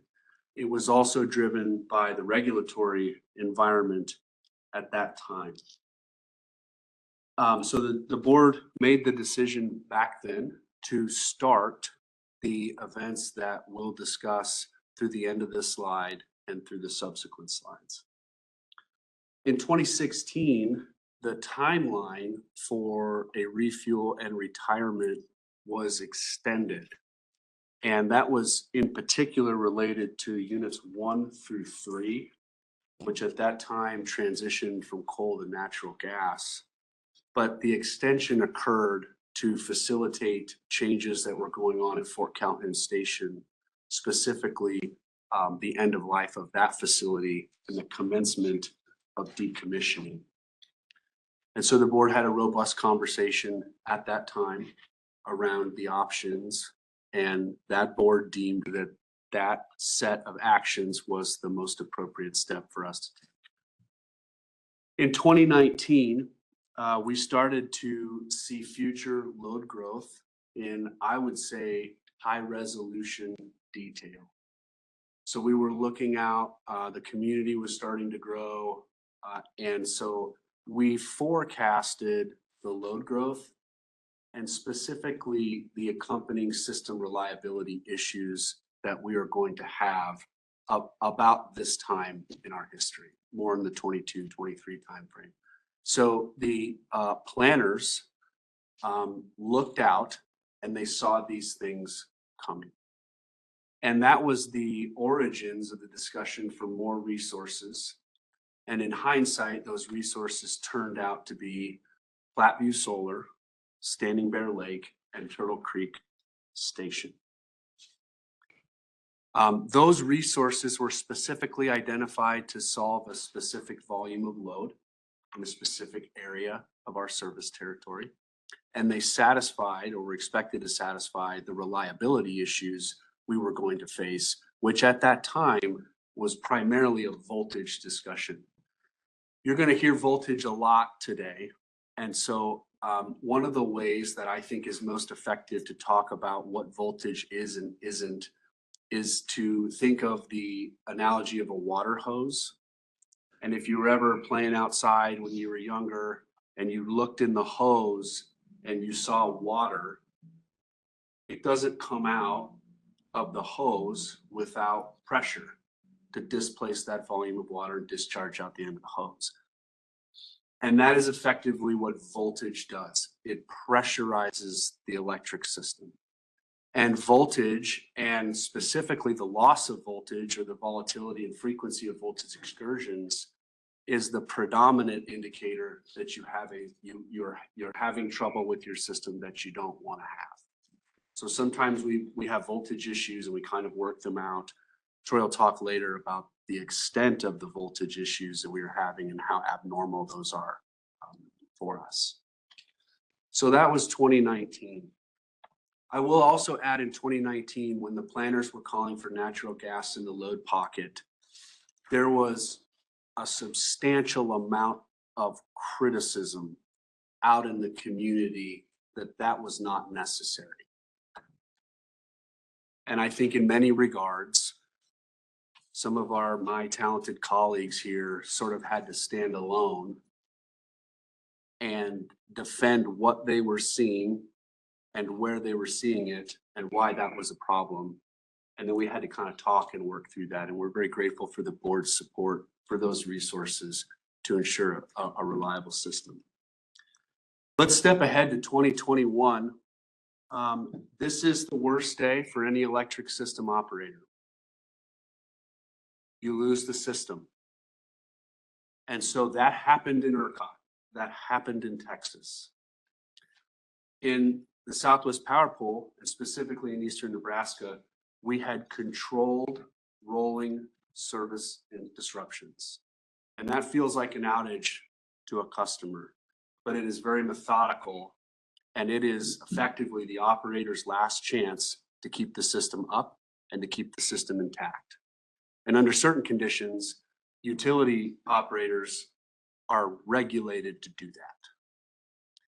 And so that was an awful moment. We all know about the fatalities in Texas, 200 some lost souls in that event. And it was, in some regard, a good reminder of the seriousness of these issues and the importance to have the right infrastructure in the right places at the right times that can operate reliably. And so that happened in 2021. In 2022, there were so many requests for generator interconnections through the Southwest Power Pool that the Southwest Power Pool and other RTOs across the country struggled to complete the interconnection studies that are required to be done to make sure that the resources that interconnect to the system have the intended outcomes that they are intended to have, as well as the system can handle that sort of interconnection in those locations. And so from a system reliability, from a stability perspective, from a coordination perspective, as we're all making changes to the largest machine on the earth, which is the Eastern Interconnect, we need to do so in an orderly and controlled manner. And so the generation interconnections timelines started to slip. We weren't getting results fast enough. And at that time, we got more affirmation that had we retired or refueled aspects of the North Omaha facility prematurely, we would be exposed to the reliability issues that we were forecasted to experience in 2019, that the new assets were intended to remedy. Then in 2023, the load continues to go faster. And so new industrial loads, data center demand, and that moment in our history unleashed the single largest infrastructure expansion in our history. It's not close. And I'll read the projects that are on later screen in the presentation. Turtle Creek 3, Cass County 3, 4, 5, diesel backup for Cass County 1 and 2, Pierce County Energy Center, Milligan Wind, and High Banks. If you were adding up the megawatts, that's 2,720 megawatts. North Omaha in total is approximately 500. So at scale, this is massive. And we started that, and we appreciate the board's support in authorizing us to go forth and construct the infrastructure. By 2025, we start to have a much more robust conversation nationally on how the grid is operating.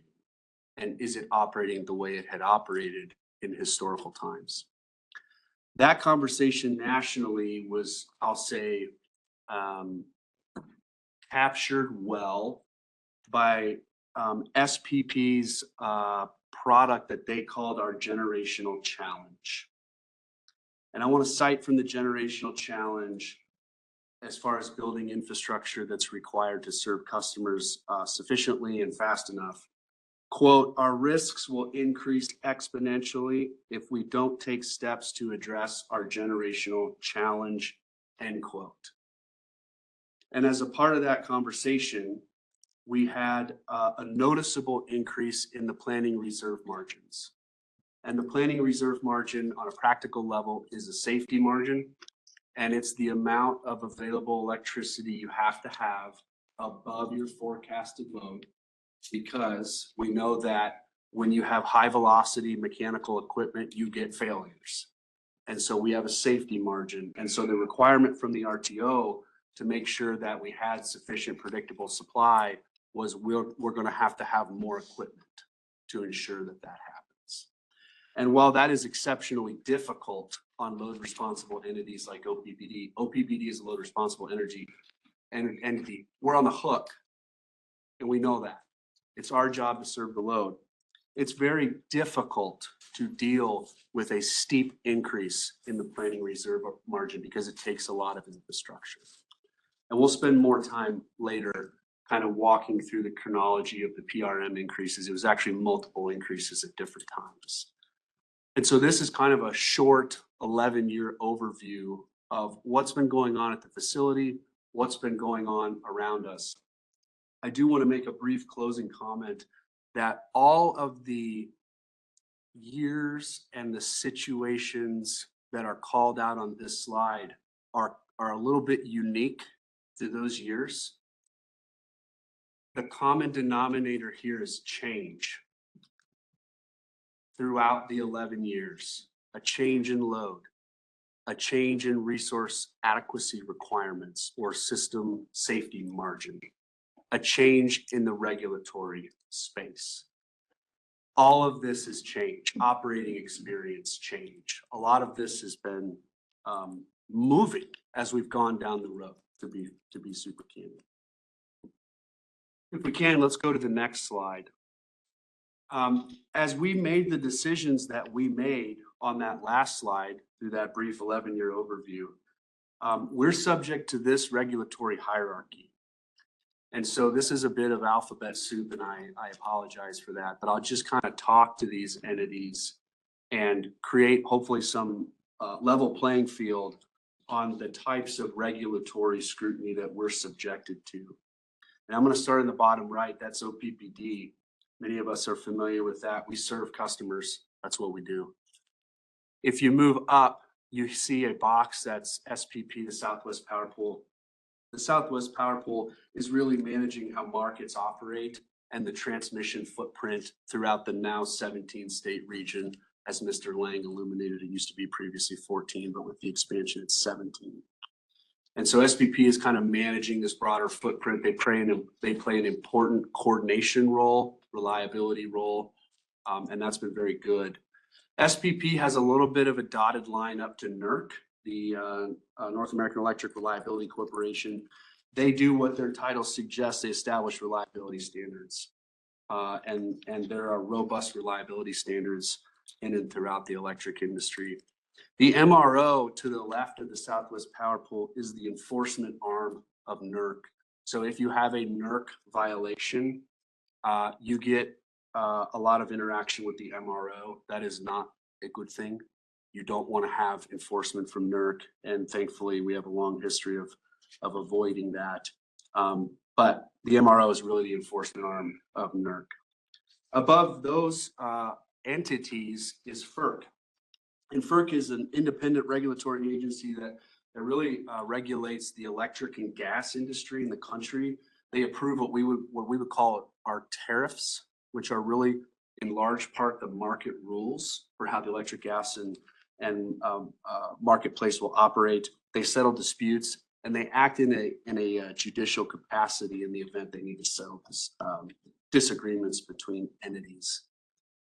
The Department of Energy established FERC as that independent agency, and the Department of Energy ultimately in some form is accountable for all of the entities to make sure they operate the way they should. And so that's why we want to show the layers of hierarchy here, is it's heavily regulated. And so as we move from the levels of regulation. Hey, Brett. Yes, sir. On the slide. As we look at that, could you remind us what the what approvals are required for the planned fuel switch at North Omaha? What hoops do we need to go through in order? Yep, that's a great question. There are a number of them, and so I will list them, and if I miss one, please feel free to jump in. The first thing that we established, which was self-imposed, was we need to have new generators on, because we can't just turn North Omaha off. That has an unacceptable outcome to the community. So the first thing was we had to have the new generators constructed. Then we had to get what's called a permanent generation interconnection agreement. So you have the physical construction of the unit, and then you have the agreement that mutually outlines the expectations between us and the Southwest Power Pool on us interconnecting the resource to the grid. So there's the early two. And then it is what is deemed in SPP tariff language as a material modification to turn units off. So that would be 1 through 3 ceasing operations. It is also a material modification to refuel a unit from coal to gas because of how differently those fuel types operate on the same unit. And so that's kind of the 4 big ones. We have not started the. Time out, Brett. So that last piece, it's one that SPP plays a role. So you described that with you. So it's one, once we're ready, that major notification goes to SPP. What is it? What can and would SPP reply to us? Yep. So SPP will look at a number of things, but I'll summarize them as mainly system reliability and power flows. And if this generator changes fuel types or goes away and ceases operations, is there an unacceptable outcome on the reliability side of the footprint? So they may come back and say, yep, that looks great, go ahead and do it. Or they may come back and say, no, there are specific problems posed by this, and these things need to be dealt with before this transition can occur. Okay. So yeah, thank you. Sure. In other words, we don't have independent authority to go forward. I'm naming that. Correct. It's not a clear path, whatever decision we make, there's one step in the process. And I have to, is it fair to assume then that given some of what we're hearing from SPP about grid stability, they're gonna look at it with a critical eye? Is that fair? Yeah. Okay. We don't know what they'll say. Right? Right. Well, so I'm going to touch on what Brad talked about earlier, that self-imposed piece. Well, we have really bright engineers. Some of them are here in the room, and they work closely with SPP engineers. So we know how they run their models. We know the reliability not only of OPPD but the system. So in anticipation of what would be needed for us to retire units or refuel units, we knew exactly what we needed to do. Mm-hmm. Now, things have changed, and we're going to talk about that in a minute. A notice from SPP back to us would unlikely come as a surprise for them because we know what's needed. And really what you're going to hear from my team today is things have changed enough that if we were to proceed, SPP would probably have a lot to say about this. Mm-hmm. The same things that our engineers are saying today about this. Now, let me quickly, we voluntarily joined the Southwest Power Pool. That's another question I get often. Hey, so we have to obey SPP? Well, under the current construct, yes, because we chose to participate and we are a member utility of the Southwest Power Pool. So by virtue of joining, we agreed to work and play along with the rules established. Well, why can't you just withdraw from SPP? It's another question I get asked. Well, if we were to do that, there's lots of consequences with that. But in a nutshell would be, well, if it's hard for us to keep all the resources up and ready and operating as a pool, if we decided to draw an island around those, it would be even harder for us. So there are many benefits of being a part of that pool because we get to draw from resources from 17 states and transmission resources and generation resources that arguably make it easier for each individual utility to keep the lights on. But I just wanted to. Thank you. Yeah, SPP is often analogized to an air traffic controller. And in that example, everybody owns their own planes, they all have their own routes, but the air traffic controller is making sure there's no unintended safety outcome. And so that's a critical position for us. We anticipate a response from SPP at some point about evaluating the potential change to the system. Clarification for me, you're talking about the refuel and the retirement. The order of operations for us has been finish the generators and get the generation interconnection agreement. And we're very close to the generator interconnection agreement, but we don't have that yet. That would be the green light that the new resources could come on and we could advance to the next layer of discussion with the refuel retire. So under the current plan, which is retire or refuel by December of next year, sometime in the next few months, we would send notification to SPP about the major modification of the units, awaiting them to come back. Well, say timeout. You can't do this. Or yes, the system looks good. Go ahead.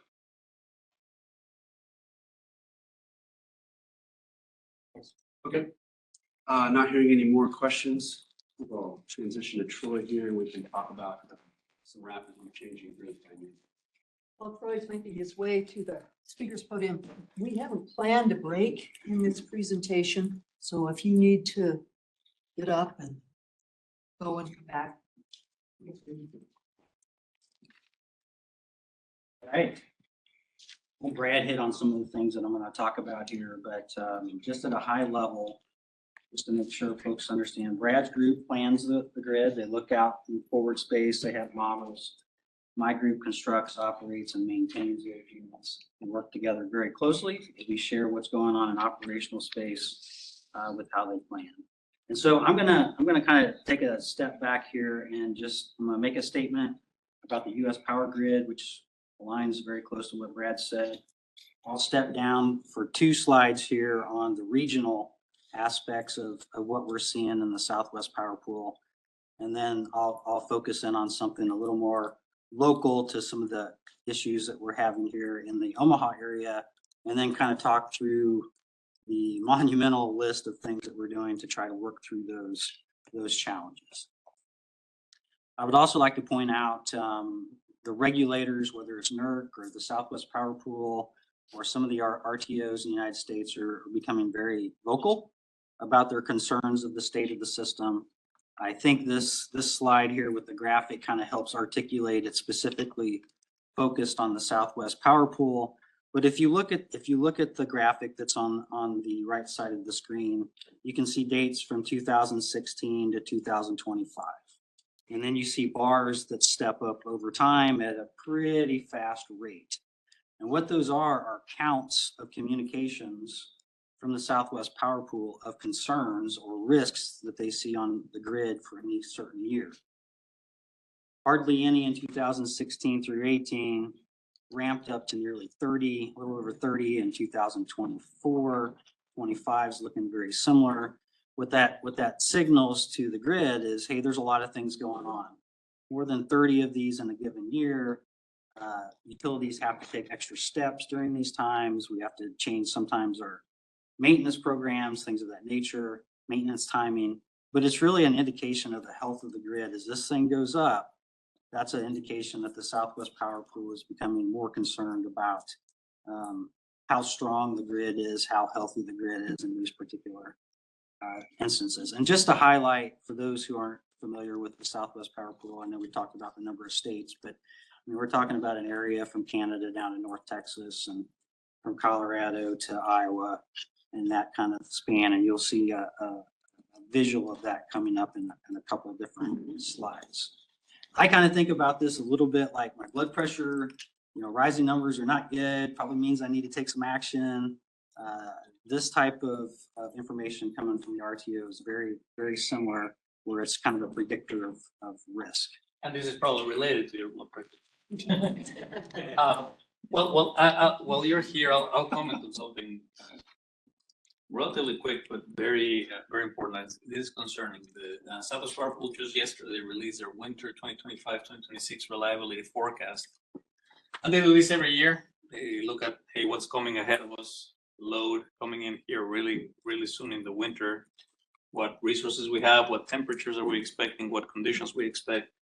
And if you remember, many times here in this type of setting, we have talked about the 5.9 reliability standard, the 99.999 standard. That is the 1 day in 10-year outage probability of outages. Right? That's how we typically plan the grid. We're aiming for that. Just a few months ago, we had the SPP CEO here talking to us in closed session and talking about that and how that has degraded over time.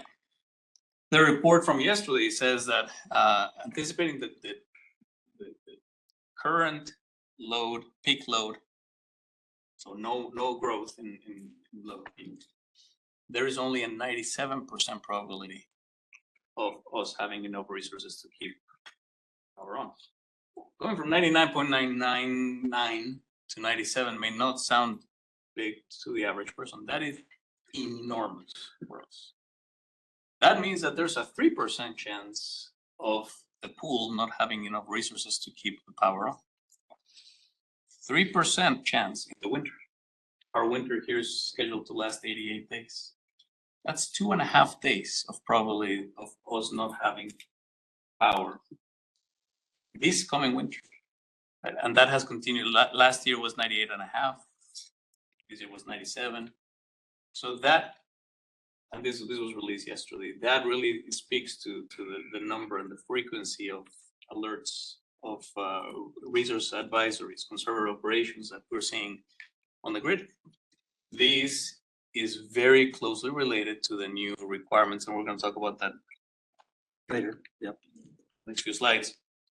For additional resources to increase the planned reserve margin, we need more reserves because that reliability, that probability is getting worse every year. And just to reiterate what you're talking about, this is from North Dakota down to Texas. This is the broad area that the Southwest Power Pool is talking about. It's not Omaha specific. So the questions then come is what's driving this? And you heard Brad talk about change. You have a rapidly changing grid title above, but I'm going to talk about a few things because it's not just one. It's a fluid situation. We have an explosion of load. So the last few years we've seen load not just here, but across a good portion of the United States. You have electrification, you have data centers, you have EVs, you have things of that nature. All you have to do is drive around Omaha or Kansas City or Des Moines or any of the cities around here, and you see new apartment complexes, new homes, new subdivisions, new businesses, new industrial. And so that growth has been quite different than what we've seen in the past. Brad showed a graphic earlier in the financial update that showed a flattening in the early 2000s with a steep incline. And that's definitely what we're seeing in that particular space. So load number one, we've had changing regulations and aging assets that have caused retirements over the last 10 years. You've seen traditional generation go through retirements, often replaced with renewables in different locations. The grids were originally built around kind of that traditional generation in this location, which tended to be closer to the load pockets. So you've seen that change over time.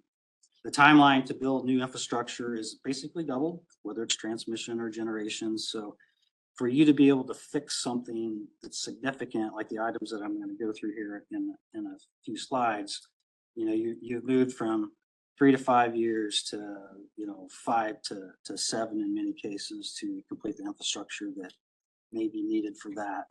And unfortunately, we've all seen and experienced some pretty extreme weather, especially during the winter times the last few years.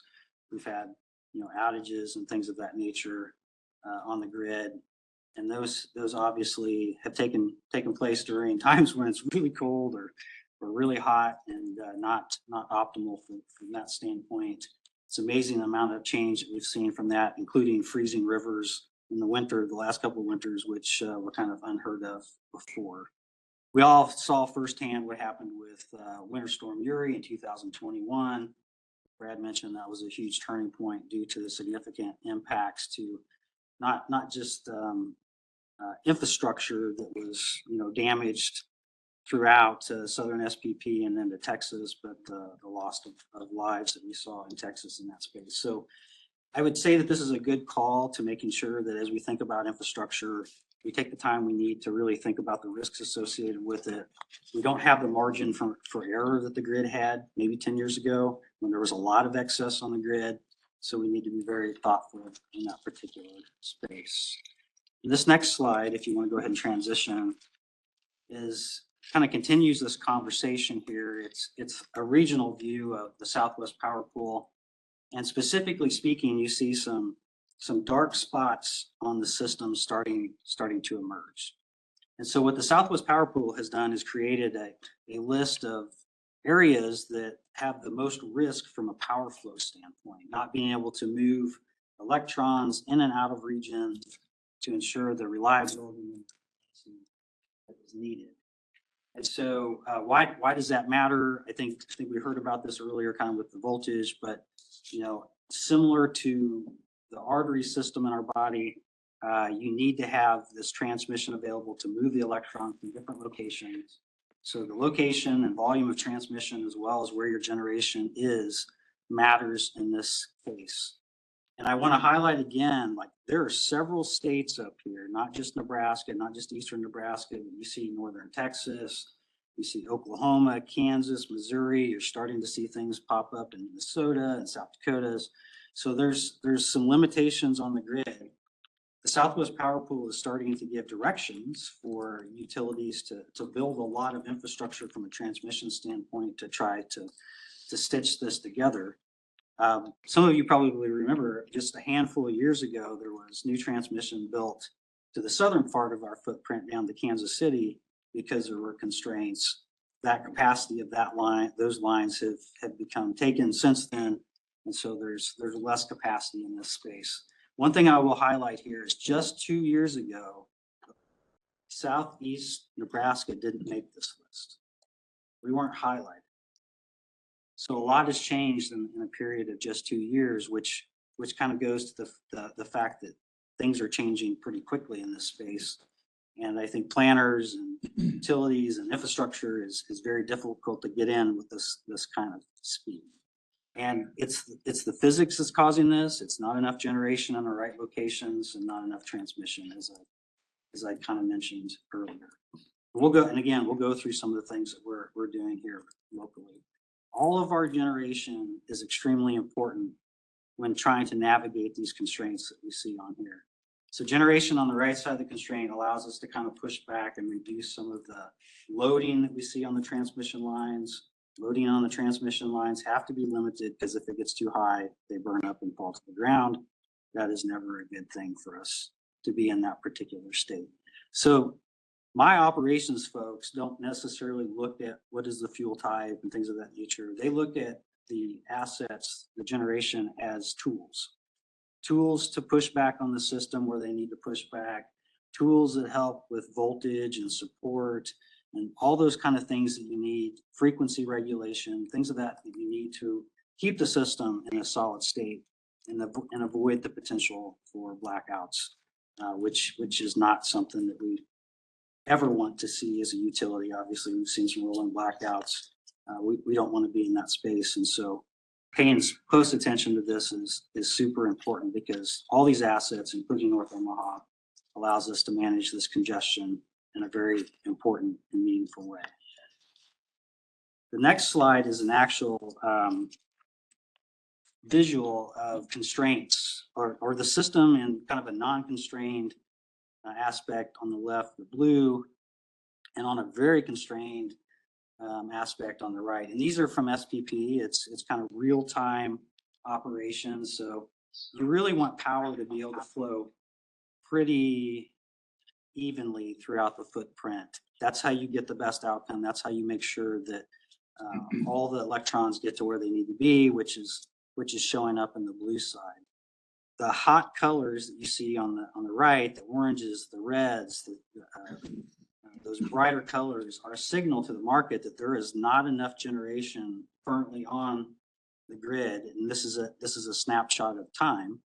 And that's signaling to all utilities to start bringing up your generation to help offset this, because power is getting bottlenecked in the southern part of the footprint. You have a lot of wind up north in the Dakotas. Nebraska, northeast Nebraska has a lot. You've got a lot of wind down in Kansas and Oklahoma, and so you have lots of power flows that move up and down this section. And this is just a good example of kind of what happens in real time. Now we're managing this. The Southwest Power Pool is managing this. We have the tools that we need, but this is happening a lot more frequently. And this is just, again, a visual representation of some of the issues that I showed on the last slide.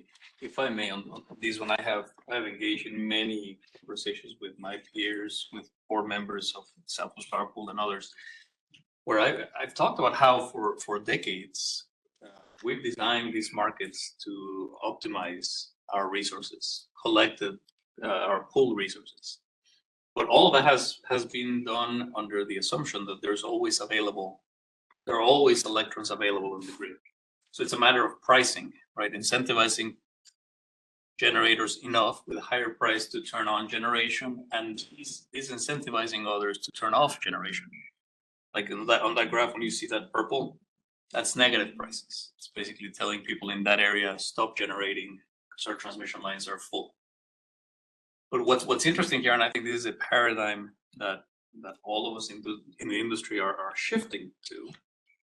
You asked me earlier, what are your colleagues and the CEOs of other utilities saying? Well, when it comes to these, the paradigm is shifting to a place where we are coming from a place of really there's no abundance, there's no excess electrons. So at some point you get to a place where pricing and price signals are not enough. If you don't have enough transmission and generation, it doesn't really matter how much price you offer or incentives you put on the table. The electrons are not there, and I think that's probably where part of the conversation is going. We can't just fix these with prices and optimizing the market. We need to incentivize construction of new infrastructure so that we can get back on a place where we can then optimize the market once we have resources. Yeah, thanks for that additional. And so, the fix for that is obviously generation and transmission in the right locations, as well as some voltage related devices that we can talk a little bit about later. Next slide, please. Sorry, Troy. I want to pick on that for a moment. You said the solution to that is generation in the right place, transmission in the right place. How do I need to think about generation fuel type? This is a good conversation for the planners, right? Because there's complex models that are put into place that look at what's the probability of output, where's it at, how volatile is it, where do you need kind of ramping capability, or where do you need consistency, or where is it okay to have intermittence? And I think the way I tend to like to think about it is it's a lot like your 401k. You better have a diverse portfolio there for the best outcome, and you have to have balance. And you have to have balance of consistency. You have to have balance of types of generation that provides inertia or regulation capabilities, can ramp up and down and follow the load, or voltage support. So it's less about fuel, what kind of fuel does it use, but what is the characteristics of the generation at hand, and does that generation characteristic meet the need? And so for us, historically, right, we've been building generation the best we can close to our load pocket. All the new stuff that's going in, that's especially natural gas. We just have a solar facility that's pretty close to. Most of our wind is more remote, so it has to travel a lot further. It's in many cases, northern Nebraska that have to travel in. So all those things have to be considered as you start to think about what type of portfolio. There's no perfect type of generation. They all have strengths. They all have weaknesses. It's the melding of those together to make sure that they meet the type of system load you have, where you have it, to make sure you're reliable. Hopefully I answered your question. Yes, you did. Yeah, thank you. I think the other thing, if it's okay, this might be a good time to add this perspective is, voltage issues in the North Omaha area. Voltage devices can help with that. But what we also have are flow issues, thermal flow issues. And the voltage devices don't give the operators a tool to deal with that because they don't solve that problem. And so North Omaha is uniquely positioned in the load pocket to be able to deal or equip our operators to deal more with flows issues in addition to voltage issues, in addition to the inertia and other things they provide. And so I'm getting a little deep here. Yeah. But that is what makes it unique. And I didn't want to overlook that specifically in the winter. Well, I mean, this is about North Omaha, right? So that's helpful. Help me understand then the difference between thermal flow issues and voltage issues. What's the difference? Yeah. Educate me. We got some folks in the room that, make a living on this. I would characterize it that a thermal issue means you have too much electricity going over a specific piece of transmission or distribution line, and you're starting to compromise the line. In other words, It's too hot. It's too much electricity. Okay. It's a heat issue. Okay. The voltage issue is not a heat issue. It has more to do with the pressure of that area of the system. And the voltage is keeping the system up. If there's insufficient voltage, there's insufficient pressure and your system can collapse. Okay. And anything more than that, Mr. Linehan will come up and Okay. talk to that. Can we go back one slide? All the colorful maps. Okay, so on these one, I think it's important also to talk about the region. And what we have seen from the Southwest Power Pool and comments that we have gotten from the Southwest Power Pool. Some of them were made here in this room to board members in closed session. Where SPP studies different things with different timeframes, but within 10 years, they studied about 2,800 megawatts of planned retirements. And of that amount, a little bit over 2,100 megawatts have been withdrawn from being retired. 2,800 megawatts that were planning to be retired, 2,100 of those saying no longer, we can no longer retire those. Beyond the 10-year horizon, they are seeing a little bit over 8,000 megawatts, 8 gigawatts of retirements that have been since deferred, probably because they're seeing all of these. So it's out of the 17 states that we cover. This is something that is happening on pretty much every corner of at least of the footprint of the Southwest Power footprint. We're not alone. We're not the only ones considering these. In fact, there are many others who not only have considered, but they've actually taken action to delay retirement of units. And I think that's important, an important piece here in the context as to how do we solve these? Well, many others are helping to solve by keeping more generation online longer than planned.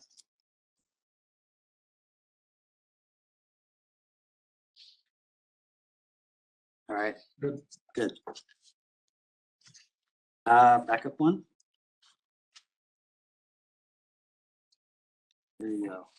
All right, so we've been talking about the region, and Brad kind of opened it up for us here. We're actually going to talk about some local issues that we're seeing from a voltage standpoint, mainly a low voltage standpoint in the North Omaha area.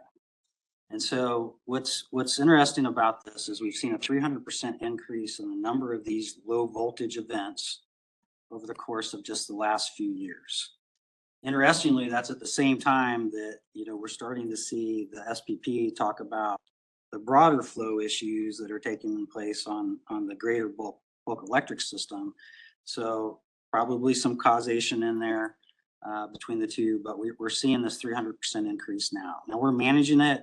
Those customers don't even know that we're dealing with this. Our generation has the ability to adjust its voltage at North Omaha specifically to manage this. We did have some times this summer where we needed North Omaha and Turtle Creek to manage some of the swings that we were seeing, which was kind of new. We've never really needed to use another generation station before to do that. So that's that's kind of a change in that particular state that has definitely caught our eye. And as Brad mentioned, if voltage drops, the ways you kind of take care of that is through either changing the VAR output of your generation. That's your first step. That's the most influential step. The closer the generation is to the location that you're having issue, has the highest potential benefit.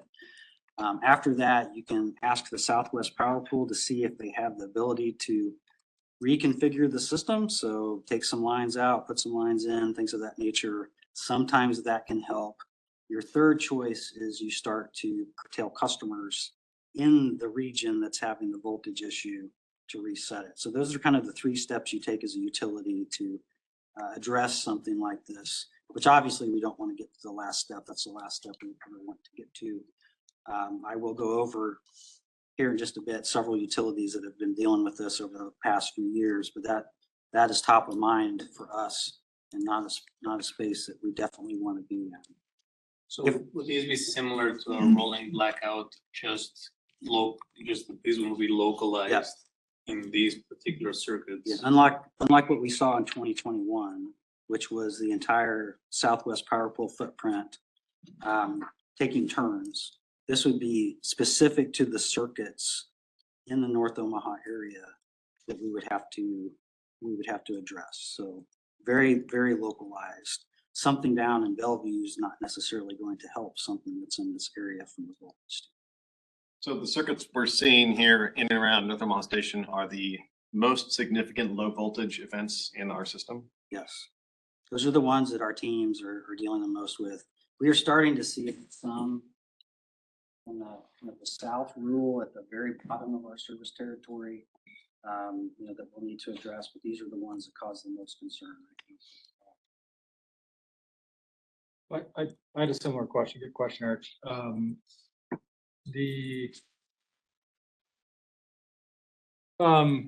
Help me understand. I think about like instances. That's one way to count it, right? So we acknowledging that there's an increase in the number of instances where we're seeing low voltage events, but that tells me we've gone below a certain threshold.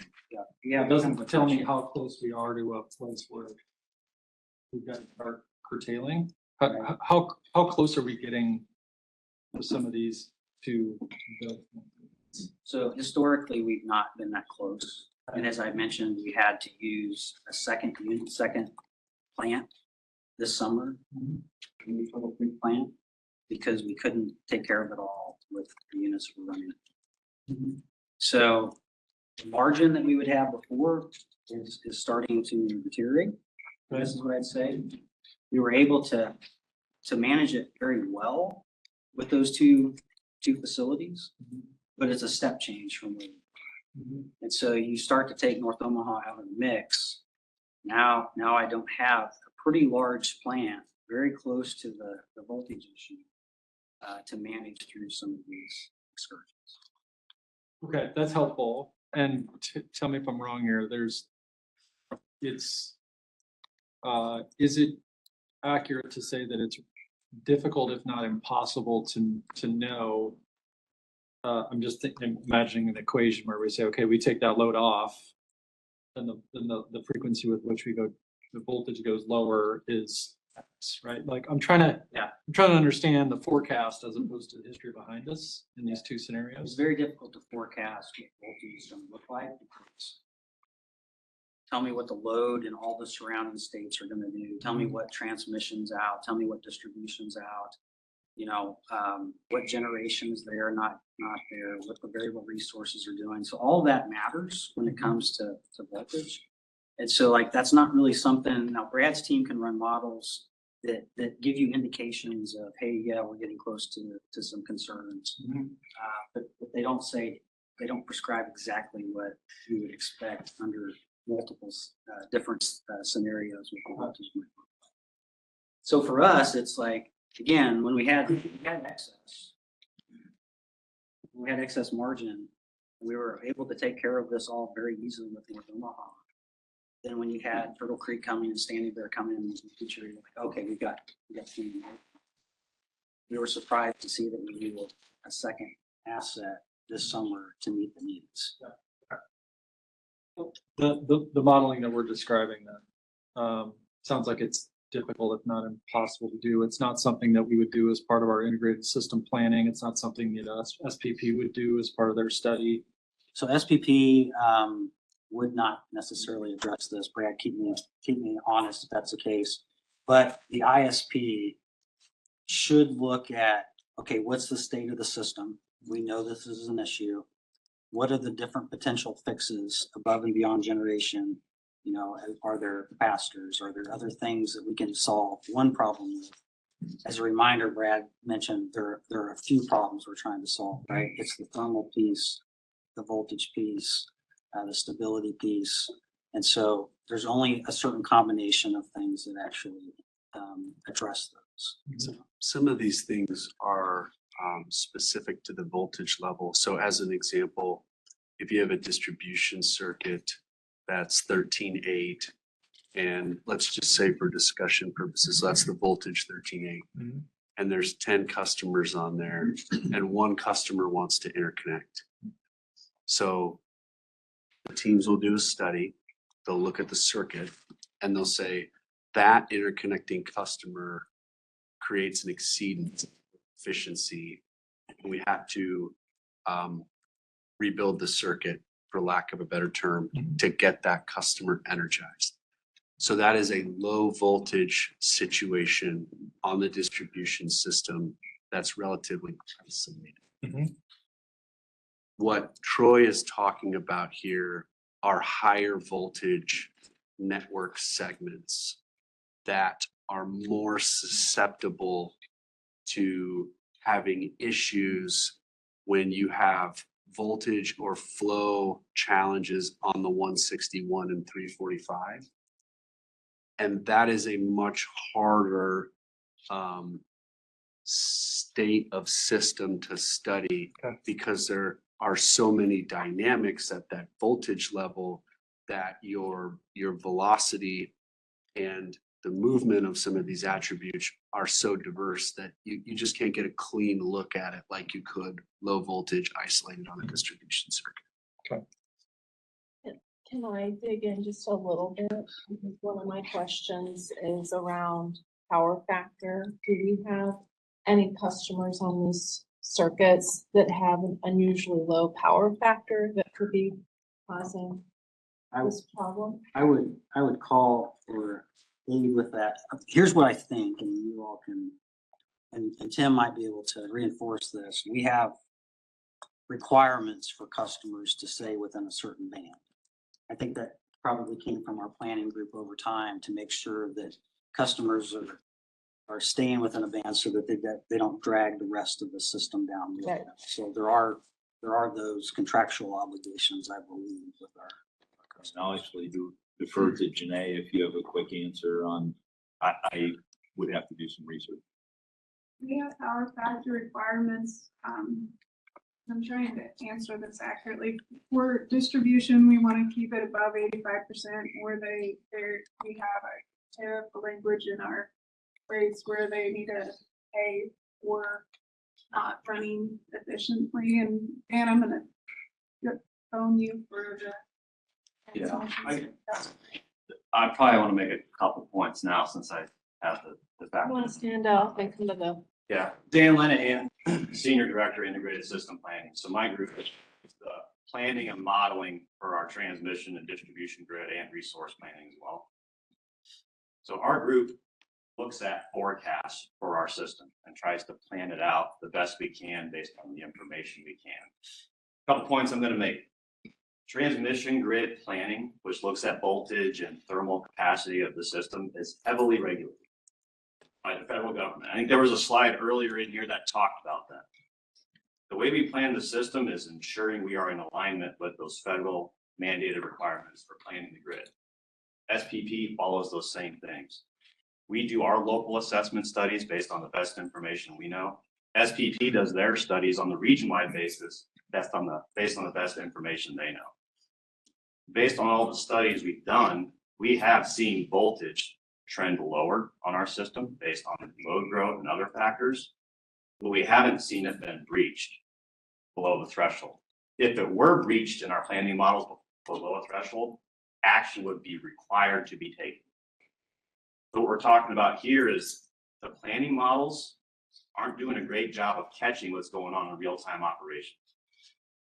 And why is that? The grid is changing faster than planners can keep up with this. That's not just an OPPD statement.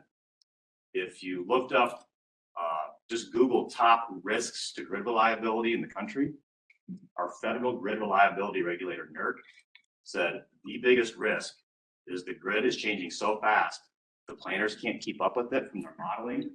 The operators can't keep up with it in real-time operations. What's changing? The generation resource mix is changing dramatically. Extreme weather events are increasing in intensity and frequency. That combination in and of itself has been challenging. Now we have this third layer of new large loads coming on the system at a very quick clip. Our group analyzes whenever any new large load wants to connect to our system. But when there's other loads going on around the system, the totality of that changes the whole grid dynamic because we're so interconnected to each other. It just makes it extremely complex to plan the system and operate the system. So this is the kind of stuff that can happen that doesn't get predicted in a planning analysis. And Troy's got some examples of where, from the planning standpoint, the system looked like it was going to be okay. Now we're seeing potentials or issues of controlled blackouts across the country because the planning models can't predict some of the stuff that's going on in the system. So maybe turn it back over to Troy to walk through some of those examples. Before I go over that, just to highlight, it's probably not. Did that answer your question? Not really. I mean, it gave me a lot higher level, but like, as we look at these distribution systems specifically, is there a customer or a handful of customers that are receiving penalties for load power factor that we're still allowed to take service that might be degrading our system more than we would like? And do we need to be working with those customers directly? Dr. Bogner, can I take a follow-up and I'll get you? I know there's a few in that area, but I want to do more research. Absolutely. And certainly in a public setting, I would never ask you to name a customer, right? But I'm just thinking about how this all works and like, what do we have control over? How does the bigger system interject? And then actually, you know, are there specific customers we should be working with to help solve a very perceived local issue that affects a bigger system? So. I don't know, right, in this area, the distribution circuits you're talking about are 93%, I think, residential. Okay. So there are some others, but there's not like, you know, a big monstrous data center making. So I think that's something we can bring back. I know power factor has been something we've talked about in the past and felt pretty good about it. I think process-wise in the service regulations, you all have equipped us to deal with that. Yeah. In the event there is a customer that's some unintended challenges here, and we should be dealing with that, but we'll take the go-do and bring you. Can I quickly just public service another? If you can please speak up a little bit, because these mics may not be picking up everyone's voice, and I want to make sure that the quality of the sound is good for those watching online. Thank you. All right, one more thing I want to highlight before we kind of talk about the controlled customer blackouts that have happened in the United States, and there's only a few of them listed here. Is North Omaha, if it's converted, is only available about half the unit. And that's because it's at the end of these distribution systems. There's not enough natural gas to have the whole site there on gas or run during the winter time. And I think that's really important because as a tool, as we talked about, that tool would go away during the winter time and still be there during the summer. But the winter is obviously important, and actually the areas that have been having some of the most issues with the extreme weather that's come through the last few years. I just wanted to highlight that. I think sometimes that gets lost in the conversation. And Troy, to state the obvious, it's cost prohibitive for us or MUD or anyone else to add additional capacity for natural gas. It would take a large infrastructure adjustment to get them off. It's an urban gas build. Yes. very challenged. Awesome. Noted. I'd probably build in another location. So, So, to your point, it would only be available about half the year. I guess, do we know what is the current capacity factor for North Omaha Station units now? We have a number for annual. 60%. 4 and 5 are approximately 60%, and then 1 through 3 are very modest. But They've been converted to gas or balancing. Single digits. yes, sir. But when 1 and 3 generate, 1 through 3 generate, they are usually during very critical times. In the summer, there are critical times in the winter, but those are usually not available. And on the low voltage incidents, we start a new generator as a response to a low voltage incident, or what helps to address the type of problem described on that method? So you can, if it's a peaking unit, you can start it very quickly, like our new units that we're building, you could. Generally speaking, though, the first step for us is because North Omaha 4 and 5 run pretty consistently. We change the voltage output of those units to push additional Rs into the system.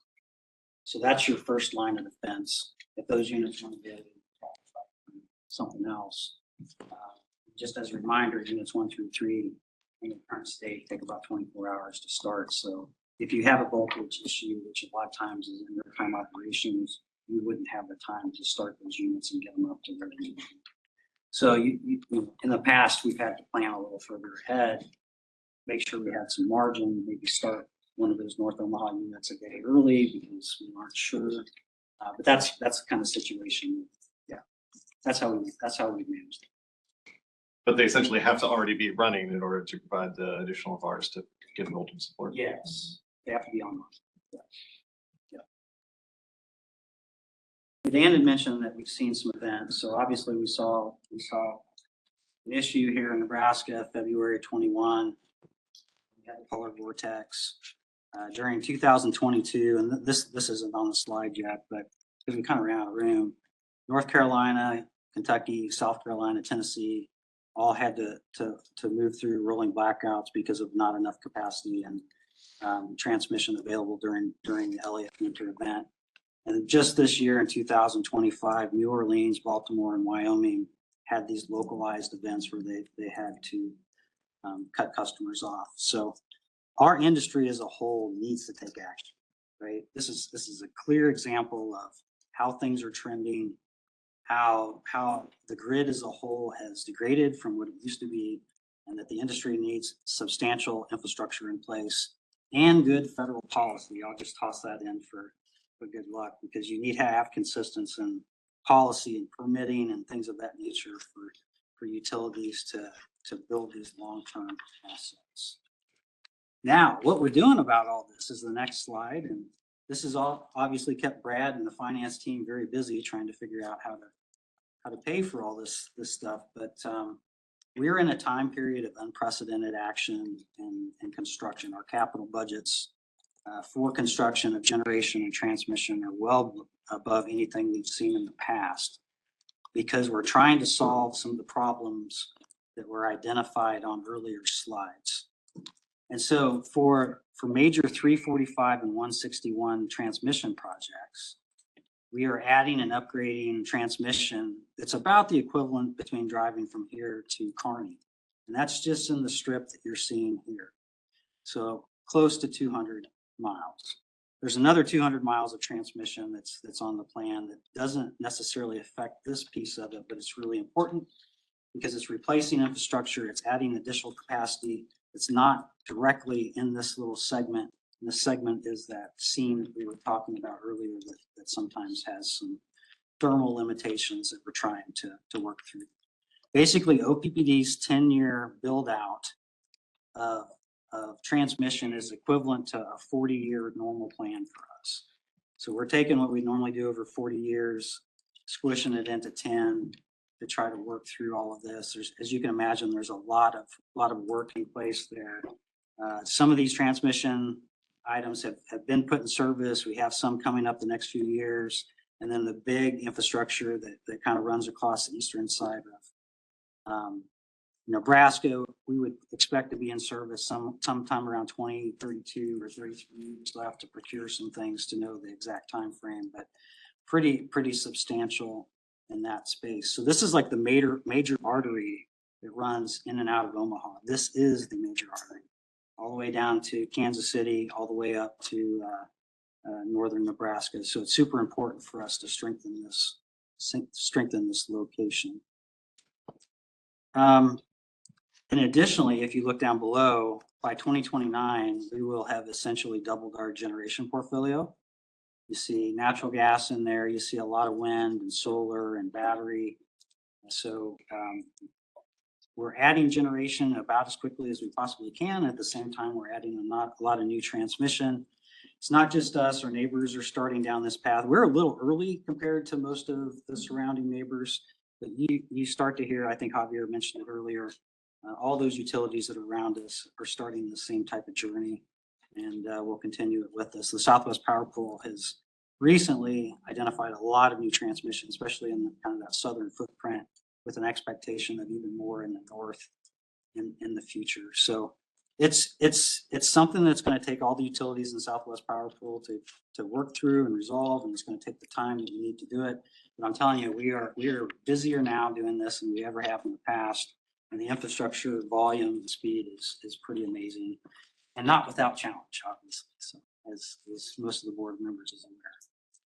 And that's all I had on this piece. Brad has some additional items. Are there any questions about what's been presented so far? All right. Thanks, Troy. Let's go to the next slide, please, Ms. Lane. We talked about this slide earlier in the COP. For those that maybe weren't able to catch that piece of the conversation, we've added a meter count equivalent to the entire city of Grand Island at 23,000 meters the last 5 years. And then our summer peak has grown by 544 megawatts, which is 22%. And our winter peak has grown by 473 megawatts, which is a 27% increase. The only change on this slide relative to the slide shown earlier is that this has a 2030 forecasted peak. That's not the end of our load forecast. Our load forecast exceeds that in future years. We just picked 2030 to show on a relative basis that we expect this trend to continue. We need to be prepared to serve that reliably as an organization. Hey, Brad, the winter peak for January of 2025, does that include the new reserve margin? Yeah, great question. This is actually just load. Yeah, so this is just the total coincident peak demand on the system. Yeah. Okay, we'll go to the next slide, please. So we opened this conversation with a set of subjects giving an overview on the North Omaha history over the last 11 years and how so many things have changed. And there's been so many unique decisions over the last decade, but that the common denominators were more load, changing regulatory requirements, energy availability, reliability implications. And one of those changes was the PRM. And so we had someone internally kind of vision this slide. And I think it allows us to really talk about the road we've been on relative to the planning reserve margin. And so I just kind of want to highlight a few sections here. The top box, for lack of a better word, the top row is the winter PRM volumes, the planning reserve margin. Again, this is a safety quantity for us, the expected generation supply above our forecasted peak load. And the bottom box has a series of events that have occurred or an action that's been taken. So the origins, a lot of this, or the consensus of the origins, was really in February 2021, which was Winter Storm Uri. Shortly after that, in February of 2022, you can see in that top row, MISO, which is a large mid-continent independent system operator to our east, changed their planning reserve margin in the winter to 25.5%. At the time, that was a noticeable increase for a neighboring RTO. And we were starting to expect that kind of magnitude movement for the Southwest Power Pool. In December of 2022, the board approved OPPD's near-term generation, informed by the MISO winter PRM, but not having exact clarity to the SPP winter PRM. That study had assumed a 15% winter PRM in 2024, a 20% in 2025, and a 25% in 2026. So it is. Really quick, just to clarify, I think you said the board approved the generation in December 2022. I don't think that's what you meant. We were planning for the generation portfolio that the board was eventually going to approve in August of 23. Thank you. Yeah, the generation study had assumed those levels, but they haven't gotten to the approval. Thank you for that clarification. I apologize for that. And so we went through that evolution and we got the approval to build resources without the policy clarity of SPP's winter PRM, even though at that time directionally we knew it would move up. In August of 2024, SPP, I'll say finally, but after a good 18 to 20 months of conversation, approved the winter PRM of 36%. So we went from 15% to 36%. And I would just characterize that as lightning fast in terms of utility timelines. I got the pleasure of sitting next to Director Spurgeon at that meeting in St. Louis, and we watched that unfold together. Subsequent to that, in February 2025, SPP again increased the winter PRM from 36% to 38%, effective for the 2028-2029 season. So a lot has changed. When we say the PRM changed, it's not a specific amount at a specific point in time. It's multiple amounts at multiple points in time. And the engineers in the Southwest Power Pool are setting this PRM with a focus on safety.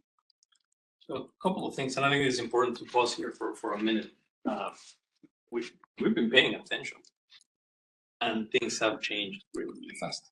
I think this is important for me to clarify and just we have very rigorous, very disciplined planners and planning processes that have been looking at the load growth. They've been looking at the requirements from the region, the plan reserve margin in the summer, now in the winter as well. We've been planning a lot of these actions. We asked our board to approve our power with purpose generation in 2019.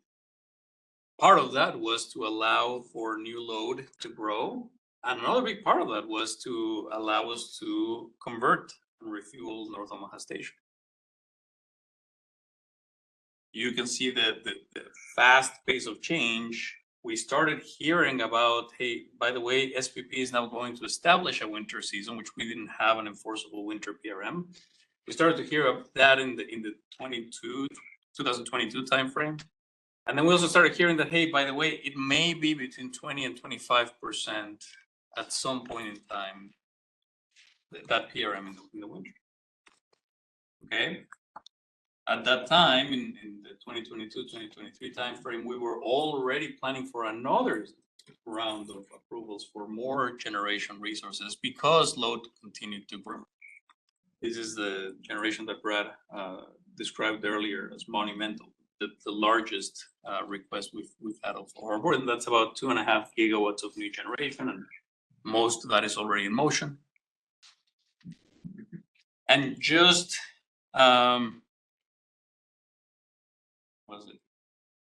just about a year and a few months ago, SPP approves not only a winter plan reserve margin season or winter season, but also the plan reserve margin was not what we anticipated to be 20 or 25%. It was 36%. The time they said, and this may go up even further. Well, sure enough, a few months later, they increased that to 38%. Now, the effective date of those two numbers are starting, the 36% starts in next winter, 2026, 2027 winter, and then 38% starting in the 2029, 2030. That is fundamentally a gigantic change. So part of the generation that we have been building, that we've built already, we talked about Turtle Creek Station came online on June 17th of this year, Standing Bear Lake Station on November 11th. We all cheered, we all happy that those stations are online. In many ways, those stations are no longer available to replace the capacity that we would lose from our North Omaha station conversion. Was the original plan. With these increases in planned reserve margins or safety margins, as Brad described them, those stations have to be contributing to the additional reserves that we need to have in the winter time. Didn't you see that coming? Well, no. I think that's what Dan Lanihan was talking about earlier. The planners are doing the best they can, but really these changes are coming to us faster than we can react to them and faster than we can build new generation. I received a question a few days ago about, hey, aren't OPPD employees part of the groups in the Southwest Power Pool that set these standards? And the answer is yes, absolutely they are. Well, why did they set that standard? Well, part of it is because they're part of a group. They're engineers, and they have very high standards, professional standards. I need them to really assess the system independent of the popularity of the decision, independent of how hard the decisions might be. Tell us what you need to keep the system reliable. And I think that's an important piece that I want to mention, just because, again, the question I received about, hey, couldn't you have voted no on the 36%? It's very important for those engineers to have that independence and really make those recommendations based on engineering science that they practice. Some of our partners in the Southwest Power Pool had been in the same position we're in. Yes. And as far as facing the same difficulties because of this rapid increase in the reserve power. Couldn't there have been a more gradual increase or something that would have not put us in this position? And again, we're obviously probably not the only ones in this position. Yeah, so yes, there could have been a more gradual decision. I think the reason why the decision was not gradual, I think it's responsive to the urgency, right? The 2021 rolling blackouts that we all experienced, and how fast they need to incentivize the construction of new generation. And as I mentioned earlier, just yesterday, right? Southwest Power Pool publishing another study saying that the reliability of the grid continues to degrade. So in other words, there's no time to spare. And I think that's probably the reason why the changes happened so fast. These were not popular changes. There was a lot of debate and discussion. You were part of that meeting because it takes a lot of money, it takes a lot of time. It's a big change for all utilities. But ultimately the vote was to do the right thing for the system according to what the recommendation was from the planners. Is this an indication of poor planning in the SPP's part? I don't know. I think it's just the rapid increase. Are they taking that action based upon the situation in Texas? One incident? Is that what's triggering this?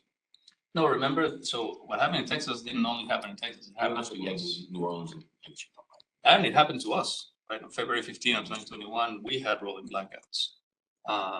I don't think I have a lot of respect for those planners. I've met them personally. I think they are fantastic.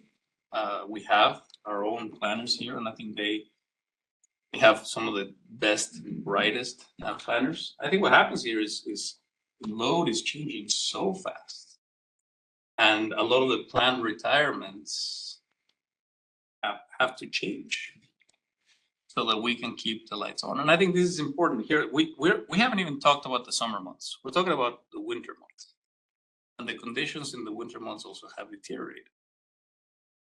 And so I think it's a way for the industry, or at least in our case, the Southwest Power Pool to react and say, we need to have a lot more resources available to ensure that we have available supply.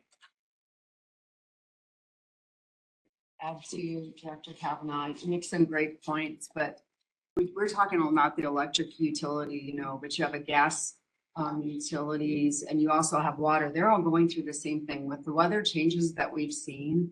You know, the freezing of that river that occurred that took off, you know, some of our units. That we'd never seen before. Neither had the water industry. What happened down in Texas when they were building the compressor stations? They look at what are the heating and cooling degree days when they make everything that they, you know, do out there. What's the temperatures that they are? Those temperatures just blew away anything that they designed for, you know, and that happens in the HVAC world too, right? You make your assumptions based off the best information that you have, and you design the systems off of that.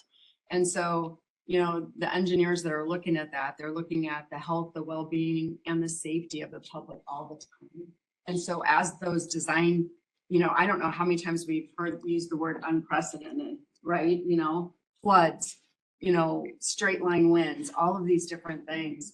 It has caused our utilities in general to have to look at the way we're designing differently. And so it has just blown away in the last 3 to 5 years. We've seen things we've never seen before over and over and over again. And so it does make you pause when you're designing to look at a new way of designing. That's why you see so many steel structures now in our footprint, right? That's why we are designing new plants to operate at much lower temperatures than most utilities. So we're taking those efforts to harden for that very reason. It takes a while to move through that. I think the question helps me recall that in 2020, the demand across the country really truncated. It dropped compared to COVID. And that led into a little bit of 21. And then in 22 and 23 started to have to pick up again, kind of a resurgence of this whole. And so that's also a part of this, right? Dan talked about the speed and magnitude, and that's a big challenge. Sorry, quick question on this slide. That 809 that I'm looking at August 24, is that's the 36%, right? So we've got our peak winter demand, and then 809 is what we need in order to meet that new planning reserve money, right? Correct. So for me, I'm just trying to put it in context. Turtle Creek, Standing Bear, and then Turtle Creek Edition, I think, are 825 and Temple. 675. We'll go back 2 slides, 600 plus 225. He's talking about the third unit. Yeah, I'm just trying to put all this in that in context. Yeah. In terms of 600 Turtle Creek and Standing Bear together. That's 225 for the new Turtle Creek. Yep. Right, so I'm just trying to wrap my head around that number as it relates to what we're building and what the plans were originally and where we are now. Okay, thank you. So as we kind of wind down the reliability and grid resilience piece of this conversation, you know, Troy clearly laid out the extent of the transmission constraints we're dealing with and how they've intensified the low voltage occurrences and the increase in frequency on those. And just in general, the system margins continue to decrease. That's what the new infrastructure is for, and it'll make a big difference when it arrives. But we think about North Omaha as being a very unique tool to the operators to be able to deal with the demands that the system puts on them. Let's go ahead and look at the affordability piece of this conversation. Right. I think this is the end of our resource planning section. Is that right? From here to Sure, you can say building that. and environmental. Sure, you can say that. So I guess one of the questions I had in looking back at our SD9 integrated systems planning strategic directive and previous reports, we talk often about modeling and the metrics that we use to determine reliability. And so the last 3 years, we've referenced the frequency basis and energy basis projections including the near-term generation resources, both power with purpose and near-term generation resources. And so I guess I'm curious, do we have a projection on what we expect on our system moving forward for frequency or energy basis reliability, given the potential refueling, retirement North Omaha Station? What I recall from the monitoring report, which is incomplete, I don't exactly remember the monitor. But my recollection is that when the near-term generation goes in service, the requirements the board had for system metrics, for lack of a better term, are expected to be satisfied. That's the expectation based on that data set at that time with that analysis. And have we done updated modeling with new data and different analysis now? It's as I think have been observed, it's always changing. We would pick up the next round of that when it comes to the next monitoring. And then we look at circuit specific and segment specific information on the transmission or distribution system based on those customer impacts that are occurring in real time. Your ISP will identify a lot of this, right? So in 2026. Sure. You should have a plan laid out after going through the ISP that we're bring back. Yeah. And maybe for the benefit of folks, we're calling kind of our new IRP, the ISP, the Integrated System Plan. And the idea behind the title change is we're able to broaden the conversation to include the distribution and transmission system in addition to the supply and demand reduction options that are available to us. And I think you had brought up a comment earlier, Director Williams, around what's the options here and how do we think about some of these things on the distribution system. And Dan's going to lead us into a high resolution look at that piece of our system next year, which will be open for a lot of public comment. Yeah, and I guess the question is mostly, so we don't have updated modeling right now about a change in expected reliability based on current system conditions. The best information we have that's irrefutable is real-time operations, and that's what's being recapped today.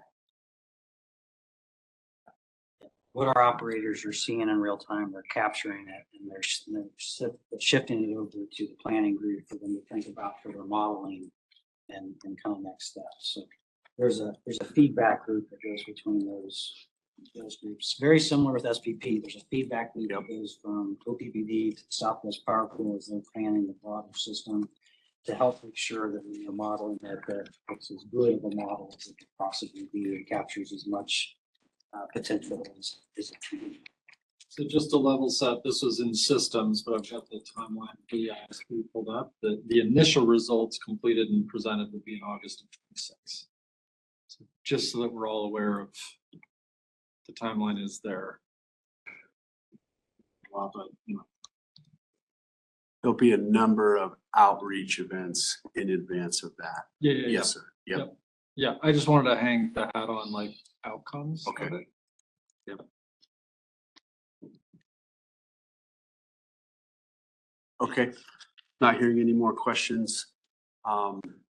We had a conversation earlier around the incremental financial resources we're going to need to give the system outcomes that our customers are wanting. And so affordability and financial impact continues to be first and foremost in the minds of our customers. We could go to the next slide. It's a publication from the Southwest Power Pool. For those that weren't able to attend the corporate operating plan discussion, I'll just briefly characterize this slide. What cost us $1.7 million in 2021 for a line mile of 345 kilovolt of transmission now costs us $4.4 million. And so that's a 2.5 times increase for each mile of 345 that we built. And Troy discussed how many miles we're planning to build. So the cost commitment from us for the required infrastructure is rising considerably year over year due to many factors. The second data point is 138,000 kilovolt line in 2021. it costs about 400,000 to build a line mile. In 2025, it costs approximately 2.2 million for line mile. That's a 5x jump. That's very considerable. A lot of cost pressures for the same quantity of electrical infrastructure. And so we're navigating this, and so are the rest of the utilities. But it is having an impact on our cost profile. Just to highlight one thing there, Brad, of the 400 miles that was discussed earlier, some of that is replacement of aging infrastructure. So it's not just all new. It adds capacity, but it's replacement of things that need to be replaced. And so a lot of times we just think that it's because of growth, but there's asset management that's in that also. So in addition to the higher cost to build more infrastructure solutions, which we're honored to do for our community, the next slide outlines the timeline that it takes to get things in service. And so I apologize for the redundancy, but again, for those that weren't able to participate earlier this morning, the top set of, I'll say, steps for the Southwest Power Pool are lined out for accreditation. So what is this resource worth in terms of your ability to count it against your load? The generation interconnection request. So if somebody wants to connect onto the system, I believe it's above 10 megawatts. They have to go through a generation interconnection study to make sure that the system can support the incremental injection coming from that supply resource. The generation interconnection studies that are associated with that, as I mentioned, and then the generation interconnection agreement, which is an agreement between the generating customer, the interconnecting customer, and the Southwest Power Pool and the transmission owners. That is sort of the culmination of the regulatory green light to inject new electrical supply into the system. And then at the same time, or shortly after that, it's probably more intuitive to people, which is your build process. So the first kind of bullet there for utilities and generators are you would kind of go through this integrated resource plan. You would decide what you're going to build, where you're going to build it, the quantity that you're going to build, the cost that it's going to take to build, the directional rate impact, and you would advance through your regulatory approvals, which for the OPPD organization is the OPPD board, as well as the Power Review Board, Nebraska Power Review Board in Lincoln. You would go out for a major commercial evolution. You would request proposals for the asset types and the quantities that you were after. And you would secure land and materials. You would start construction.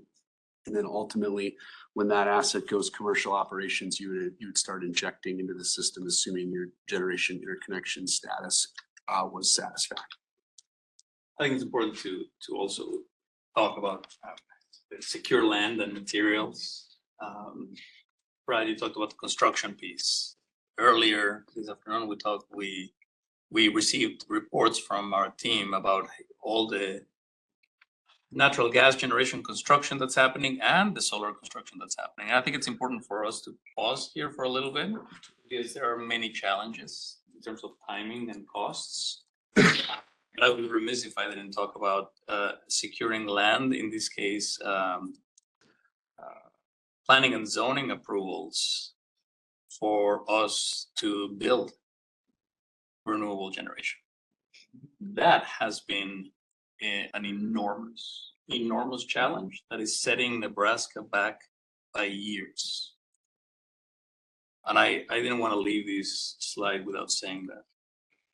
The decisions that have been made at the local county commission level,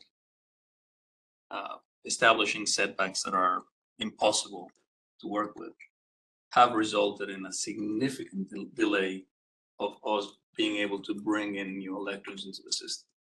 So it's not just natural gas. It's not a particular part of the generation. This affects every single generation type. You can sense my frustration here, but I am frustrated because there is a lot of generation that we still need to build and site and energize that requires that planning and zoning approval for land, especially for solar generation. Thank you. If we go to the next slide, we're talking about affordability here. And there are financial implications with a change in direction of the facility potentially. And so while this conversation has largely focused around energy availability, energy reliability, and getting the outcomes that we all need for modern life, here is a slide summarizing the financial impact. And so I'm going to start with that third bullet point first. The way we derive these numbers is we have best in class grid simulators from a computer software application. And what happens is we put in, as the slide says, the capital costs that are associated to run a generator. We put in the fixed O&M, which would generally be staff. We put in the Operating and management expense. Yep, thank you. We put in the variable O&M, which would be fuel, any sort of commodity that's used to clean and manage emissions. Basically, we fully load the cost of the generator. The dispatch software simulates the dispatch for that generator in the marketplace the same way SPP uses their dispatch logic. And so that creates a market revenue profile. In addition to that, we have customers that are very excited for electrical service. And so there is an aspect of this that includes load.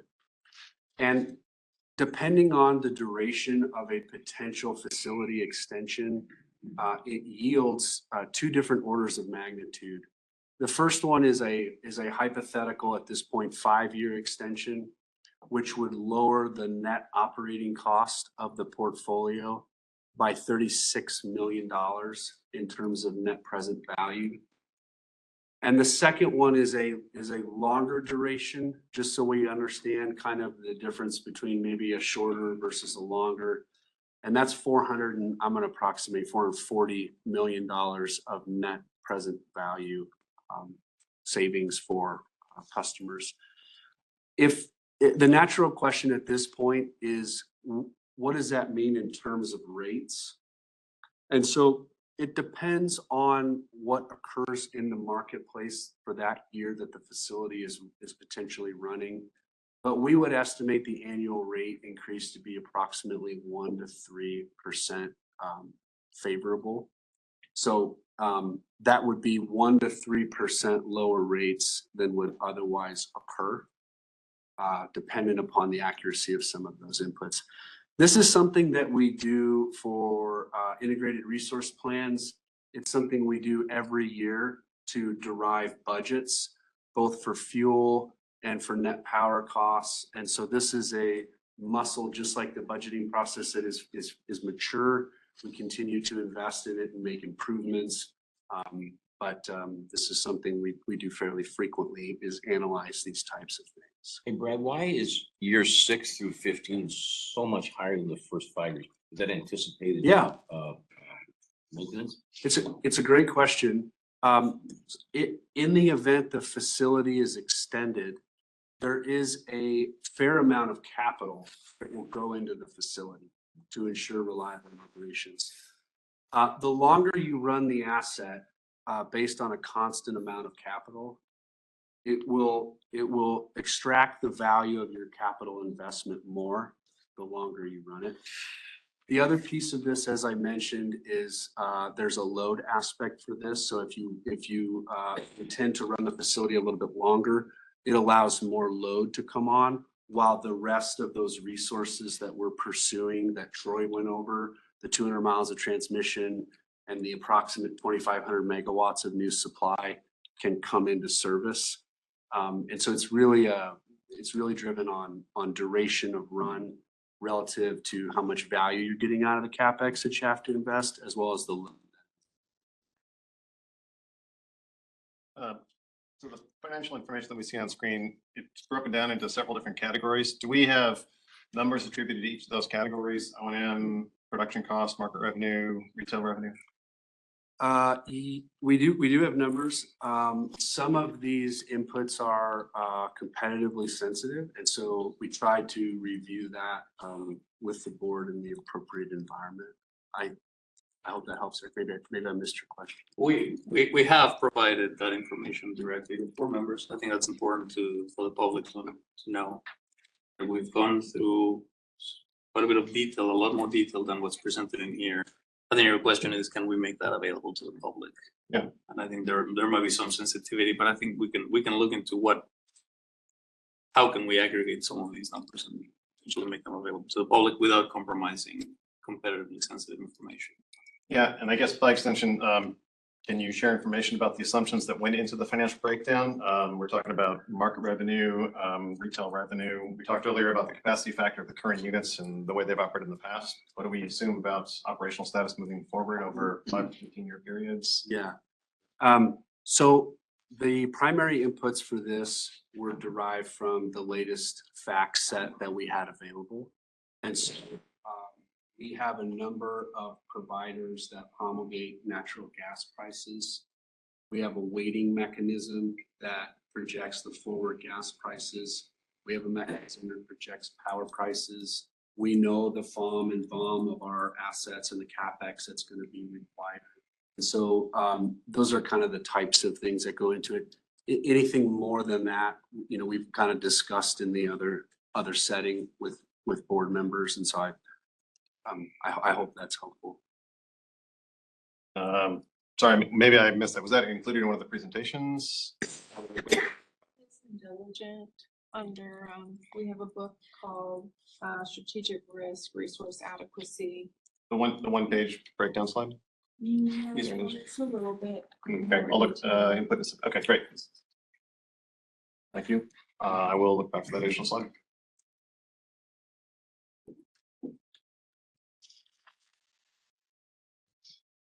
Okay. Before we move, I think it's there's a reason for that picture.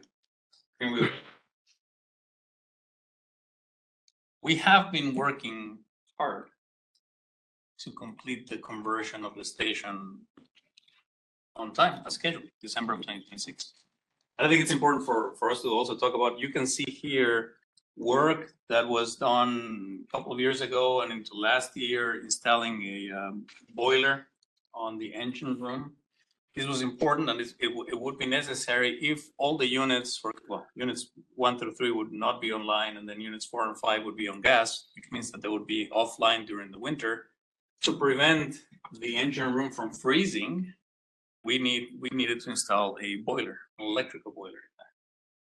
When the units are operating on coal, then the natural heat from the station keeps the station warm and avoids freezing. But what you can see in there is work that happened in the past few years, getting us ready for the conversion. That electrical boiler has been completed. I believe it's ready to go. There are other investments that we have. We had to order natural gas burners for Unit 5. We have them on site, ready to be installed. We have currently invested about $17.2 million on work leading us to the conversion. And I think that's very important. One, to show the public that the intention, and still to this day, my instructions are to retire and convert the station on December of 2026. What would we do if the decision were to be to extend the station? Well, what do we do with the equipment we have? Do we store it? Can we sell it? Can we reuse it? I think that's important for us to just talk briefly. Can you elaborate a little bit on that? It's a good point. I think most of this equipment we would keep until we have certainty of what the long-term outcome of North Omaha would be. So we would store it in a way that we keep it in good shape, that it wouldn't be damaged. So that's the way we would treat the infrastructure. Okay. Sorry, one final question, since it looks like we're shifting from financial to environment and health. Yeah.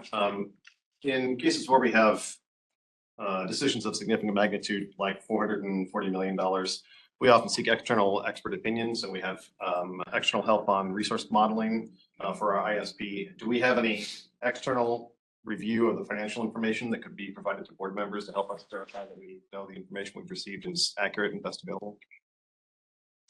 That's a good question. A lot of the inputs that are used in the analysis are reviewed by the Brattle organization as a part of our annual review process that we use Brattle for.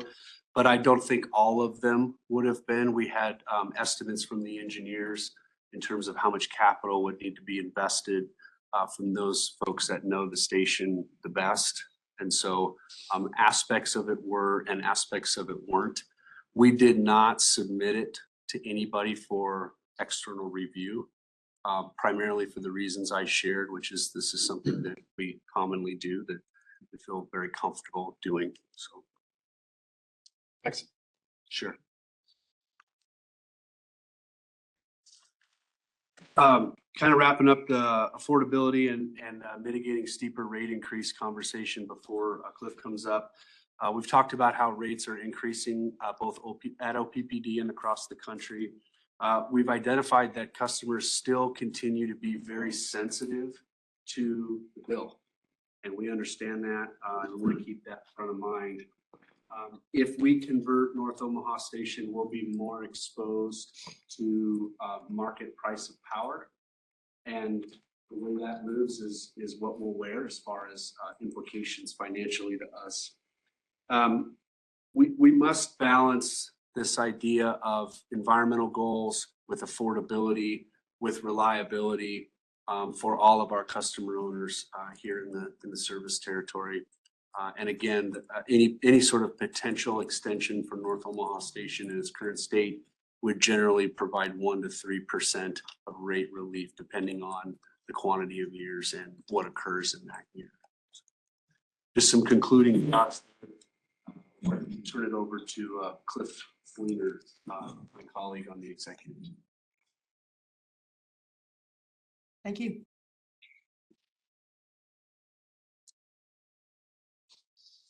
Okay, thanks, Brad. Good afternoon. I'd like to share with everyone a few thoughts on some of our insights and information on how we view emissions from the North Omaha Station at OPPD and the sincere concerns of our wider community. Next slide, please. First, I want to start that we listen to the concerns of our public and our employees regarding North Omaha emissions. We're part of the community. We have employees that work at the plant, obviously. We also have them that live in the North Omaha area. And under SD7, we have our commitment to environmental justice. We need to the community, and we attempt to be true to that guidance. We review pertinent information on our emissions, including data cited by the community, and we review it. We review it carefully and concisely, not with the intent to refute or to engage in any kind of back and forth, but to better learn and understand where they're coming from. And also, because we do not have all the answers, our mind is subject to change based upon new information that comes forward. We use observational data to gain a better perspective on the situation. Observational data is valid information. It may not be conclusive, but it helps to paint a picture and give context. It could be a comparable risk associated with a particular site. It could be some additional data provided from throughout the community. Because we have a commitment through our environmental justice program to go beyond compliance when it looks at impacts to the community, we conducted a detailed, objective, and site-specific and repeatable risk assessment for North Omaha Station using US EPA methodology, toxicity factors, and thresholds to get a better picture of what our impact to the North Omaha community is. Why have we done this? This is a core part of our values. We have a passion to serve. We want to honor our community, and we care about each other. We view ourselves as very much as part of the community, and we view people that testify at our various meetings not as our adversaries, but as part of our community, people we work to serve. And because the board needs the best possible information to guide their decision whether or not we choose to extend or to decommission of the North Omaha Station, and they need the best data possible. Next slide, please. I'm going to talk a little bit now about our emissions at the site. Obviously, district-wide, we've mentioned this several other meetings in the past. We have seen a period of great load growth, about 19% since 2013. We've had a 42% reduction in absolute emissions, which has yielded about a 50% reduction in our carbon intensity. At looking at North Omaha specifically from 2013 to 2024, sulfur dioxide and nitrogen oxide are down by more than 40%. Mercury is down by 90%. And North Omaha stations, units 4 and 5, both hold low emitter status for particulate matter, hydrochloric acid, and mercury. And that means that we're more than 50% below the threshold that we're regulated by.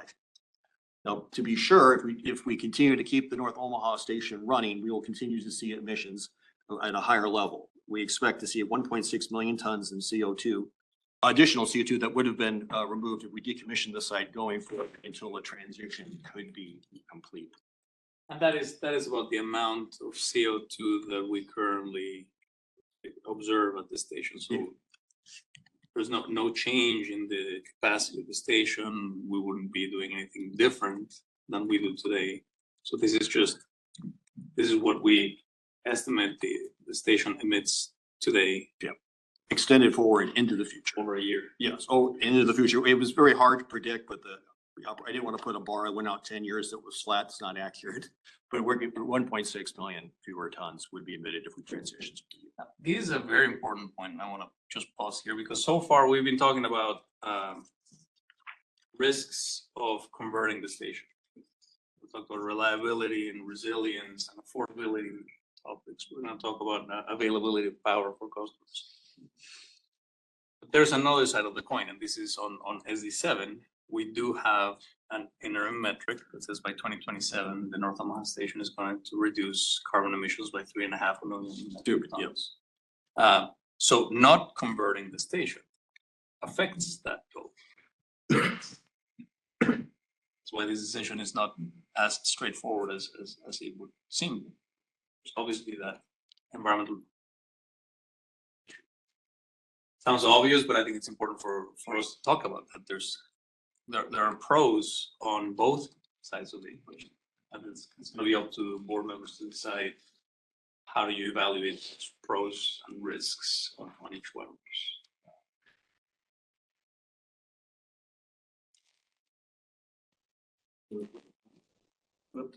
Switch to the next slide, please. I'm going to give an example of some observational data. I'll start by just defining terms and explain what you're seeing up there. You're going to see something here called Purple Air. Purple Air is a company that sells monitoring devices for use at your home. Anyone in this room can choose to purchase a Purple Air monitor, have it installed at their track the amount of PM 2.5. That's particulate matter 2.5 microns. That's formed to be a key pollutant. A couple of years ago, community groups encouraged, and we were supportive of, the promotion of Purple Air monitors being installed across the community. Right now, there are 11 Purple Air monitors that are currently operating within the Omaha area. They're listed here. The nearest one is about 1.5 miles northwest of the site. It's in a darker purple on that picture right there. We looked at the last 2 years of data because all of the data is available online and available to anyone that'd like to download it. On the graph, you can see there the blue line or the green line is the average of all of the monitors averaged together.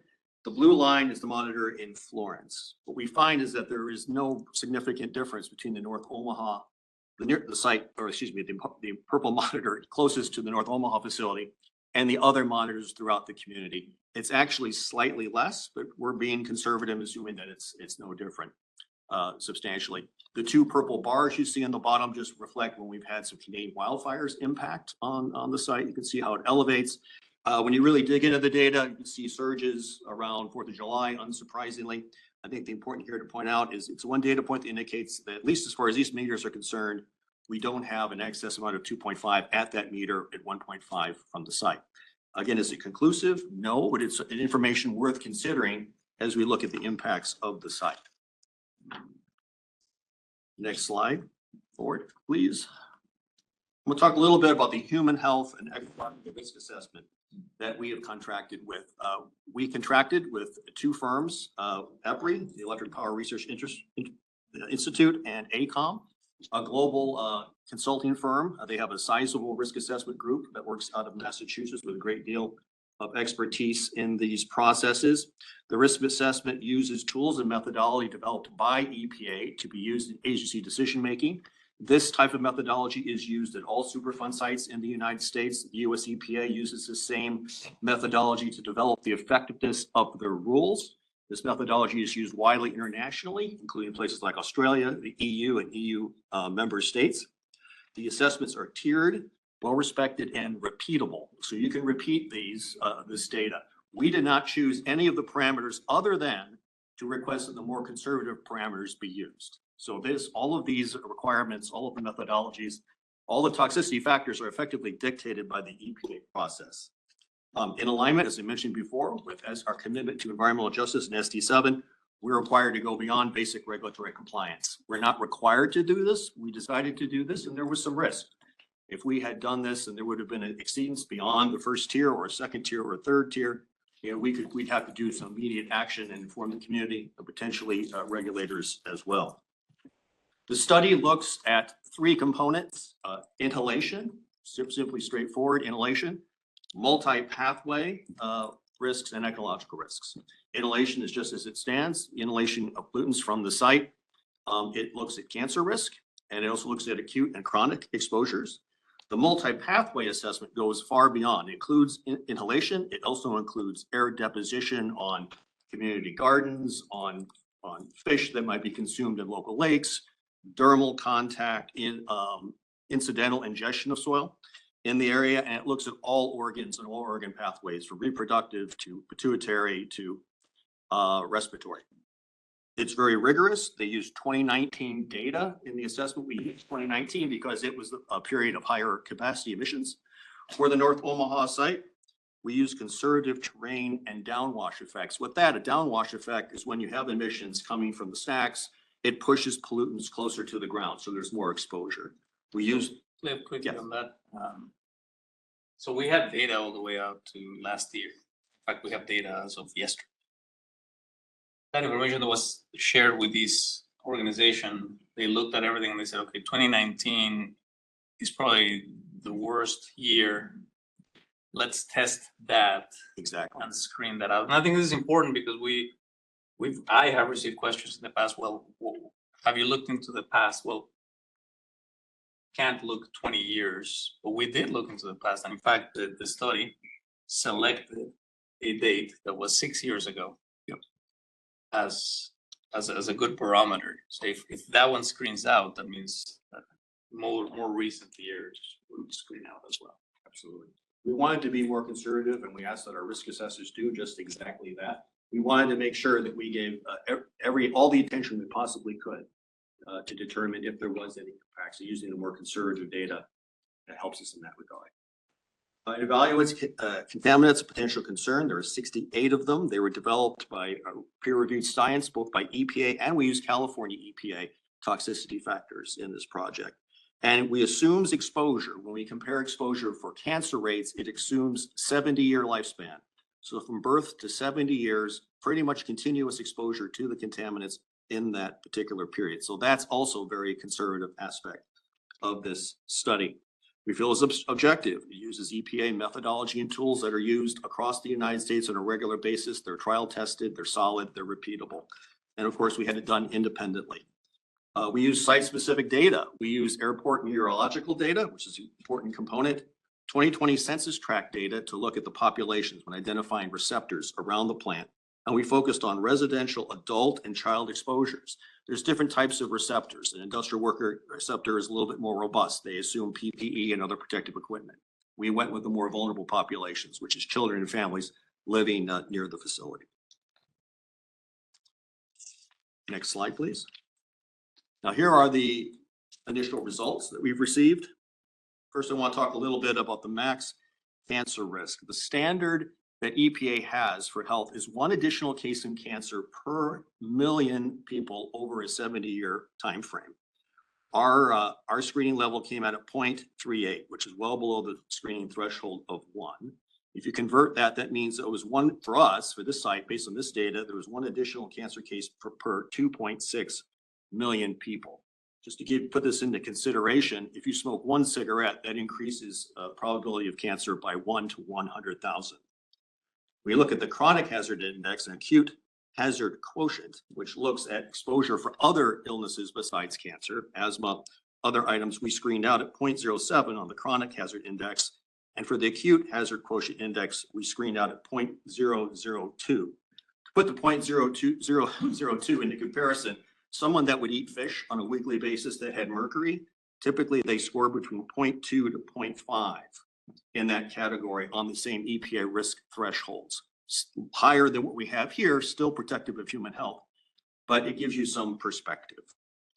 We've also included in the purple box, this is in the observational category. This just puts into consideration some of the risks that we encounter every day on an annual basis. About 120 people per million are killed every year in automobiles. 56 people per million die due to secondhand smoke. Ladders, accidents, and bicycles are 0.5 and 4 million, or 4 per $1 million per year, just as an example of some typical risks that we encounter every day. The comparative inhalation and risks from the cancer and chronic non-cancer and acute exposures were below EPA thresholds. The health risks for the multi-pathway also were below, and the environmental risks. We looked at an assessment about the impacts to flora and fauna, plant species, aquatic life, terrestrial wildlife, all of them screened behind or below the EPA screening thresholds.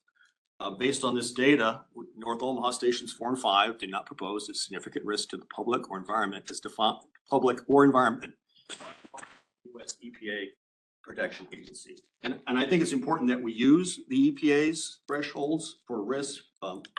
They're exceptionally conservative and they're making an appropriate standard, and the data that they're based upon is highly peer reviewed and tested. If there's no questions on it. Yes, sir. This study, I think we had preliminary results and then you said it was going to be peer reviewed. Is that right? Yeah, let me be clear. The toxicity factors and the thresholds and the methodology as itself, including model, were all produced from peer reviewed science. Oh, okay. The modeling process you see here has not been through a separate peer review, but it is repeatable. So the results of this can be shared and repeated. So that hope that explains what I'm trying to say. Yeah, that's a good clarification. And how much of the study are we planning to make available to the public? I was planning to make the entire study available plus a 2-page item to explain it in layman's terms for some people so that the general population gets a good feel for what this means comparatively, because frankly, it's rather complex. And I think people will have both, so you can make up your mind about if we're translating it correctly. But the entirety of the report and the data tables will be provided for public review, as well as a 2-pager assessment and summary. Okay, thank you. EPA screening thresholds, help me understand how frequently those are changing. Are those things that go up and down? Do they consistently go down over time? Like, what does that look like? They have traditionally gone down over time. The US EPA uses I wish I could remember the name of the scientific screening board. They have a scientific review committee of top scientists that meet regularly to review this data around these thresholds, to review how appropriate they are. This has been a long process. EPA started doing risk thresholds as early as the early 80s. The methodologies you see here were first rolled out in 2005, and they have been continuously updated, as have been the data. And generally speaking, yes, they are going down. And I've worked at a number of Superfund sites where you think you're going to make it, and then the standard changes because of new data, because of new requirements that come in that lower the threshold. I'm going to go give you an example. I used to do a lot of arsenic cleanups a long time ago. 100 ppm was the standard. It changed to 40 in the middle of our item because of part of these regular reviews. And these reviews are done by top scientists, independent, based on the latest, best available data. So it's always getting more granular and more detailed, and typically lower thresholds over time. I've gotten questions and comments from customer owners about another screening tool called Cobra. Can you talk a little bit about that and how that relates to these or not? I really appreciate that question. That's the co-benefits risk assessment. Co-benefits risk assessment was established in 2001. It was really originally designed as a tool to compare the benefits of renewables in terms of costs versus, say, fossil generation. And you can plug in information on what industry you're in, the type of emissions, the location state, and it will produce for you a number of costs. It includes things like deaths, numbers lost time cases, costs associated with it. Any normal person, any person that would want to take a look at that could easily see it when they run it and say, oh my gosh, this yields 14 deaths or 20 deaths. This is serious because of that term. There is on the website a disclaimer that explains that both the response to deaths and harm do not recognize actual harm. There's statistical simulations, and it recommends that if you're concerned about the environmental quality of a particular area, to do a full-scale human health risk assessment. That's exactly what we've done here. The COBRA is not competing with what we're doing. It's two separate items telling two different blocks of information, and COBRA recommends that you do exactly what we have done. So I just wanted to, I really appreciate they saying that because that gets quoted often. They're complementary, they're not versus. So we took a step further. Yes. What would have happened if, let's say these numbers were not where they are and they were worse than the screening threshold? The first thing we'd have to do would be look at the next plan, which would be either additional sampling in that particular area. We would be obviously contacting ELT and consulting with the board about what our next steps would be. We would have to do a whole additional rank of additional tests. And this is tiered specifically so that you can go through, as you cross each tier, you move down to a greater degree of specificity and detail. We would be contacting the board to explain what would happen, and we would take steps to both further study and then zero in to find a solution for the particular risk. And it also, as it gets tiered, it zeroes in on more specific risks. So it might zero on a particular constituent, a specific circumstance. So you might tailor a specific solution to target that. There would be action taken for sure. And if I may, I think this is from a personal side of things. When I hear customers concerned, empathize, and it's legitimate concerns and perceptions. That's very, very important. It was very important for me to have this type of information, to know using established methodologies and paying good money for these type of assessments. Do the risk assessment. If it comes out and says we need to do something to improve the outcome, I would have been the first one to say we need to do something. I think this was important, at least for me, and I think I'm speaking for the rest of the whole team. We're all moms and dads. Some of us actually have spouses who work at the power plant day in and day out. And it was very important for us to know, not only have we historically complied with all the EPA regulations, but let's go one step further and let's do this assessment to see what are the effects on human health and the environment. I think it's important. It's not, again, not to refute perception and the concern of a customer owner, but it was important for us to know how the station and the emissions of the station may or may not be affecting that. Agreed. Correct me if I'm wrong, but it's based on 2019 data. Emissions data, and they chose that because that was the worst year available. Yeah. And it looked at a person's lifespan over the course of 70 years. So that's sort of using that data to say if these were the consistent emissions, this would be the impact on somebody over the course of 70 years, right? The risk of stating the obvious, the plant has become cleaner over time.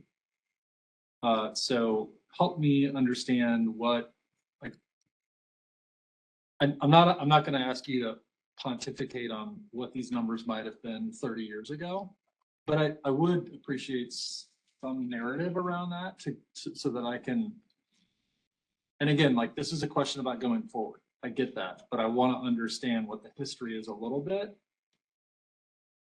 What's happened over the course of decades of running that facility that has gotten us to a place where the numbers are as low as they are, where we're in low emitter status? Like, I don't need all the detail, but just kind of help me understand it a little bit. We've added environmental equipment.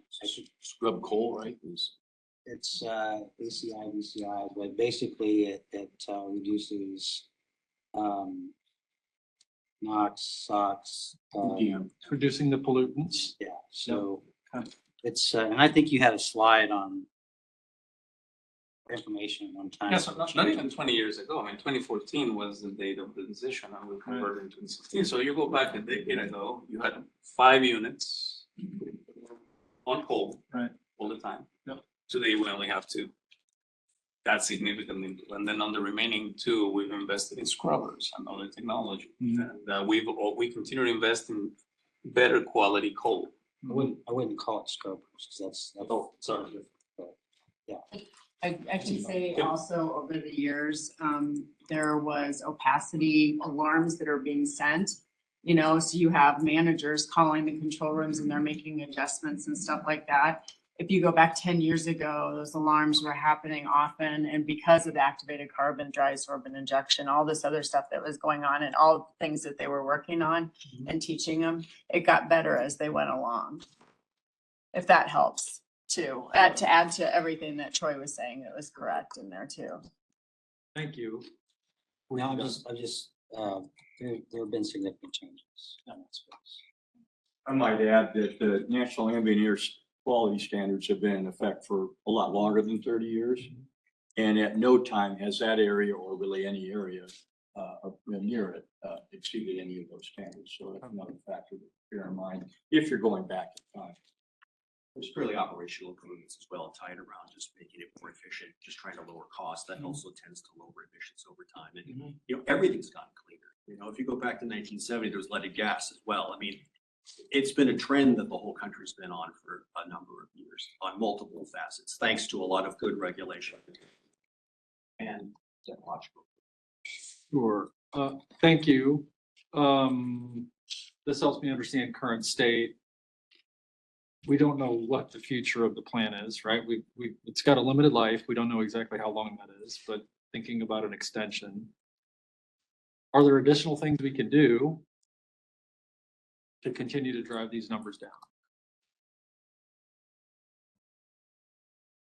I'll ask separately, are they cost?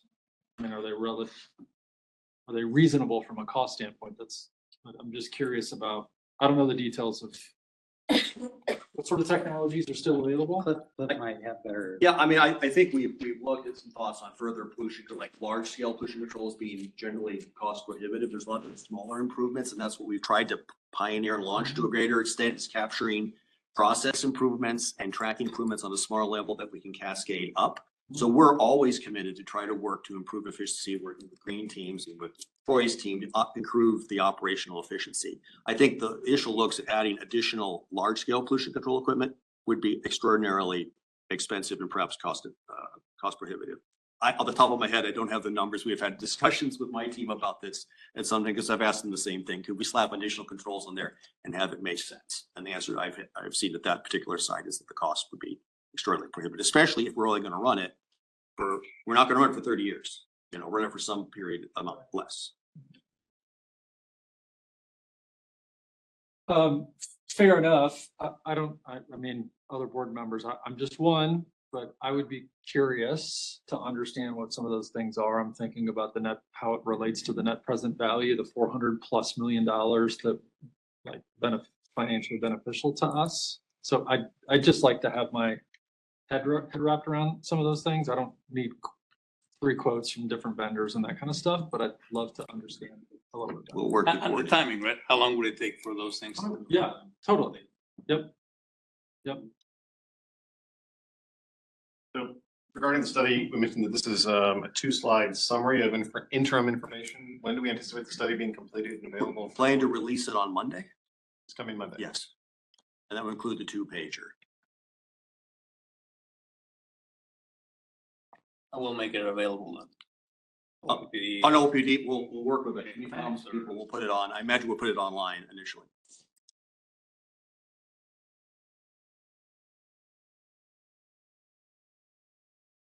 Any other questions on the slide?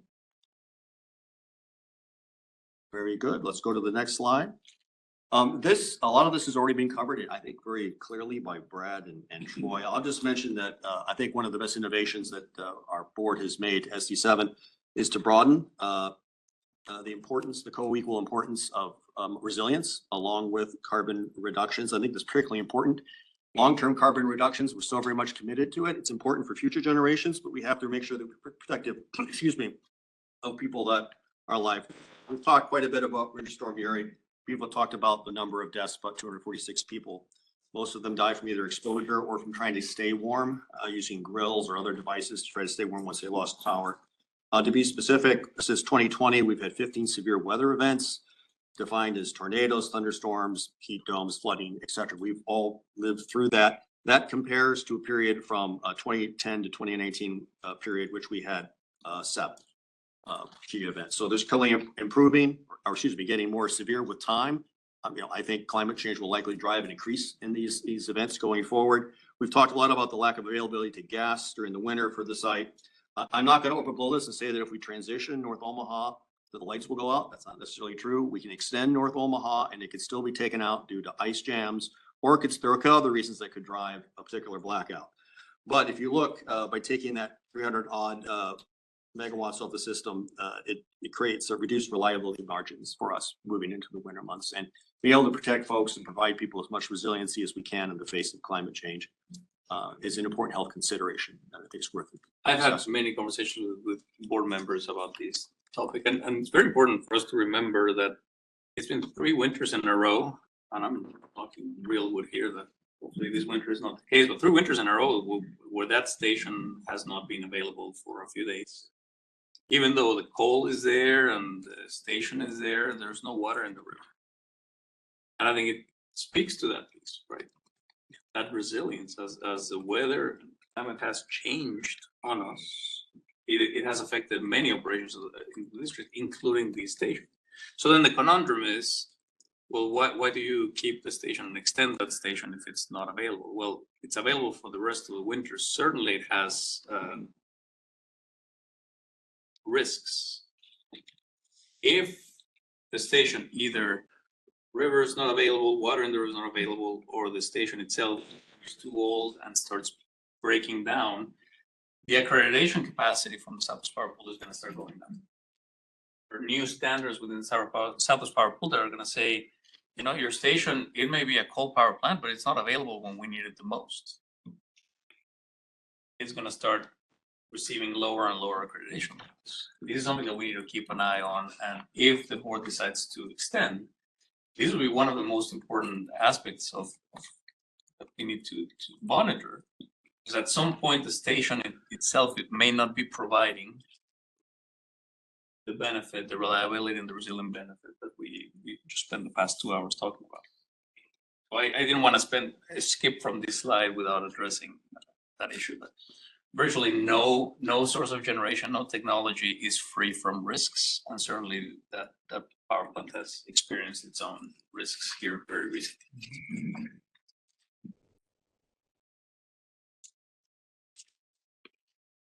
Slide, please. We'll just wrap it up with the next slide. Just to wrap up, North Omaha stations 4 and 5. Criteria do not present a significant risk to public or environmental health as defined by US EPA standards. Human health risks are below the standard thresholds, and continued operations at North Omaha 4 and 5 are all below US thresholds. Regional air quality, we meet ambient air quality standards, as Steve has mentioned. The impacts of climate change are happening faster than carbon reductions can be achieved. Adaptation is critical to protecting our community. The alignment of SD7's commitment to environmental justice will continue just to listen and pursue honest and open dialogue with our customer owners. And when this is released, I expect people to come talk to us. We'd love to have a conversation with you about the details, how it was done, the factors, etc. And I just want to emphasize, we are still committed to our net zero. I would love those 350 megawatts to come from any source of power other than coal, for the reasons we've outlined today, for at least for the interim period of time. We're recommending that it continue. But our net zero goal remains in place. We're still committed to reducing our emissions and waste, and we'll continue to strive to do just exactly that. If there's no further questions, thank you very much for your time and attention. And I will turn it over to my friend, Tim McAreevy. Just real quick, the title of the slide says reducing emissions, protecting our community. But I just want to be clear that the consideration of extension of North Omaha Station absolutely would increase net emissions in our community. It would continue, the 1.6 million would continue to be driven over time. And other emissions that come from the combustion of coal. CO2. Not just CO2, but the other emissions. The CO2E as well. And this is more of a long-term commitment. meaning that we haven't given up on our goals and commitments to continue to reduce emissions. This is not a cheerleading effort for coal. This is an interim basis. So the amendment behind this slide was really to indicate that moving forward, we're going to continue to strive to reduce our emissions at every level we can. Okay, but I just want. And you're correct. I just want to be clear that it says reducing emissions over here, but no part of the recommendation we're discussing right now is to reduce emissions. The recommendation would be to continue, yes, yeah, correct. Thank you. I'm sorry, I'm gonna pile on that for a moment, just because, anything in doing this job, it's that I need to anchor decisions in strategic directives.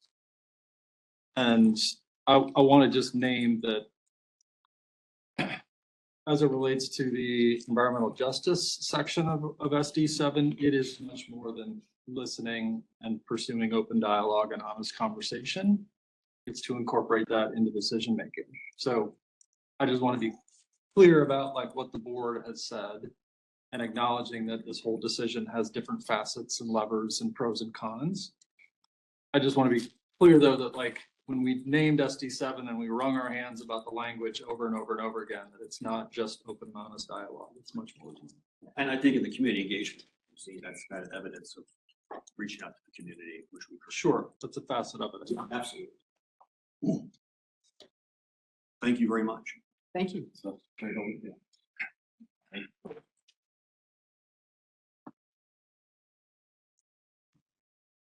Good afternoon, everyone. Tim McAravey, Vice President of Customer Service and Public Affairs. As we contemplate the future of North Omaha Station and what that future looks like, an additional dimension that we've considered is community and economic prosperity. And from a strategic directive perspective, we see that closely aligned with Strategic Directive 11. So as we started to contemplate this dimension, I went back and reflected on the OPPD mission, which is to provide affordable, reliable, and environmentally sensitive energy services to our customers. And as I look at that, I recognize that affordable, reliable, and environmentally sensitive are adjectives that describe energy services. And it leads me to believe that in order for energy services to have to be reliable and to be affordable and to be environmentally sensitive, they first need to be available. And what I'd like to walk through is increasingly where we have situations where that is challenged.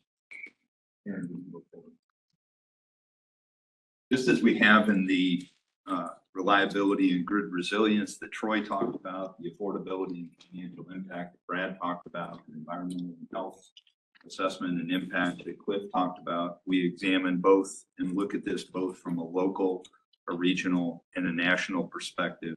And this has also been, we heard earlier that this has been a long discussed topic. What I'm about to talk about has also been long discussed. You saw earlier on the timeline that we recognize the period of load growth. And it's been really the last 3 years in particular where we have been particularly challenged to give certainty of timeline of service to particularly large loads. And what we've seen over that time period is that it's attracted more attention of local, regional, and state, and in fact, national state government or government bodies and economic development affairs. So, for example, the Ex-Arban Foundation worked with Development Counselors International to review Nebraska's economy and produced it in a publication called the Nebraska's Economic Review that was published in August of this year. And it cites a couple of quotes. It's a long report. It's publicly available. The lack of growth in employment and wages has slowed the state's economy. Now, I'm not here to suggest that that is solely attributable to the challenge sometimes in serving very large load, but it is a contributing factor in a growing number of instances. Another quote from that review is that another important consideration for companies assessing where to invest to add people and grow jobs is the access to affordable power. I share this to signal that increasingly this phenomenon is growing, gathering additional attention. In addition, the Nebraska Chamber Foundation last year conducted a study. You see it depicted there, Nebraska's energy future. They're in fact refreshing that study this year that will also be involved in that and adding an additional dimension to it. one of the findings of that study was that the availability of affordable, reliable electricity is critical to economic development. More and more, our society depends on electricity to power its vital industries, and those industries are expanding. Nowhere is this more true than in Nebraska. And the last couple of examples I would cite around the growing importance of energy availability in our economic future is that energy and its availability has garnered the attention of the governor's office, and it's noted as one of his priorities and focus areas. And each of the three leading economic development and chambers of commerce, both Nebraska, the Greater Omaha, and the Greater Lincoln chambers, cite energy as key legislative priority areas.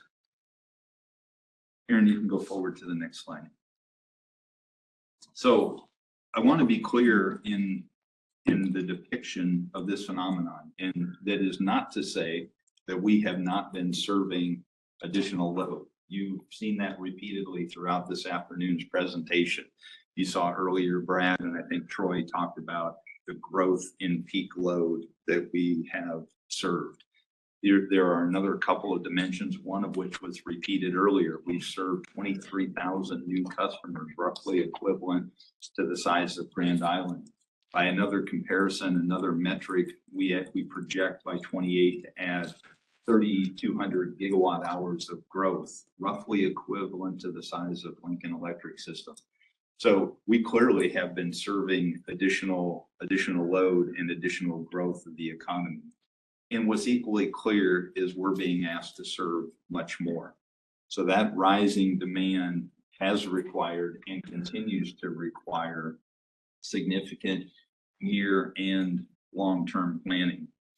In fact, there have been a number of statistics shared, but one of many that cite the rise in electric demand. In addition to those we saw earlier, was an S&P Global Commodity study that projects that the amount of new electric load that will need to be served in the next 10 years in the US will be greater than at any 10-year period in the country's history. So by any measure, whether low, medium, or scary, the additional load required to fuel both local, regional, state, and I believe federal economies is profound. In fact, we're forecasting over 1,000 megawatts of load growth over the next 10-year period, and are navigating active project requests for over 2,000 more. What that does not entail, what does not include, are what we would call inquiries.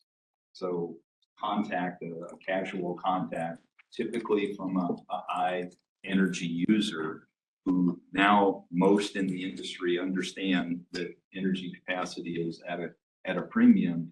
We will often get inquiries that say, I have a need for 200 megawatts, so 1,000 megawatts. Is it even worth continuing to talk? And can you offer any sort of a timeline? And when that answer is no, you never know whether that would have turned into a potential economic development project or not, because they're going to go around and continue to check. So even with the forecasted load and the active projects that we're working, the load growth is profound. This, again, is not an OPPD phenomenon. Talk to our peers in the state, and they're experiencing some version of the same. We talk to peers around the country, and they're experiencing some version of the same phenomenon. And increasingly, businesses and community development partners are seeking answers and support. We had the chance over the past few weeks to hear from Greater Omaha Chamber leadership, and they were able to profile the requests or the RFIs or the projects that they get to work from a chamber perspective. And one of the statistics that stood out to me was, of the 161 projects that they had created proposals on this year, 155 of them were high intensity energy users. So they would affirm that the nature of where the growth is right now tends to have a high correlation to high energy needs. We have continued to commit that and communicate that we're committed to delivering solutions for these folks. We continue through Brooke and her team. We continue to actively be engaged in economic development conversations so we can be at the table and make sure that we're providing accurate information and where we can help to navigate the availability to keep the project moving. And Tim, hold on. We've got some mega users and I'm not looking for any proprietary information to be shared, but I think customer owners are curious about the extent to which that big demand is coming in. We're having to expand and grow and build a lot of new things. And how have we mitigated the risk of that load going away and us holding stranded assets that we're unable to use? I mean, the whole system's growing, so we'd eventually use it, right? But like, can you talk a little bit about how we've mitigated that risk? I can. That has been an area that we've matured in a significant amount, and I would say are fairly mature. We're not perfect yet. And I'm going to look for Brad to add on to any comments I make, any he wants to add as well. Our two teams work exceedingly closely together. We've got internal thresholds above a certain megawatt that there's a specific process that we take customers through. And in particular with some of the largest customers, what we're doing is looking for certain assurances along the journey as they progress to want to be able to eventually energize if we signal that we have the capacity to serve them. So that looks like application fees, applications, and we formalize that process. At a certain point, that looks like commitment for either payment or surety of infrastructure that just that new load creates on the system. So it's not socialized across the other customers. They may have the ability to earn that back over time with the achievement of loads.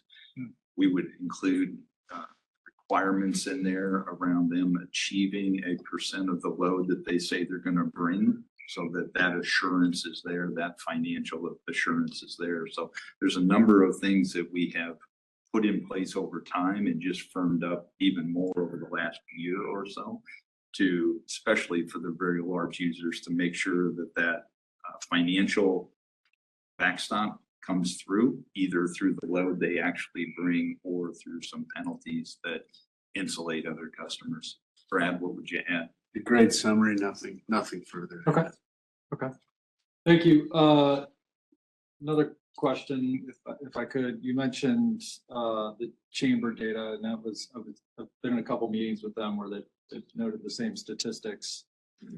I don't need a side-by-side comparison. That's not really what I'm looking for here, but in general terms, they've articulated that the majority of their RFIs are manufacturing related. And I don't want to show everything that is in our queue, but it doesn't seem as manufacturing heavy. It seems more data center heavy. So I'm curious about that discrepancy and whether or not do we have manufacturing plus data center on top of that, which is even more? Yeah. Or is there, help me understand that discrepancy.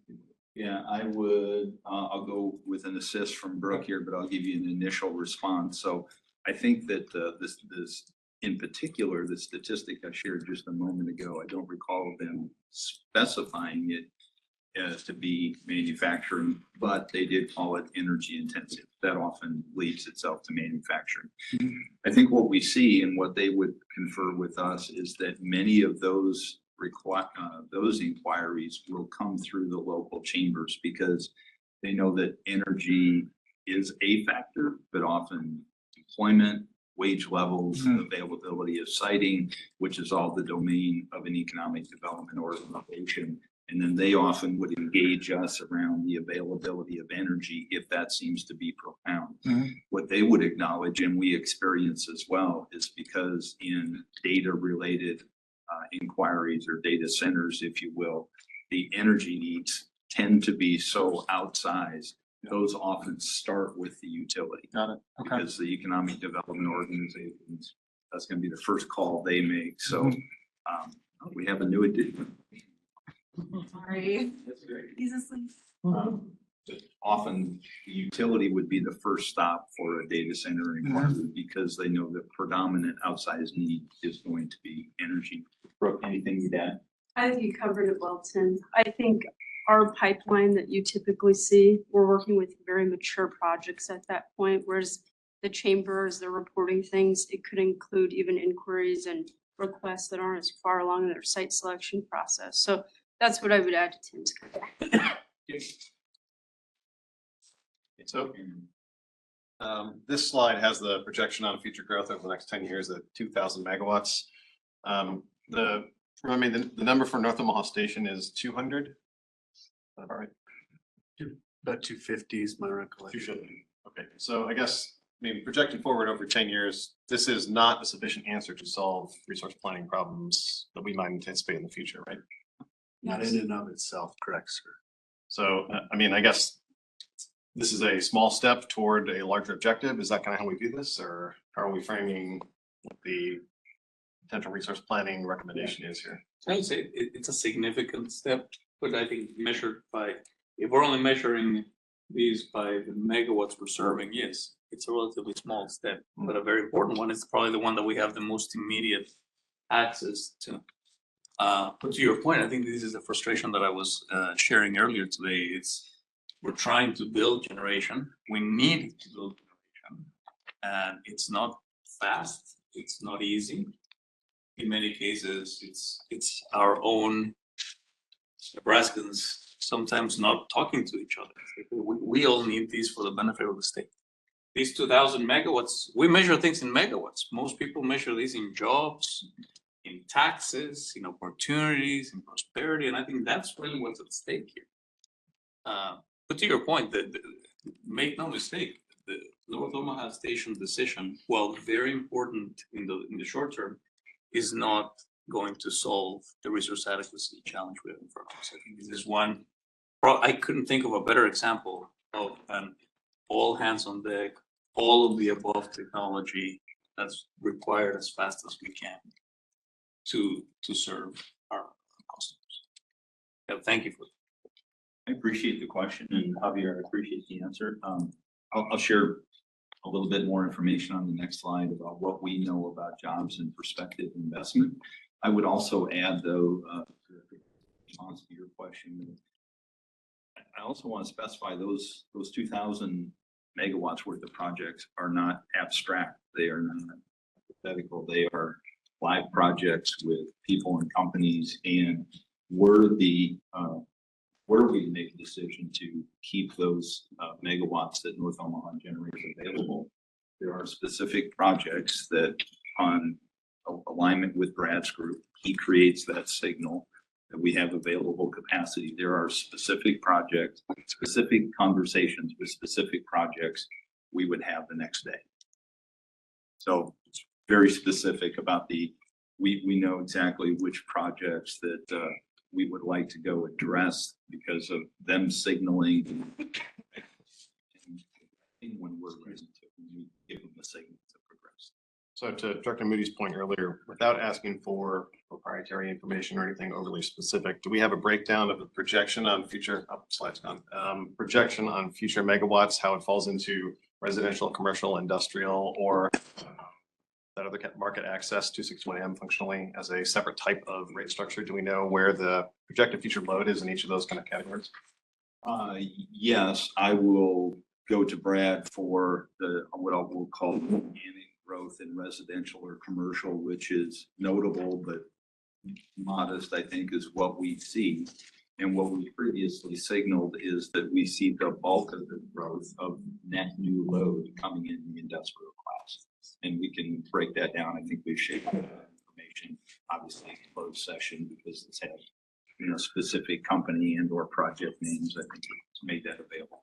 Yeah, the only thing I would offer is we have tried diligently to generalize the industry in public settings. And so we talk about ag processing, we talk about medical, we talk about manufacturing, we talk about defense, we talk about just these sectors of the economy. And then in executive session, we would unpack customer specific. I think we can certainly provide a high level. I think it's important to clarify what are active project requests. Customer owner building a new home, requesting that's not part of this. So in addition to this, we have the residential load that's going, those 23,000 new customers we've served, it's not part of the 2,000. So I think what you're asking is, let's get an understanding of how big the load request is and where are we seeing that growth. We've talked about the huge growth that we're experiencing right now in the urban.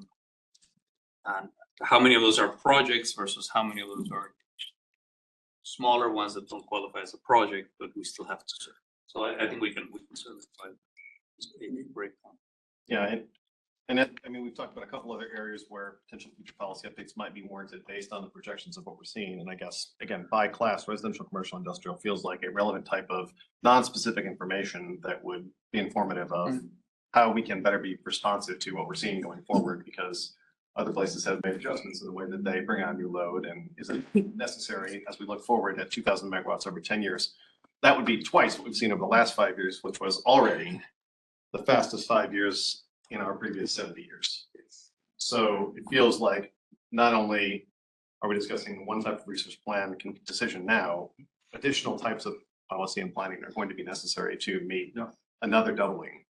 And so having an understanding of what is it we're talking about here, because again, 23,000 new homes, we've talked about 5,000 or 6,000 new residential units per year come in closer to single digit numbers of megawatts, but some of the other things come in tens and hundreds of megawatts. And so over the course of 10 years, all of the residential might be dwarfed by one single project, for example. And as we set policy and plan for the future, it's important to know the relative scope of what is it we're talking about here as we look for the large number. Right, and just briefly, I think, yes, absolutely. I think you're spot on. Briefly, the process we have for these large active projects, we're talking 20 megawatts and higher. We have a very specific project for green lighting, right? We have different stage gates, which we allow them to come in, and we give them green lights to go forward in the next process. And that's important because at no point do we want to jeopardize our ability to serve what I'm going to call native residential growth, the low growth that happens for families. But to your point, that margin is getting very, very small. At some point, we may be compromising our ability to serve even just homes, right? And we stay on top of the policy and the investments that we need so that we don't get to them. For clarity, is this 200 megawatts inclusive of the planning reserve margin? Or would that be even in addition to 2,000 megawatts, but I don't know what I said. It's like. Those are gross load. This is just gross load, and then we have planning reserve margin on top of it. So we're actually talking about like 3,000. In the winter. I mean, I'm rounding up. I mean, I'm rounding up. What's 300 megawatts? Javier, I appreciate the clarification earlier. I do want to stress again, we are not saying no or wait to housing developments, individual projects, small commercial. In fact, where we start to look very acutely from a system perspective and for some of those financial perspectives is around 20 megawatts. And here's the dichotomy. 20 megawatts is a big load. 20 megawatt customer out of 415,000 customers would be about top 100. Right? And yet the frequency of requests, because of how the load is changing, the load request is changing, is profound. And unfortunately, to the prior, I want to ask you to go back, Aaron, to the prior slide around the economic impact. Generally, where those heavier, more intensive energy customers are, also with those that are highly prized from an economic development standpoint and or offer high employment.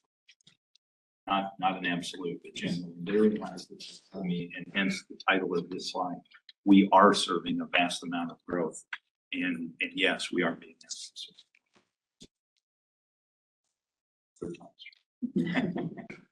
All right. I want to hit on this just a little bit more. We started to touch on it in the prior conversation. What do we see driving the load growth? Certainly there are national and local demand drivers, and I won't read all of this. We read national headlines. We understand what goes on from an economic perspective nationally, where there's an intensive effort for reshoring manufacturing and industrial, bringing those jobs back to the United States. And more locally, we see that centered around priorities at the state level, like biofuels and full value ag initiatives that often also are very energy intensive. There are certainly rising data center requests, and just that term tends to draw a lot of emotion. We have to acknowledge that. And yet I think it's also clearly a federal priority from artificial intelligence, another term that evokes emotions that I'm channeled by and channeling and reflecting on comments from our national defense customers in the area that talk about the importance of artificial intelligence to the United States, not only commercially, but militarily. So I just wanted to acknowledge that it's a term in an industry that evokes emotion, but certainly one that's driving growth. And we're seeing increasing electrification of transportation and buildings. So EVs for personal vehicles of themselves are not in our service territory driving a giant load impact, but we're monitoring them closely. They are continuing to grow. And yet we are seeing electrification of buildings, some along the urban core, fully electrified just for ease of construction. There are certainly also community and state priorities, many of which, and if not all of which, we know about: urban core redevelopment, streetcar expansion, other revitalization projects, target industries such as biotech, defense, medical, UNMC expansion, for example, the potential and likelihood of additional missions at Offutt Air Force Base. And also we have state, regional, and local economic development plans and priorities such as Inland Port, the Airport Business Park, the Freeman Inland Port. And then in terms of the jobs and impact, what we know of the customers that we have in our project in waiting. These are not our figures. These come from our partners. Those represent about 1,900 jobs and about $11.5 billion in capital investment. That's what's associated with those projects that we cite as megawatt needs. For projects that are less certain, but out further, potentially out further, that number almost flips. It's about 8,900 jobs and another just shy of $2 billion in potential capital investment. So no economic development person would stand here and say every single one of those will happen just as planned. We know that they are all in a queue and work through a process, but I share that just to indicate what is on the table, so to speak. Aaron, I think you could proceed and we'll wrap up. So the community prosperity and growth are keys to achieving well-being for every resident as a recognized priority for economic development. OPPD is committed to cultivating the growth of vibrant and thriving communities. I'm going to pause on that for just a little bit. One of many things that have been talked about is community development and community prosperity. And one of the things that we don't bring jobs, people don't come here just to consume electrons, but we provide an essential service that without which those things can't happen. So we take that part of the equation seriously. Available and reliable energy is a prerequisite for businesses in the new industries that so many are trying to secure to locate here. And a North Omaha extension ensures greater energy availability, strengthening communities. So I will pause for any questions you want to address.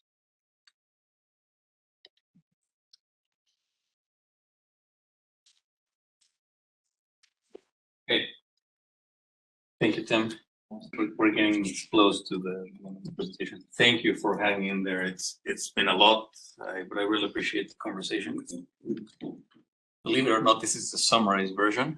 So we appreciate members of the public. here in the room and those who are still online. We have over 100 people who have been listening.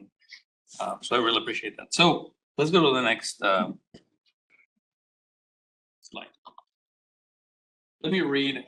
So a big part of my job is obviously dictated by the board. The board has delegated a lot of authority to me to run the organization and lead the organization. The board delegated that authority to me, and it says the CEO shall use prudent judgment in the exercise of the delegations in a manner that is operationally and economically sound, serves the best interest of OPPD's customer owners and the community, employs prudent business practices, balances the risks and benefits of the actions, and does not expose OPPD to unreasonable risk. I'm reading from BL7. This is our governance loop. If the CEO reasonably determines that an activity related to the delegations presents, regardless of the size of the financial commitment, a unique and significant operational risk to OPPD, a significant impact to customers, a significant impact to community relations, and a significant impact to OPPD's reputation, or materially compromises the policies and goals established by the board, then the CEO shall inform and consult with the board in a timely manner and may request that the board take appropriate actions. I read these because this is what we're here to. A lot of these pressures, a lot of these risks started to emerge about a year ago. And as you've heard from the team, they're not single issue, right? There are many of them that have appeared. And we've talked about many of them, about reliability, resilience, availability of power. And so that's the reason it took us a while to have these conversations with board members. And we have, as I mentioned at the beginning of the meeting on this topic, we have been talking about this for a while. We have been trying to understand the problem, trying to understand the risks and balancing them. And that's the reason why we're here today, sharing this with the public. You can read the slide here, but really summarizing what we've covered is reliability first. Converting the North Omaha station too soon increases the risk of rolling blackouts. So we have a model to say specifically when and how. You heard from the team, not on every case, but I think it's important to hear the degradation of a lot of these reliability metrics that are occurring. Affordable power. Earlier in the day, we talked about our COP for 2026 and rate increases. We also talked about what to expect in terms of rate increases for the next 5 years. Things are not going to get any cheaper, and I think we're talking about rate increases. Oh my goodness. Now I'm gonna get distracted. We talk about community well-being,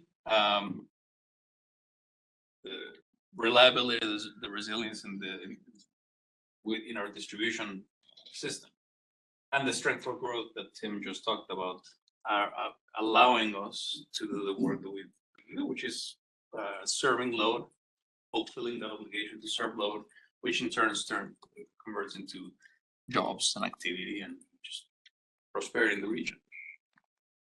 This is against the other side of the coin, which is, well, if we extend the operations of North Omaha Station, that means that we won't be able to achieve that additional 10% reduction in CO2 emissions that we were counting on in 2027.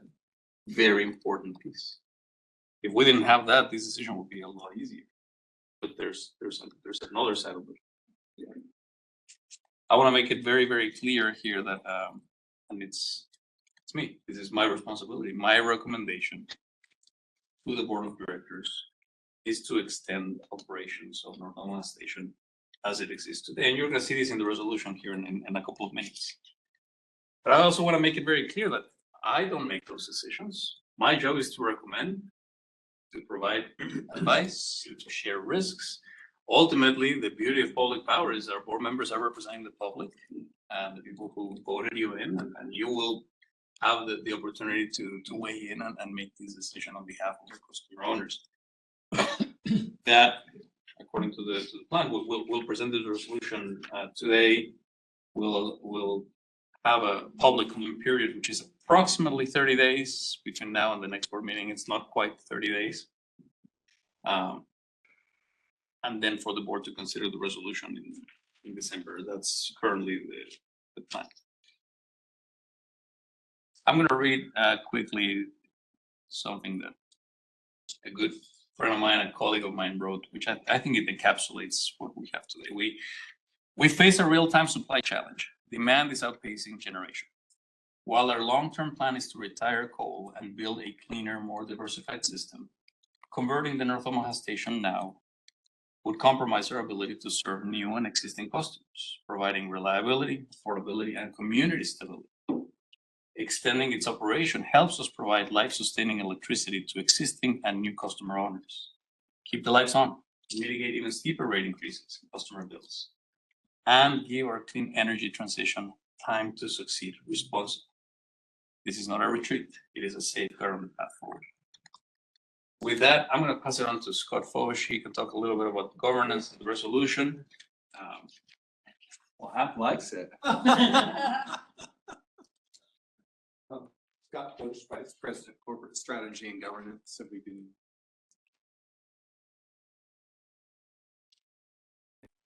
Very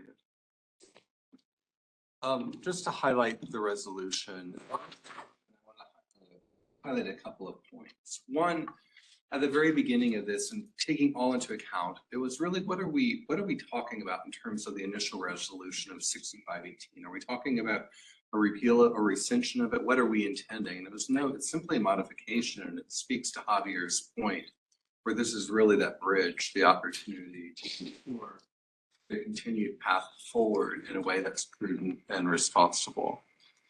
To provide context, and I think understanding that all resolutions are a part of corporate history is important, I think, in the whereases. And this group has just spent 3 hours really understanding information that speaks to each one of these whereas clauses. So I don't want to belabor them at 4:35 in the afternoon because it would be redundant with everything that was addressed earlier. What I would like to do is slide down to the now therefores and keep one of the whereases up. One of the whereases is important. This first one, that the district will continue to provide updates to the board and to the public regarding operational decisions, environmental performance, and community engagement efforts related to North Omaha Station.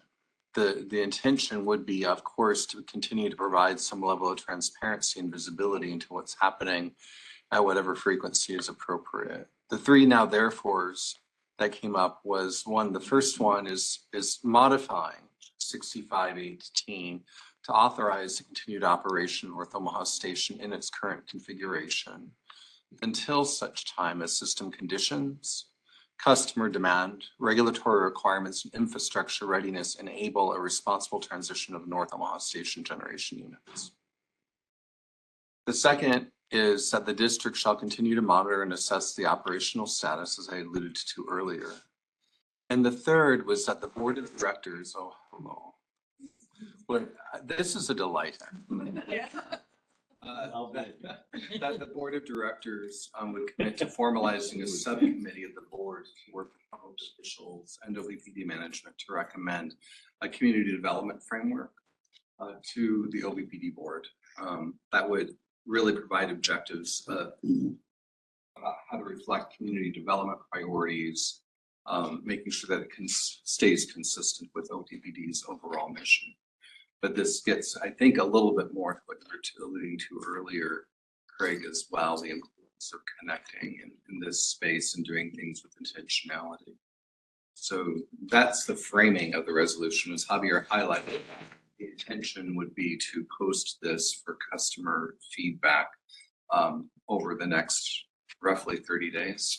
I don't have the day count in front of me, but we would then provide that feedback for board consideration and action come the December board.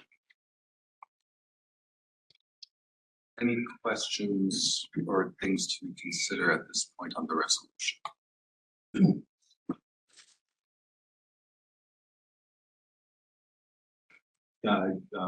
I would just add, Javier does a wonderful job of taking responsibility on himself around the recommendation. But I would just add that from one, I won't speak for my colleagues, but from another professional's perspective, he is not alone in the recommendation and to support the recommendation that's being made regarding North Omaha for the reasons stated and acknowledging the downside of that decision. But I didn't want you to feel alone there. It was well informed and you continue to seek input from all of us along the way, and I concur.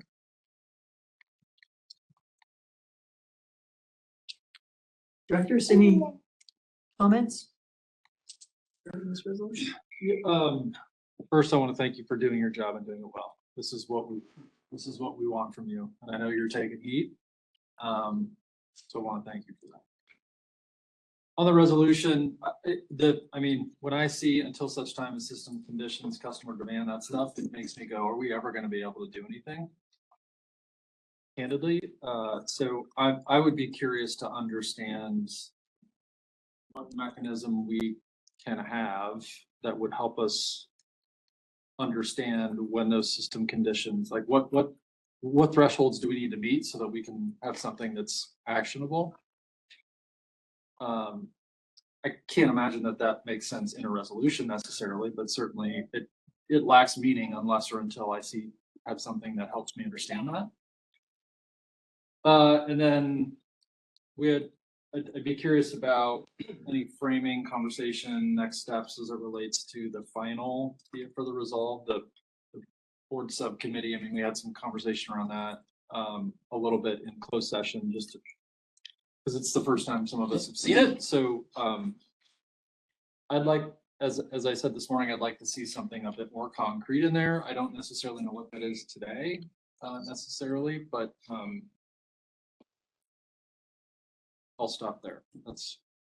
Yeah, and I think just reiterating that this is a draft. Yeah. And it will change between now and then.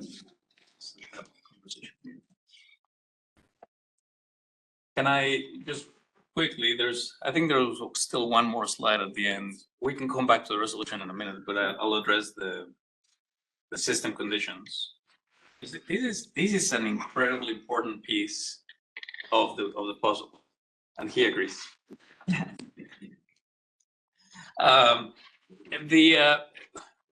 We perform on a constant basis. We perform resource planning all the time. However, there's at least every 5 years we sit down and we do this very thorough process where we invite members of the public and seek stakeholder input for what we used to call the integrated resource plan. That picture on the slide shows the integrated resource plan we had in 2021. And I call that out because this time around, what you will have in 2026, it will be an integrated system plan. No longer is it important for us to look at what generation resources we need, transmission, distribution. It's a whole system is changing, and we need to really take a comprehensive look at that. You talked about how that results of those study. It's going to be available sometime in late summer of next year, in the August timeframe. What's going to happen here is, I think part of this resolution and part of the conversation we have is clearly for me to give instruction to the team to say, as you plan for the future to serve load, let's figure out what assumptions we make on serving load, what type of policy we have on how much load, who do we serve, how much margin do we build. Building margin is expensive because it means us building more generation that we may need, that we may see right now, but we're already here today, and when we have a lot more generation requests that we need. So a lot of those assumptions are going to be part of the work that the team is going to do, and very clearly in there has to include the conversion of North Omaha Station, or perhaps even the retirement. We may not even need to do a conversion. What do we need to fully retire the station? Now, I'm not saying that's one of it, but those are the scenarios that I need the team to put forward. As they give that information back to us, I'm going to ask, don't just tell me what machines we need in place, but ultimately what those machines are going to deliver in terms of system conditions. What are we going to look at in terms of system conditions? So you and your successors in the board in the future and management, we can say, okay, these are the milestones, the mile markers that we need to see in order for us to allow load to grow, in order for us to safely, responsibly transition generation. North Omaha Station being probably the biggest one in there, but there are other units that need to be, we need to start looking at retirements of some of the other units we have. So I think that's gonna be very important for me, and I would say for the rest of the board to say, what do we need to see? And also, what other metrics are we gonna keep track of that will tell us at some point, we may need to move faster, for example, on North Omaha Station.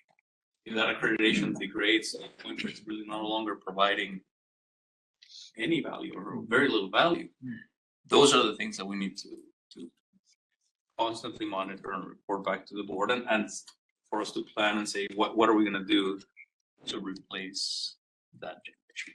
So this integrated system plan plays a key role in the greater picture. Again, not just for the North Omaha decision, as Director Williams accurately mentioned. That is just one piece of the puzzle. This is gonna talk about a lot more generation we need to build to meet the energy and the capacity demands of our customers going forward. So yeah, next year's this is gonna be take front and center stage for us. Okay, thank you. Are we ready to move on? Okay, I'm going to spare you governance processes for the end of this meeting. You can just drool over them, thinking about them for the next meeting. Instead, we will look at confirmation of board meeting agenda.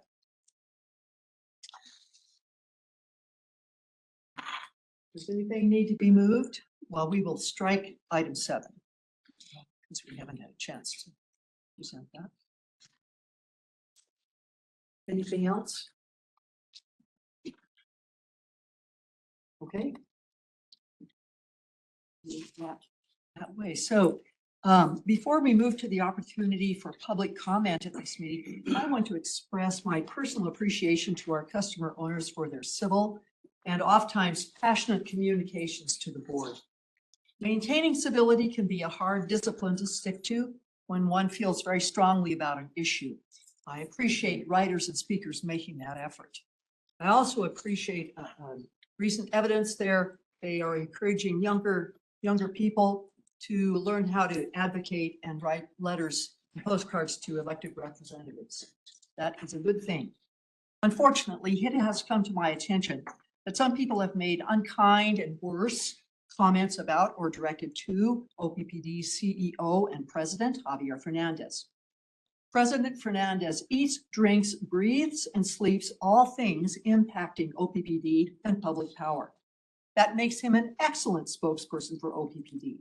He cares deeply about the people and communities that we serve, and he has provided the board with all information requested, whether we like it or not. It is the board of directors, there are 8 of us, who cast the votes that determine the direction that OPPD takes. Please direct your comments to the right people.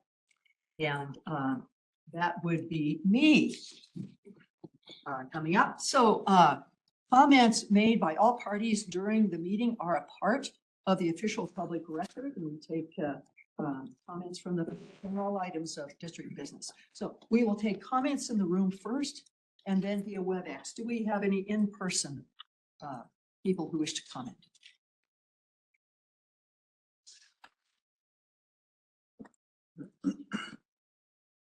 Thank you. My name is Ken Winston. I'm appearing on behalf of the Nebraska chapter of the Sierra Club. My address is 1327 H Street, Lincoln, Nebraska. I lived in Omaha for 14 years and was heavily involved in the advocacy that led to the original decision in 2014. And Sierra Club has more than 5,000 members and supporters in the Omaha area. On a personal level, my son and his fiance live in Omaha, so I also feel like I have a personal stake in this. But it's hard to respond to 3 hours of presentations in 3 minutes, but I'm going to make a few points here today. First of all, there was several times a point was made that we have more extreme weather events. What's causing more extreme weather events? Climate change. And what causes climate change? Greenhouse gas emissions. And what's the biggest emitter of greenhouse gas emissions? Coal-fired power plants. So the impacts of climate change and the costs of climate change should be considered in making this decision. There's no discussion at all about demand side management or distributed generation. If North Omaha is the most vulnerable community to losses of power, OPPD should invest in that community through demand side management and distributed generation. And I believe that demand side management, distributed generation, and battery storage would create greater reliability than continuing to operate the North Omaha station. As your CEO indicated, North Omaha station has been offline at least 3 days each year at times when of great need. So I believe if you have battery storage and demand side management and distributed generation, that would provide the more reliability than keeping North Omaha online. In addition, there was a presentation on community development. What's the best way to create jobs right in the community? If you're having people do installation in that community, those are immediate jobs. So that creates economic benefit. It also creates benefit for the customers by lowering their energy bills. There was a bit of discussion about the fact that how hard it is to get new projects permitted, and I'm well aware of that. But I'm also aware of a project that has been permitted in Lancaster County of 250 megawatts of solar and 75 megawatts of battery storage. That's something that could be invested in right now. They just need a buyer. So the final thing I wanted to say is I recently read Warren Buffett's letter to his shareholders, and he talked about what a special community Omaha is. And one of the special things about Omaha is the fact that we keep our word here. I implore you to keep your word.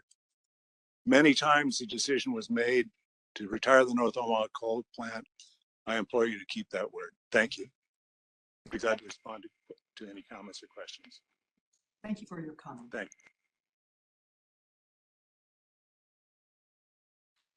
you. Anyone else in the room?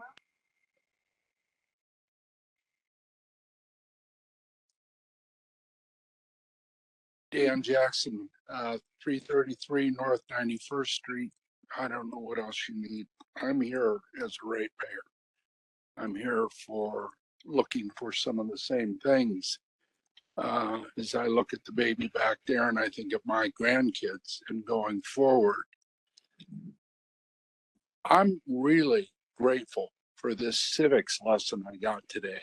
The reality is, in my view, I think you guys knew, I think you knew we weren't gonna convert those things. I just feel it's been disingenuous to say for the last 3 years, we're gonna do that.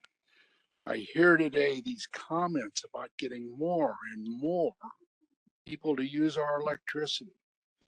I hear how long it takes to build new capacity. You all accepted these data centers. And I asked a question 2 months ago, did we guarantee them electricity? Well, the answer came multiple times today. Applications are made, they're sorted. Somebody signs off on these new things. You all signed off on these data centers. They provide construction jobs. They don't provide long-term jobs for very many people. And you must have seen, I think you must have seen that there was going to be a capacity issue with these things. And yet I hear today the talk of continuing to add customers. The houses, sizes of Fremont, that pales in comparison to the acres of need in these data centers. I'm grateful if this passes that at least you come and clean with us and saying we're not going to convert those coal plants to gas. We've been looking for at least that level of integrity and honesty, in my view, for a while. Do you really want to continue to add customers when we don't have the capacity right now and your projections were off 3 years ago, 5 years ago, and you're saying over and over and over again today, we can't predict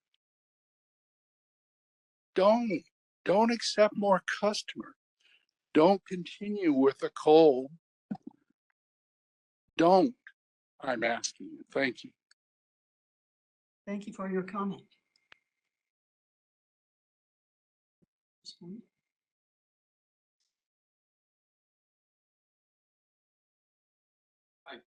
I could just briefly, Or legal. Well, I tell you, I'll respond very briefly. The law says when people need electricity, they come to us.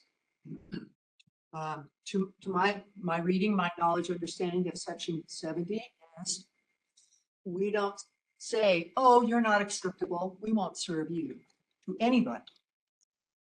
We are required to serve everybody who wants and needs electricity.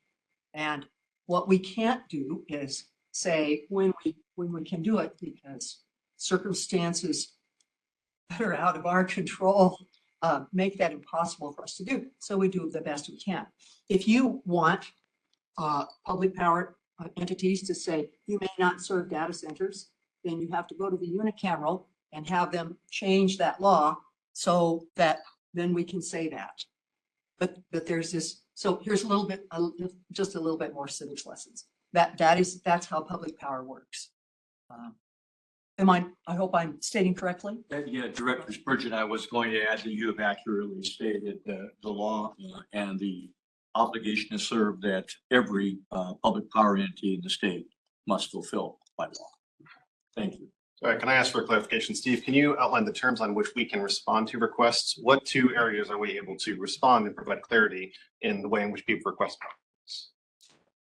Certainly, timing and conditions of service are acceptable, and that's been done with customers always, at all times. Also establishing conditions in rate schedules and in service regulations are permissible. Great, thank you. You bet. Thank you. Is there anyone else who would like to make a comment?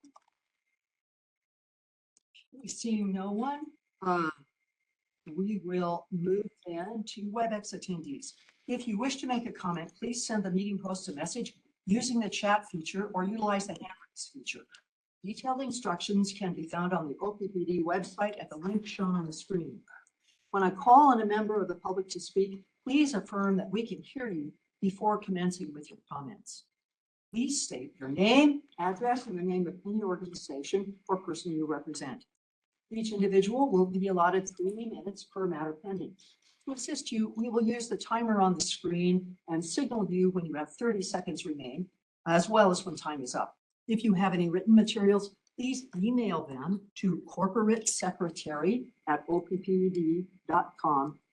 No breaks there, one word, and they will be received on our behalf. And again, for all attendees, please direct your comments to me. I'll either respond directly or defer a response to another board member or officer of the district. The board values and welcomes civil, respectful, clear, and concise communication from the public. During public comments, speakers should refrain from repetitious, profane, or irrelevant comments. Speakers shall refrain from polling the board as such vote is not on the agenda and is prohibited by law. So, have we anyone? Okay. You do. David Corbin. Mr. Corbin, can you hear us? Can you hear me? Yes, please. Okay, thank you. David Corbin, 1002 North 49th Street. Today I'm speaking as a public health professional for over 40 years. Question that follows up on a previous one. Who in OPPD is supposed to be better at forecasting the predicament that you are in? And why isn't OPPD using its often repeated, even today, all of the above philosophy to solve the problems, not talking about distributed energy resources and energy efficiency? That's part of all of the above. I've been asking you about that for many years and I still don't have the answers to that. As I said, as a public health professional, you can overwhelm me with engineering and other technical situations, but as a public health professional, You greatly misrepresent the health impacts of burning coal and other fossil fuels. I wonder if you've looked at the American Medical Association, the American Heart Association, the American Lung Association, the American Public Health Association, the Nebraska Asthma Coalition, and see what they say about it and see what the research says. It's an insult to hear the claims that were made today about public health. It reminds me of the tactics of the tobacco industry, stating that their products were not harmful to your health. And I noticed you made a reference to secondhand smoke earlier, but we know how that worked out. The master settlement and hundreds of billions of dollars for all of their misrepresentation. And I'll just end with a quote from our famed North Omaha person who was born here, Malcolm X. Quote, "If you stick a knife 9 inches into my back and pull it out 3 inches, that is not progress. Even if you pull it out all the way, that is not progress.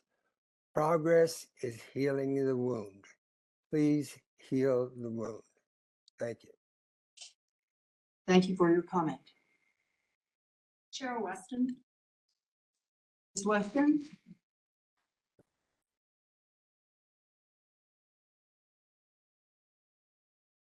Ms. Weston, can you hear us? Can you hear me? Yes, please begin. Cheryl Weston, 1822 Emmett Street, Omaha, Nebraska, 68110.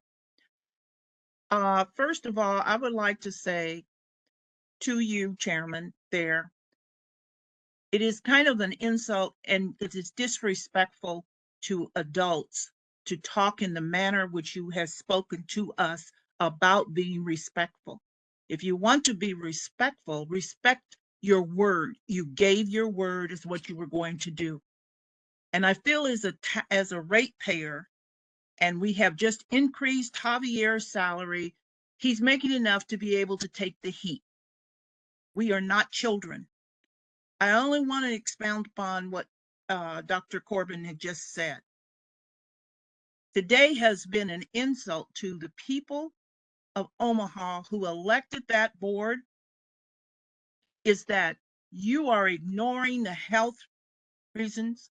Javier, you are giving incorrect information, and I think you should all be ashamed of yourself that you would sit before us for 4 hours that we had to go through and listen to what was said today. You gave your word multiple times. Why aren't you respectful of your word when you know there is a health issue that for people who are in North Omaha, as well as beyond? And when people get those health problems and they move out of the area, that the move doesn't stop their health problems. Their children are still having asthma problems, respiratory problems, and that's been created. And if you say it's only on 2 or 3 times, or has only been on several times, then close it down because evidently it's not needed and switch to the gas as you promised. But we are adults. We do have intelligence. We do read and we do listen. And the majority of people are respectful. And I do not appreciate it being talked to as if we are 10 years old. Thank you for your time. Thank you for your comment. Vice Chair Spurgeon, can I just want to clarify, thank you for your comments, Ms. Weston. I believe you're one of my constituents. To your comment regarding the accuracy of information, I don't believe that CEO Fernandez nor anyone on the staff has intentionally given any information that is inaccurate. I think they have presented information they feel is in the best interest of the district, and it is now up to the board members to decide with the information we've been given, what are the balance of interest that we need to represent in the direction of the utility forward. What outcomes do we feel we need to meet for the runners, and convey that back to staff as to how they will achieve them. So I just want to clarify, I don't have any concerns about the accuracy of any of the information that's been presented. I do appreciate your comments, and I always appreciate your engagement, and I hope that we are living up to your expectations of respect moving forward. Thanks.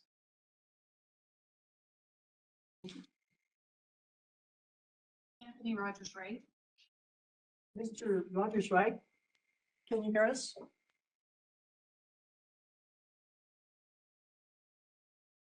Oh, Yes, we can hear you. oh, thank you very much. My name is Anthony Carifa Rogers Wright. I live at 3010 Lincoln Boulevard in Omaha.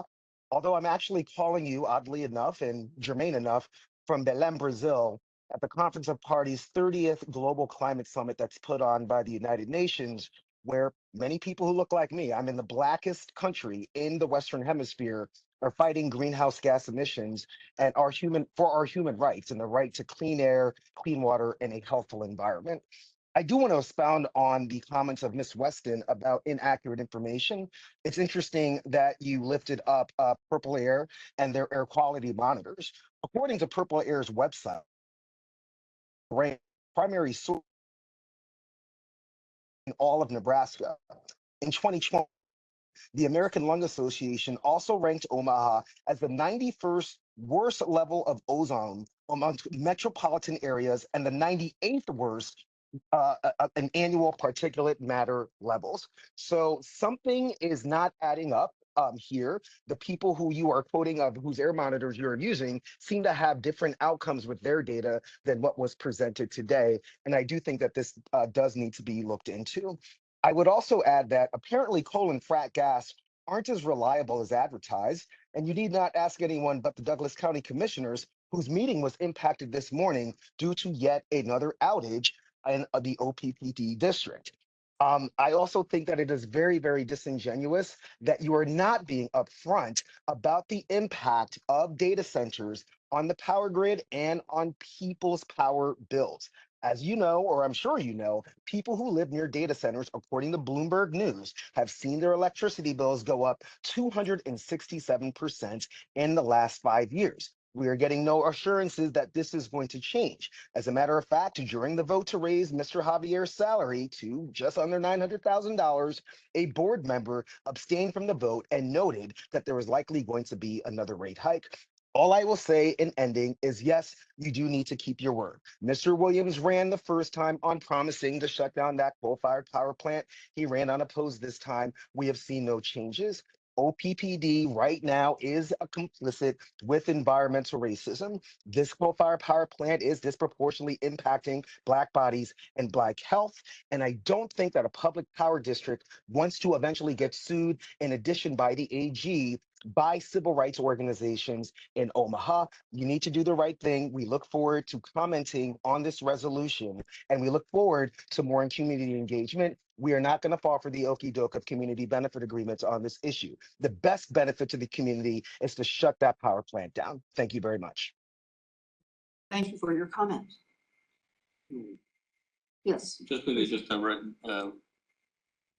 clarifying the outage that the Douglas Civic Center experienced this morning. Started at about 9:31 a.m. And it was caused by an excavator working on a construction project that touched one of the distribution lines that caused that outage. Nothing related to generation. It was a distribution related outage. This impacted 636 customers between Burt and Harney from approximately 15th Street to 25th Street. And the outage was restored approximately at noon today. Okay, thank you for the clarification. John Pollock. Mr. Pollock, can you hear us? Yes, can you hear me? Yes, we can. Please proceed. Thank you. John Pollock, 1412 North 35th Street, Omaha. One of the things that stood out to me in your discussion is the air pollution modeling that you have done. And I'm going to be taking a close look at that because I realize that one of the advantages to the EPA modeling is the reproducibility and the ready availability of the model. And it can also help identify large risks. The weakness is that it is the models that you referred to are of intermediate complexity, which means that they do not take full account of the topography of the area. And that's relevant because you're sitting in a valley which is subject to temperature inversions, and without accounting for the topography well, you get situations where there are high concentrations of pollutants because the plume doesn't rise, and those acute situations need to be looked at. I would also, in terms of climate change perspective, you've noted the increasing incidence of various extreme weather incidences. I would like to suggest that whatever your physical experience with that coal plant, I know that the river has been frozen more solidly in the past. In particular, you could look at the winters of 1978, 1979, and December of 1983, if you want examples of worse freeze-ups in the past. And considering the way things are going,